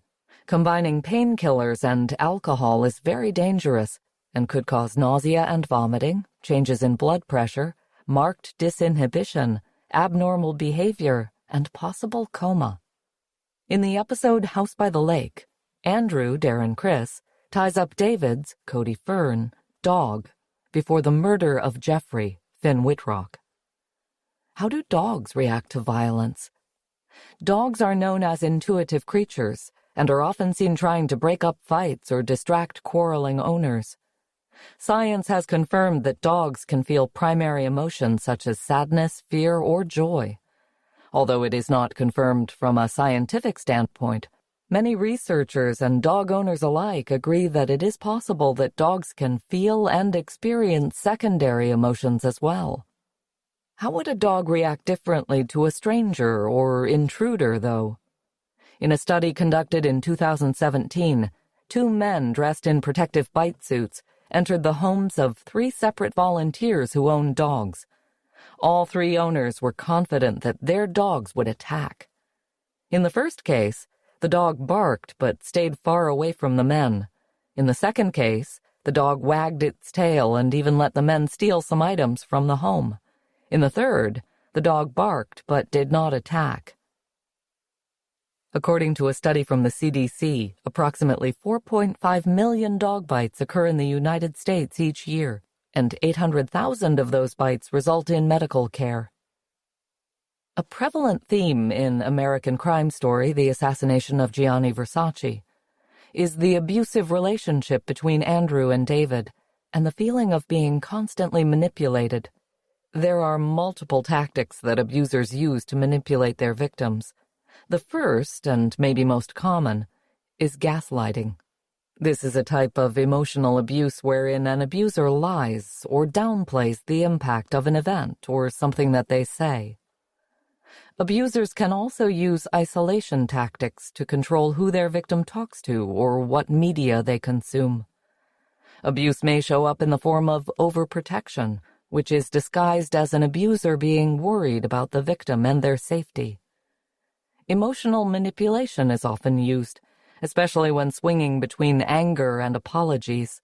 The victim may be made to feel guilty for feeling scared or sad. Threats and physical abuse often occur. On average, more than 1 in 3 women and 1 in 4 men in the U.S. will experience rape, physical violence, and/or stalking by an intimate partner. No one chooses to get into an abusive relationship. When I, Kelly, first heard the analogy of a frog in a pot of boiling water, I was in therapy working through the remaining trauma of an abusive relationship from my own past. The story is that if a frog jumped into a pot of boiling water, it would immediately leap out. If a relationship started out as abusive, very few people would choose to stay. But if a frog jumped into a pot of warm water that was slowly brought up to a boil, by the time the water was boiling, it would be too late to jump out. This is like abusive relationships. By the time you realize you're in one, it feels too late to get out. Thankfully, my situation didn't end in tragedy, but it's important to be aware of your options for getting help and being safe. The Federal Bureau of Investigation holds statistics on about 3,000 crisis incidents and shows that only 12% of incidents are hostage situations, while 88% are non-hostage related. Just over 70% of the incidents in homes are unplanned and are often the result of domestic problems. After the murder of Jeffrey, David is basically being held hostage by Andrew. What is the mentality that victims experience during these types of situations? Hostage situations can generally be described in 2 basic ways. One is the traditional situation, in which the hostage taker tries to utilize hostages as leverage to negotiate something else. The other situation, which is becoming more prevalent, occurs when the hostage taker is bent on death and destruction to make a statement and has no other goal in mind. As a situation develops, a potential hostage needs to immediately assess the intruder's intent, negotiation, or murder. Hostage victims may suffer from long-lasting effects of their experience, including impaired memory and concentration, shock and numbness, and social withdrawal. As Cunanan was an out gay man, the series explores homophobia in America in the 1990s. Writer Tom Rob Smith said, "There's a distinction between the victims. When Andrew's life was falling apart, he murdered his closest friend and lover. Once he crossed that line, he then started to kill to pursue ideas. Versace is the culmination of that." It's been suggested that since the first several victims of Cunanan's were gay, law enforcement may not have responded as seriously. Like Jack the Ripper, some victims are unfortunately considered less dead. Chapter 20. Henry, Portrait of a Serial Killer. Henry Lee Lucas. To prepare for his audition for Henry, Portrait of a Serial Killer, Michael Rooker watched an interview between Barbara Walters and Henry Lee Lucas. Michael comments on this interview. "I thought he was full of shit when I was watching it. He was just saying all sorts of stuff, and you could tell he just got off on that, and I didn't know if I believed even half of what he was saying. But I ended up taking away a little bit of body language and some of his vocal rhythms. That helped a lot, certainly a lot more than any of the books that were being written about psychopaths and sociopaths at the time." Lucas was considered a fabulist and gave many false confessions. What is the science behind this condition? This, like Andrew Cunanan in the last chapter, is related to compulsive lying. Robert Reich, M.D., a New York City psychiatrist and expert in psychopathology, says, "Compulsive lying has no official diagnosis. Instead, intentional dissimulation, not the kind associated with dementia or brain injury, is associated with a range of diagnoses, such as antisocial, borderline, and narcissistic personality disorders. Some experts think that the advent of social media is enabling fabulists and compulsive liars. There are other reasons, though, why someone may confess to a crime they did not commit. There have been over 350 wrongful convictions overturned by DNA evidence, and many of them involved a false confession. Reasons for these false confessions include the real or perceived intimidation of the suspect by law enforcement, a compromised reasoning ability of the suspect, devious interrogation techniques, or fear on the part of the suspect that failure to confess will yield a harsher punishment. At the age of 10, Henry Lee Lucas lost his eye after it got infected from fighting with his brother. Lucas was given access to police records to refresh his memory. What are the ethics behind this practice? As Louis Pasteur said, "In the field of observation, chance favors only the prepared mind." Lucas's confessions, which occurred before the advent of DNA technology, tied him to close to 600 murders. Most of these would prove to be false, according to timeline analysis, but his access to records helped enhance his credibility. His confessions helped give false closure to numerous families of murder victims. Lucas's story is a testament to the disaster that can follow when police seek easy answers, in this case, taking the claims of a con man as a quick way out of stalled detective work. Journalists began to uncover the unrealistic timelines before law enforcement did. This is reiterated by private investigator Stephen Mason. A well-developed timeline provides clarity to a complex case, and it should be used as a reference to understand important relationships. By studying a timeline, both the investigator and defense counsel can find gaps in the investigation, document the movements of witnesses and victims, exploit inconsistencies, develop alibis, and evaluate the plausibility of the opposing counsel's case. According to experts, trauma, lack of sleep, and highly manipulative interrogation techniques are a few factors that can cause the most level-headed people to falsely confess to a crime, even one as heinous as a child's murder. We can't talk about Henry Lee Lucas without mentioning his connection with Otis Toole. He was a drifter and serial killer who was convicted of 6 counts of murder. Like his companion, Henry Lee Lucas, Toole made confessions he then later recanted, which resulted in murder convictions. The discrediting of the case against Lucas for crimes for which Toole had offered corroborating statements created doubts as to whether either was a genuine serial killer or, as Hugh Ainsworth suggested, both were merely compliant interviewees whom police used to clear unsolved murders from the books. An interesting connection between the two is that they both had troubled childhoods, which included being dressed up as girls, subjected to humiliation, and other unpleasantries. Toole was portrayed by Tom Towles in the film, and died in 1996 in prison from cirrhosis.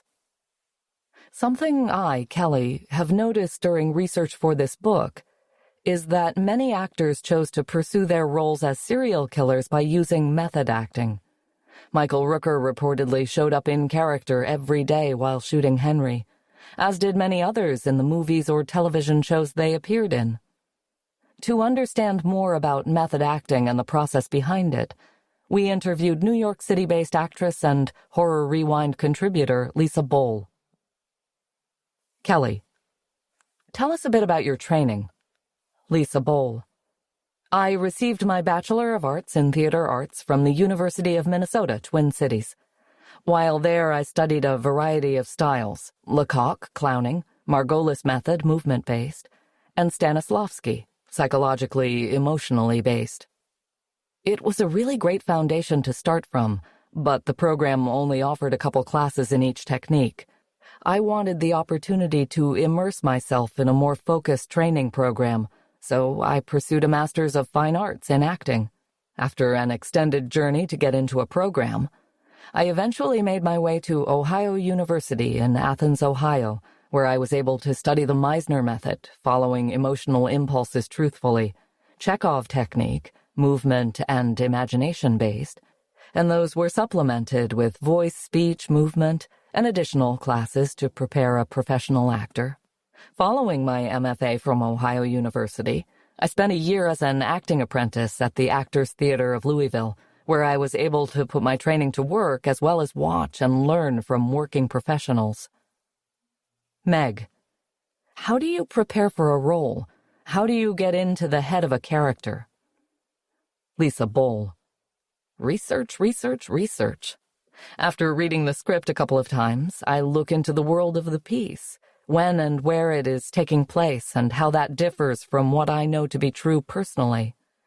If it's set in a place I've never been, I will research that location, look at pictures to help me visualize the world. If it's in a different time period, then I want to be familiar with things like clothing that affects movement and much more. Customs and sensibilities, what women were allowed to do and how were they expected to behave.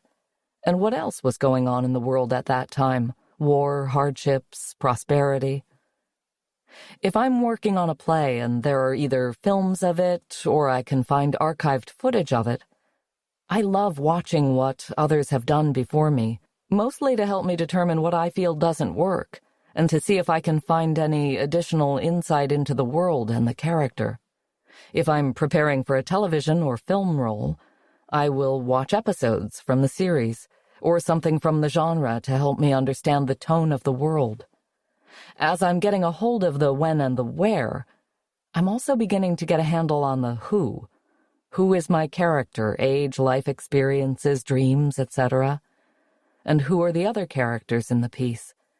I then track how my character interacts with the other characters in the piece, and what my relationships are to each of them and how I feel about them. Which then, of course, leads us to why. Why my character makes the choices they do. It may seem like a lot, but it is definitely a process that becomes routine and second nature. Meg, what are the potential dangers of method acting or getting too close to a character? Lisa Bowl. There are so many potential dangers of method acting.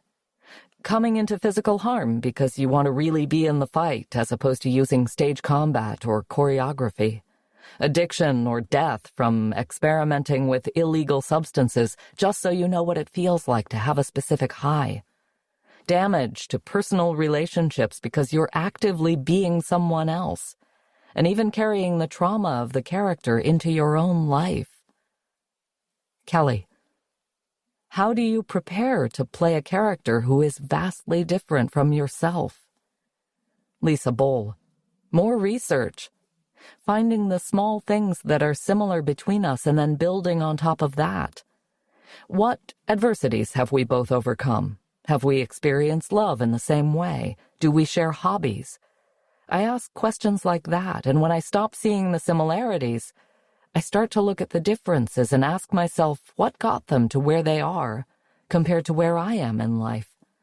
Often lots of imagination comes into play here to fill in those gaps, because it isn't always in the text.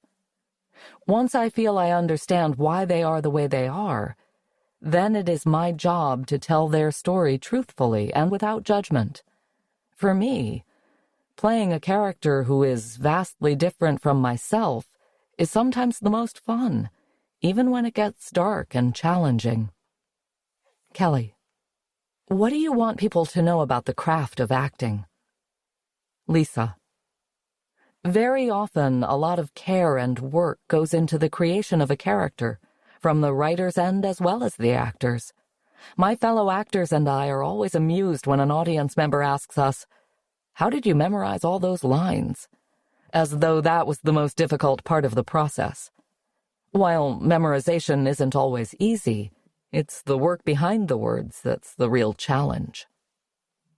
Daniel Day-Lewis, to prepare for his role in the Name of the Father, 1993, lost 30 pounds, spent long periods of time in the on-set jail, refused to sleep for 2 days, and was interrogated for 3 days by actual policemen.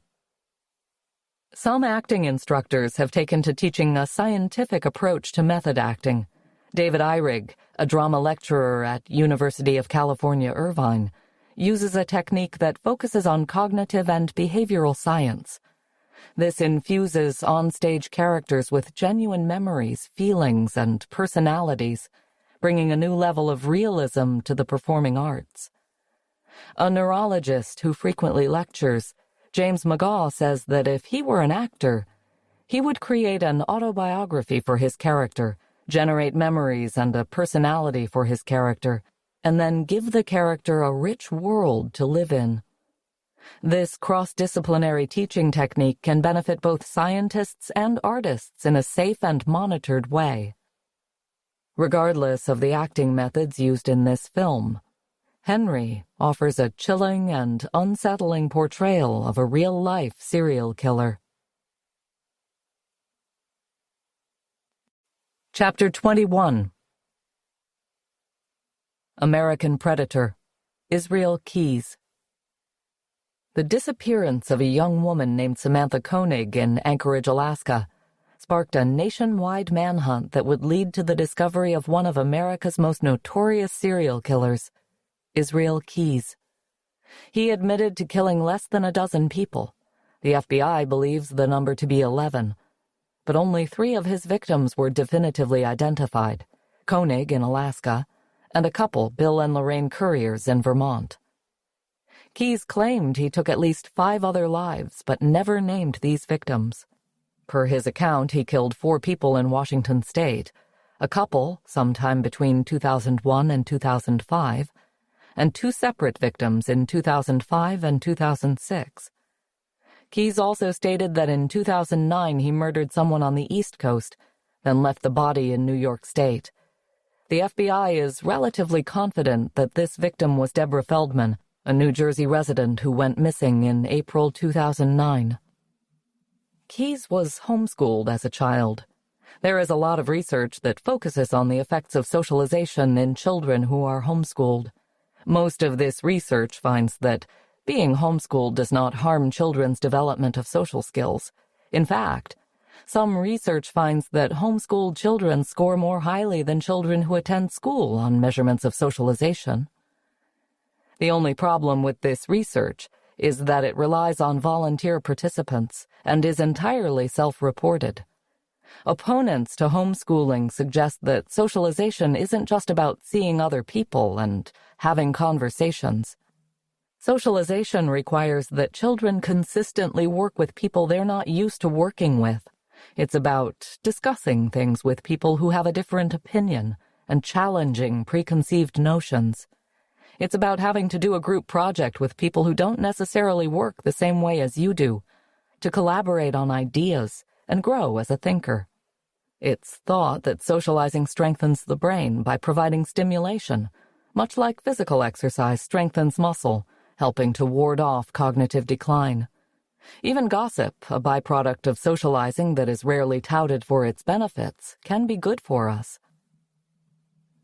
The fundamentalist religious background of his youth could have had a massive effect on Keyes's ideologies. The domain of ideology is of unique interest because it is hypothesized to contain elements of both facts and preferences. Being inundated with a racist, anti-Semitic, and white supremacist interpretation of Christianity most likely affected Keyes's view of the world and those around him. Keyes set fires at some of his crime scenes. Arson can be motivated by a desire to destroy, but can also be an irresistible compulsion. Fire setting is recognized as a form of mental illness and usually stems from another deep-seated pathology. Research shows that fire setters are significantly more likely to have been registered with psychiatric services compared with other criminal offenders. Between 10 to 50% of patients who are admitted to medium-security forensic mental health services have a record of deliberate fire setting. Fire setting in adolescence and early adulthood predicts schizophrenia in later life. Fire setting behavior is associated with animal cruelty in juveniles. the other statistically significant risk factors being male gender and the victim of sexual abuse. The ethical question becomes, is it okay to punish people for a medical condition? Because arson fires can be somewhat difficult to determine or detect, the actual number of arson fires tend to be underreported. Some fire officials estimate that as many as 50% of all fires may be intentionally set.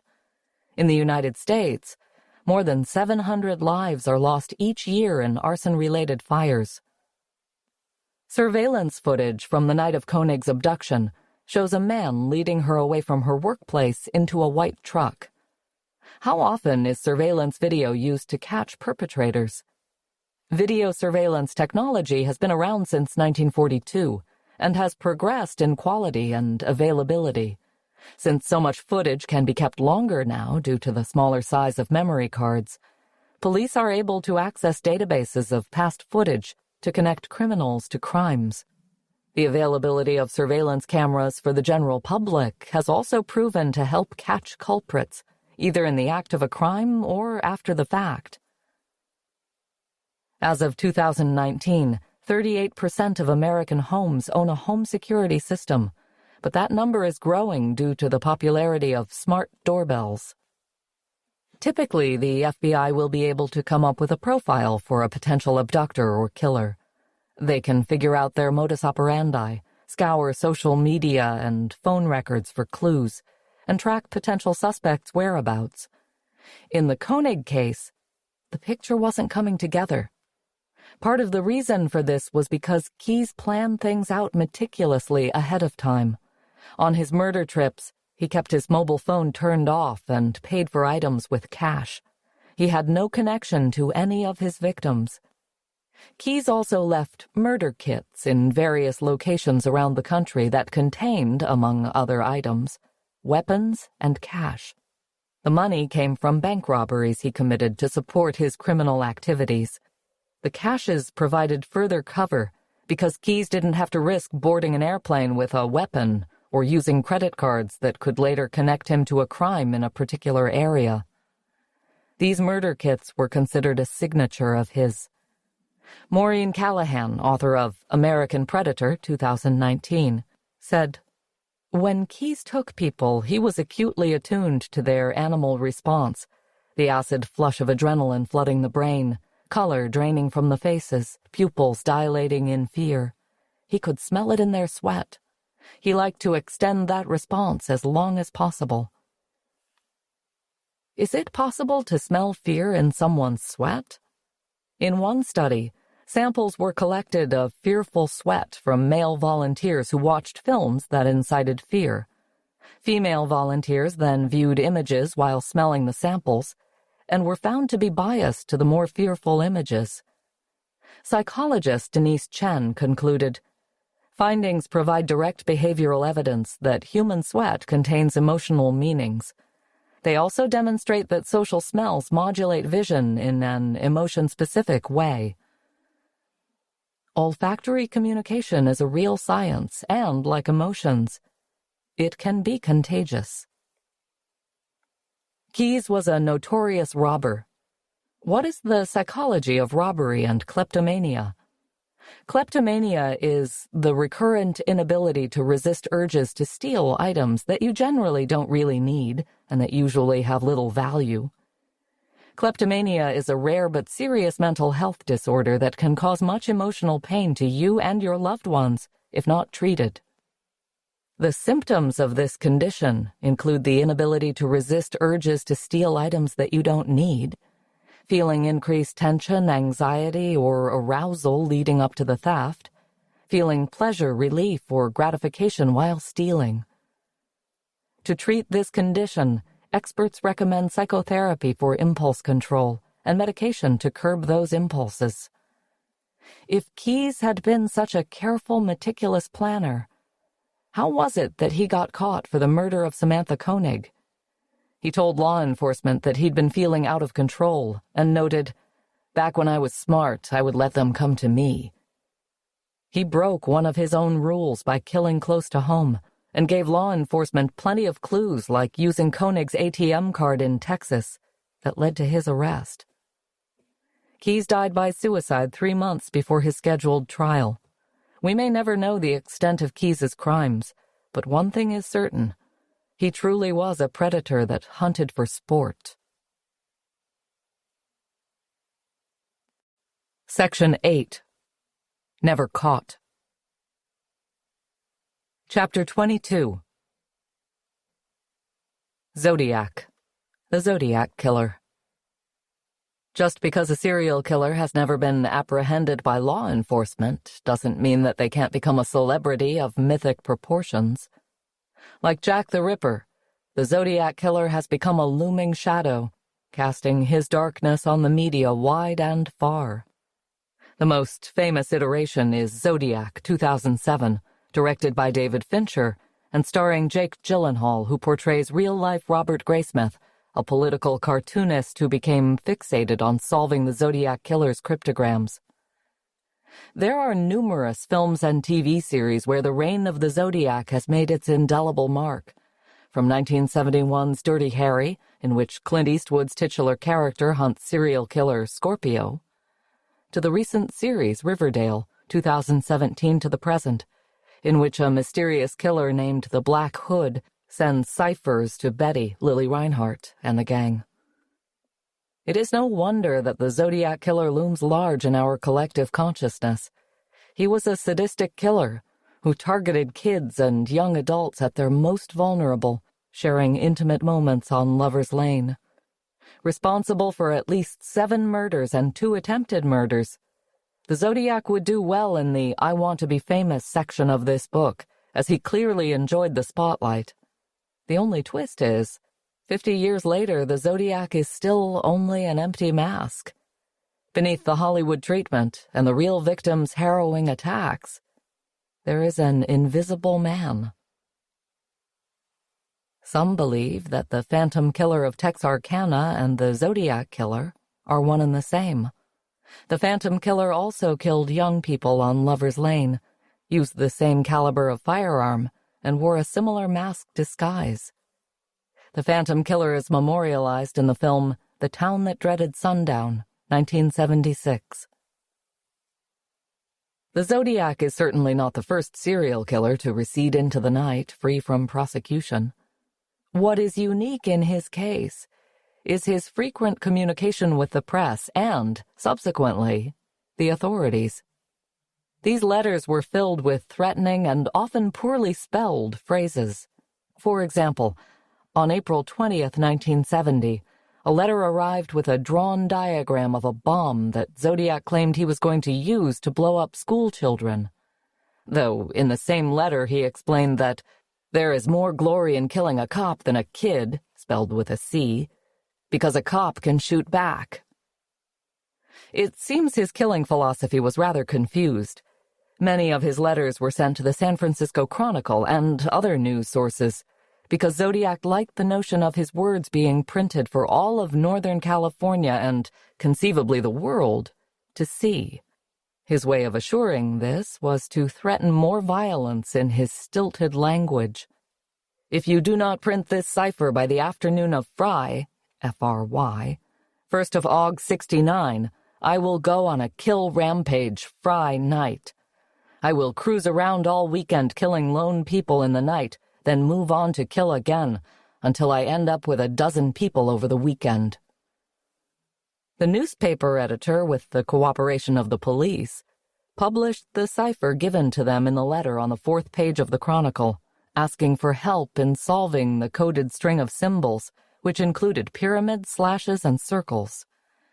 They took the threat seriously, as the sender had taken responsibility for the shooting deaths of teenagers Betty Lou Jensen and David Faraday on Lake Herman Road in December of 1968, as well as the murder of 22-year-old Darlene Ferrin and the attempted slaying of Michael Mageau on July 4, 1969, at Blue Rock Springs Park in Vallejo.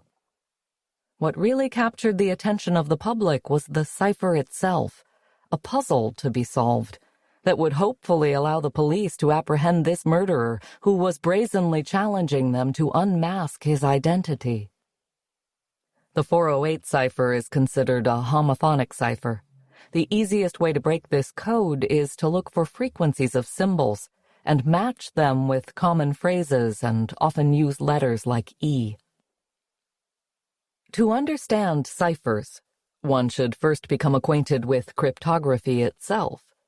The true science and practice of cryptography is rooted in communication that can be used to prevent third parties, or adversaries, from deciphering the meaning. Even before modern technology, there were many kinds of ciphers used to obfuscate important messages. The Caesar cipher, named for Julius Caesar, was used by the emperor in his military letters. It is a rather simplistic cipher, where the placement of a letter is shifted. Specifically, Emperor Caesar shifted A 4 spots to D, effectively shifting the entire alphabet 4 letters. Therefore, B would be E, C would be F, etc. This use of the cipher was corroborated by Roman historian Suetonius. If Caesar had anything confidential to say, he wrote it in cipher, that is, by so changing the order of the letters of the alphabet that not a word could be made out. Edgar Allan Poe wrote a winning short story about cryptography in 1843. He earned a $100 prize, the most he ever won, for The Gold Bug, about men deciphering a cipher to figure out their way to a buried treasure. At the time of its publication, cryptography and secret writing was of avid interest to Victorians. Author Simon Singh explains why ciphers and secret messages could prove useful in the rather prudish era. As people became comfortable with encipherment, they began to express their cryptographic skills in a variety of ways. For example, young lovers in Victorian England were often forbidden from publicly expressing their affection, and could not even communicate by letter in case their parents intercepted and read the contents.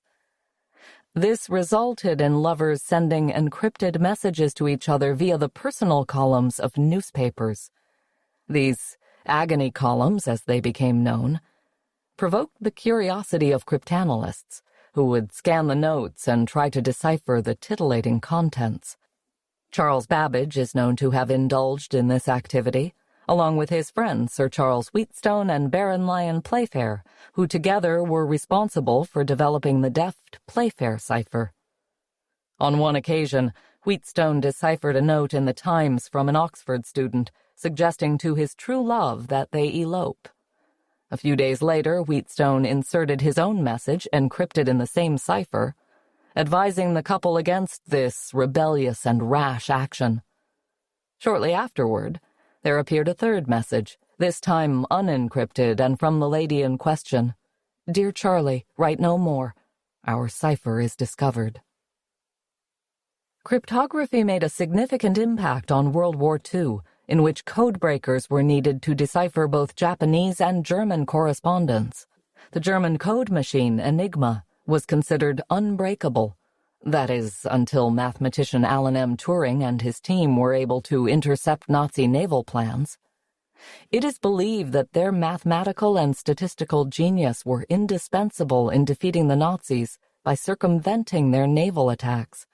Turing's story came to the big screen in 2014's The Imitation Game, starring Benedict Cumberbatch as the mathematician. No one knows how the Zodiac Killer came to be interested in ciphers, perhaps from these examples in history or as a passing hobby. The first of the Zodiac's 4 ciphers was sent in 3 parts to 3 separate newspapers. Decades later, it is the only one that has been fully solved. Considered to be the simplest, it took a North Salinas, California couple only a week to decipher. Donald Hardin, a schoolteacher, and his wife Betty were intrigued by the puzzle.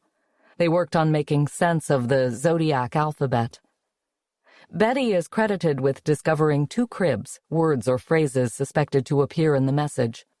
Cribs are powerful cryptanalytic tools because once a location or locations can be determined for them, several substitutions can be identified, which can accelerate the unraveling process. Inspired by the killer's obvious craving for attention, Betty guessed that the message would begin with the word I. She also believed the word kill or killing, or even the phrase, "I like killing," would appear somewhere in the message. Her guesses turned out to be correct.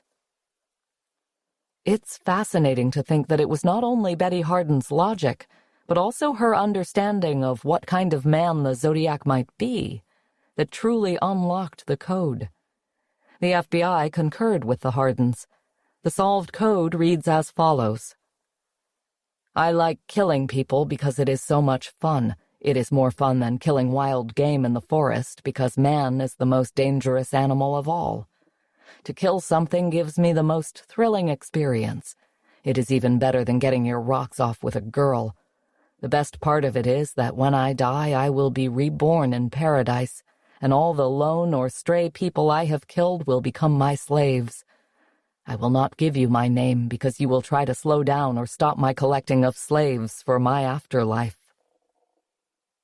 The particular phrase, man is the most dangerous game of all, piqued interest, as it seemed to refer to the 1932 film The Most Dangerous Game, in which a Russian count, Leslie Banks, hunts unsuspecting humans on his secluded island, including Eve Trowbridge, played by the star of King Kong 1933, Fay Wray. This film reference, or perhaps the 1924 short story it was based on, could be considered a clue as to who the Zodiac was. Was he a movie buff who frequented theaters? Had he been old enough to see the film when it was originally released? Did he see killing as sport? There was also a string of 18 letters at the end of the cipher that was never solved. Some have speculated that these scrambled letters may be the Zodiac's name, made with a different kind of more challenging code. The Zodiac sent his 3 remaining ciphers over the next year. They did not use the same simplistic alphabet swap style as the first, leaving people confused by how to solve them. Even modern code-breaking software struggled to determine the cipher. In a coincidental twist of fate, less than a week after finishing the first draft of this chapter, the world awoke to news about the Zodiac. After 51 years, the second cipher had been solved. It reads as follows. I hope you are having lots of fun in trying to catch me. That wasn't me on the TV show, which brings up a point about me.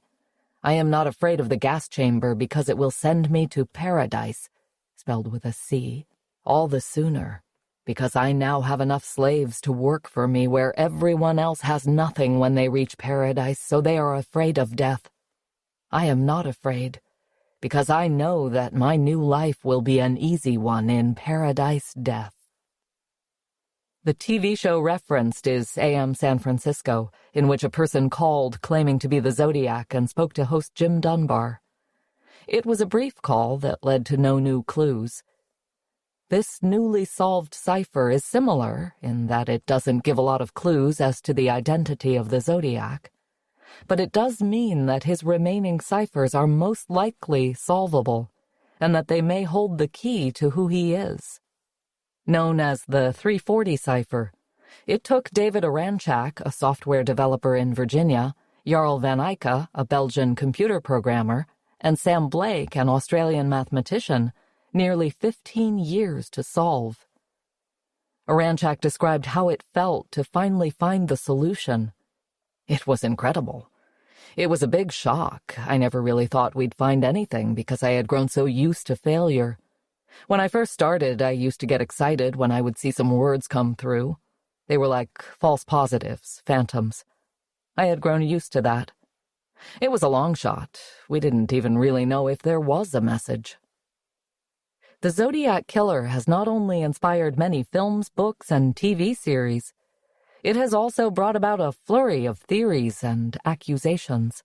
Some believe the Unabomber Ted Kaczynski could have been responsible, as he lived in Northern California at the time of the killings and had a similar interest in cryptography. After an FBI investigation in 1996, authorities were satisfied that he was not the Zodiac. The Unabomber's ciphers were numeric in origin. Kaczynski, a former math professor, left a key to them in his journal. Even with the key, it took the FBI 10 years to crack them. In 2002, Randy Kenny from upstate New York went to the San Francisco police with a fascinating tale. He admitted that his best friend, Louis Myers, confessed that he was the Zodiac killer. Myers asked Kenny not to reveal this until after his death. There have been many false confessions, especially for such a media-fueled case. But there seems to be some evidence that Myers could be the killer. Myers went to high school with the first two victims and worked at the same restaurant with another. He was also stationed overseas with the military during the same years that the Zodiac was inactive.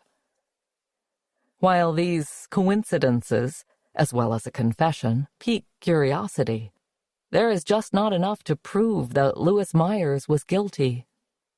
There have even been recent rumblings that Donald Hardin, the man who solved the first cipher with his wife, could be a likely candidate. There is hope with the genealogical DNA advancements that were used to catch the Golden State Killer, Joseph DeAngelo, in 2018, that the Zodiac will not always be a killer hiding behind strings of code. 7 young people lost their lives because of the Zodiac killer. It's easy to be intrigued by his strange letters and perhaps even admirable ciphers, but we can't fail to recognize his legacy of death and suffering. Chapter 23. Wind River, the Highway of Tears. Serial killers are as real as any natural disaster that gorges itself on destruction, ripping apart everything you have ever loved. What's worse is that while there are serial killers with notorious names, there are just as many without. Like the servant girl annihilator of Austin, Texas, who murdered 8 women in the mid-1880s. As his moniker suggests, he killed women of the servant class, most of them black. They had all been asleep in their beds. This faceless monster disappeared into the fabric of America, just like the freeway phantom of 1970s Washington, D.C., who killed at least 6 black teens and women before vanishing. The freeway phantom left a note in the pocket of murder victim Brenda Woodard's jeans. It dared the police to catch me if you can. Because DNA evidence was lost in this case, the phantom may never be caught. One ephemeral killer, or a few as some insist, has situated himself on the Yellowhead 16 highway in northern British Columbia. This rural stretch is characterized by poverty. With no public transportation until recently, many had to hitchhike on the heavily forested road, the perfect scenario for a serial killer in their midst. The exact number of women who have disappeared or been murdered along Highway 16 is disputed. The Royal Canadian Mounted Police acknowledges 18 murders and disappearances in its list of Highway of Tears cases, dating from 1969 to 2006. The RCMP also include women who have disappeared from Highways 97 and 5 in British Columbia. 10 of these 18 victims are Indigenous women and girls. However, Indigenous groups argue that this number is misleading because it reflects only the disappearances and murders that have happened in the specific geographic areas around these highways, and that the real number in northern British Columbia exceeds 40. According to Human Rights Watch, an international non-governmental organization that conducts research and advocacy on human rights, British Columbia has the highest rate of unsolved murders of Indigenous women and girls in Canada. These numbers are startling, and many worry that these murders are going to remain unsolved because the victims are Indigenous. In fact, studies prove that Indigenous people across Canada are the victims of crime more often than non-Indigenous groups. In 2014, 28% of Indigenous people aged 15 and above reported being victimized in the previous 12 months, compared to 18% of non-Indigenous Canadians. Dubbed the Highway of Tears, these murders and disappearances weigh heavy on the souls of those living in northern British Columbia. If you flip through the pictures of the victims lost on the highway, it comes into poignant focus that these were once vibrant young women with their lives ahead of them. To think how they were plucked away from their families is a reality more harrowing than any horror movie. Some have never been found, while others were found too late, like 12-year-old Monica Jack, who was missing from 1978 to 1995, when her remains were discovered. Filmmaker Taylor Sheridan was called to action by the murders on the Highway of Tears, as well as the unsolved murders of Indigenous women in the U.S. He based his 2017 film Wind River, starring Jeremy Renner, Elizabeth Olsen, and Graham Greene, on the stark reality of violence toward women both on and off reservations. At the end of the film, before the credits roll, Sheridan reminds viewers that missing person statistics are kept for every demographic in the U.S., except for Native American women. A chilling truth. There is also an award-winning documentary called The Highway of Tears 2015, narrated by actor Nathan Fillion, which focuses on the victims as well as the generational poverty of the area. It wasn't until 2002 when a hiker, and notably a white woman, Nicole Hoare, went missing on the highway that national media reported on the Highway of Tears. A bright light in the tragedy of the Highway of Tears is the formation of a task force in 2005 to find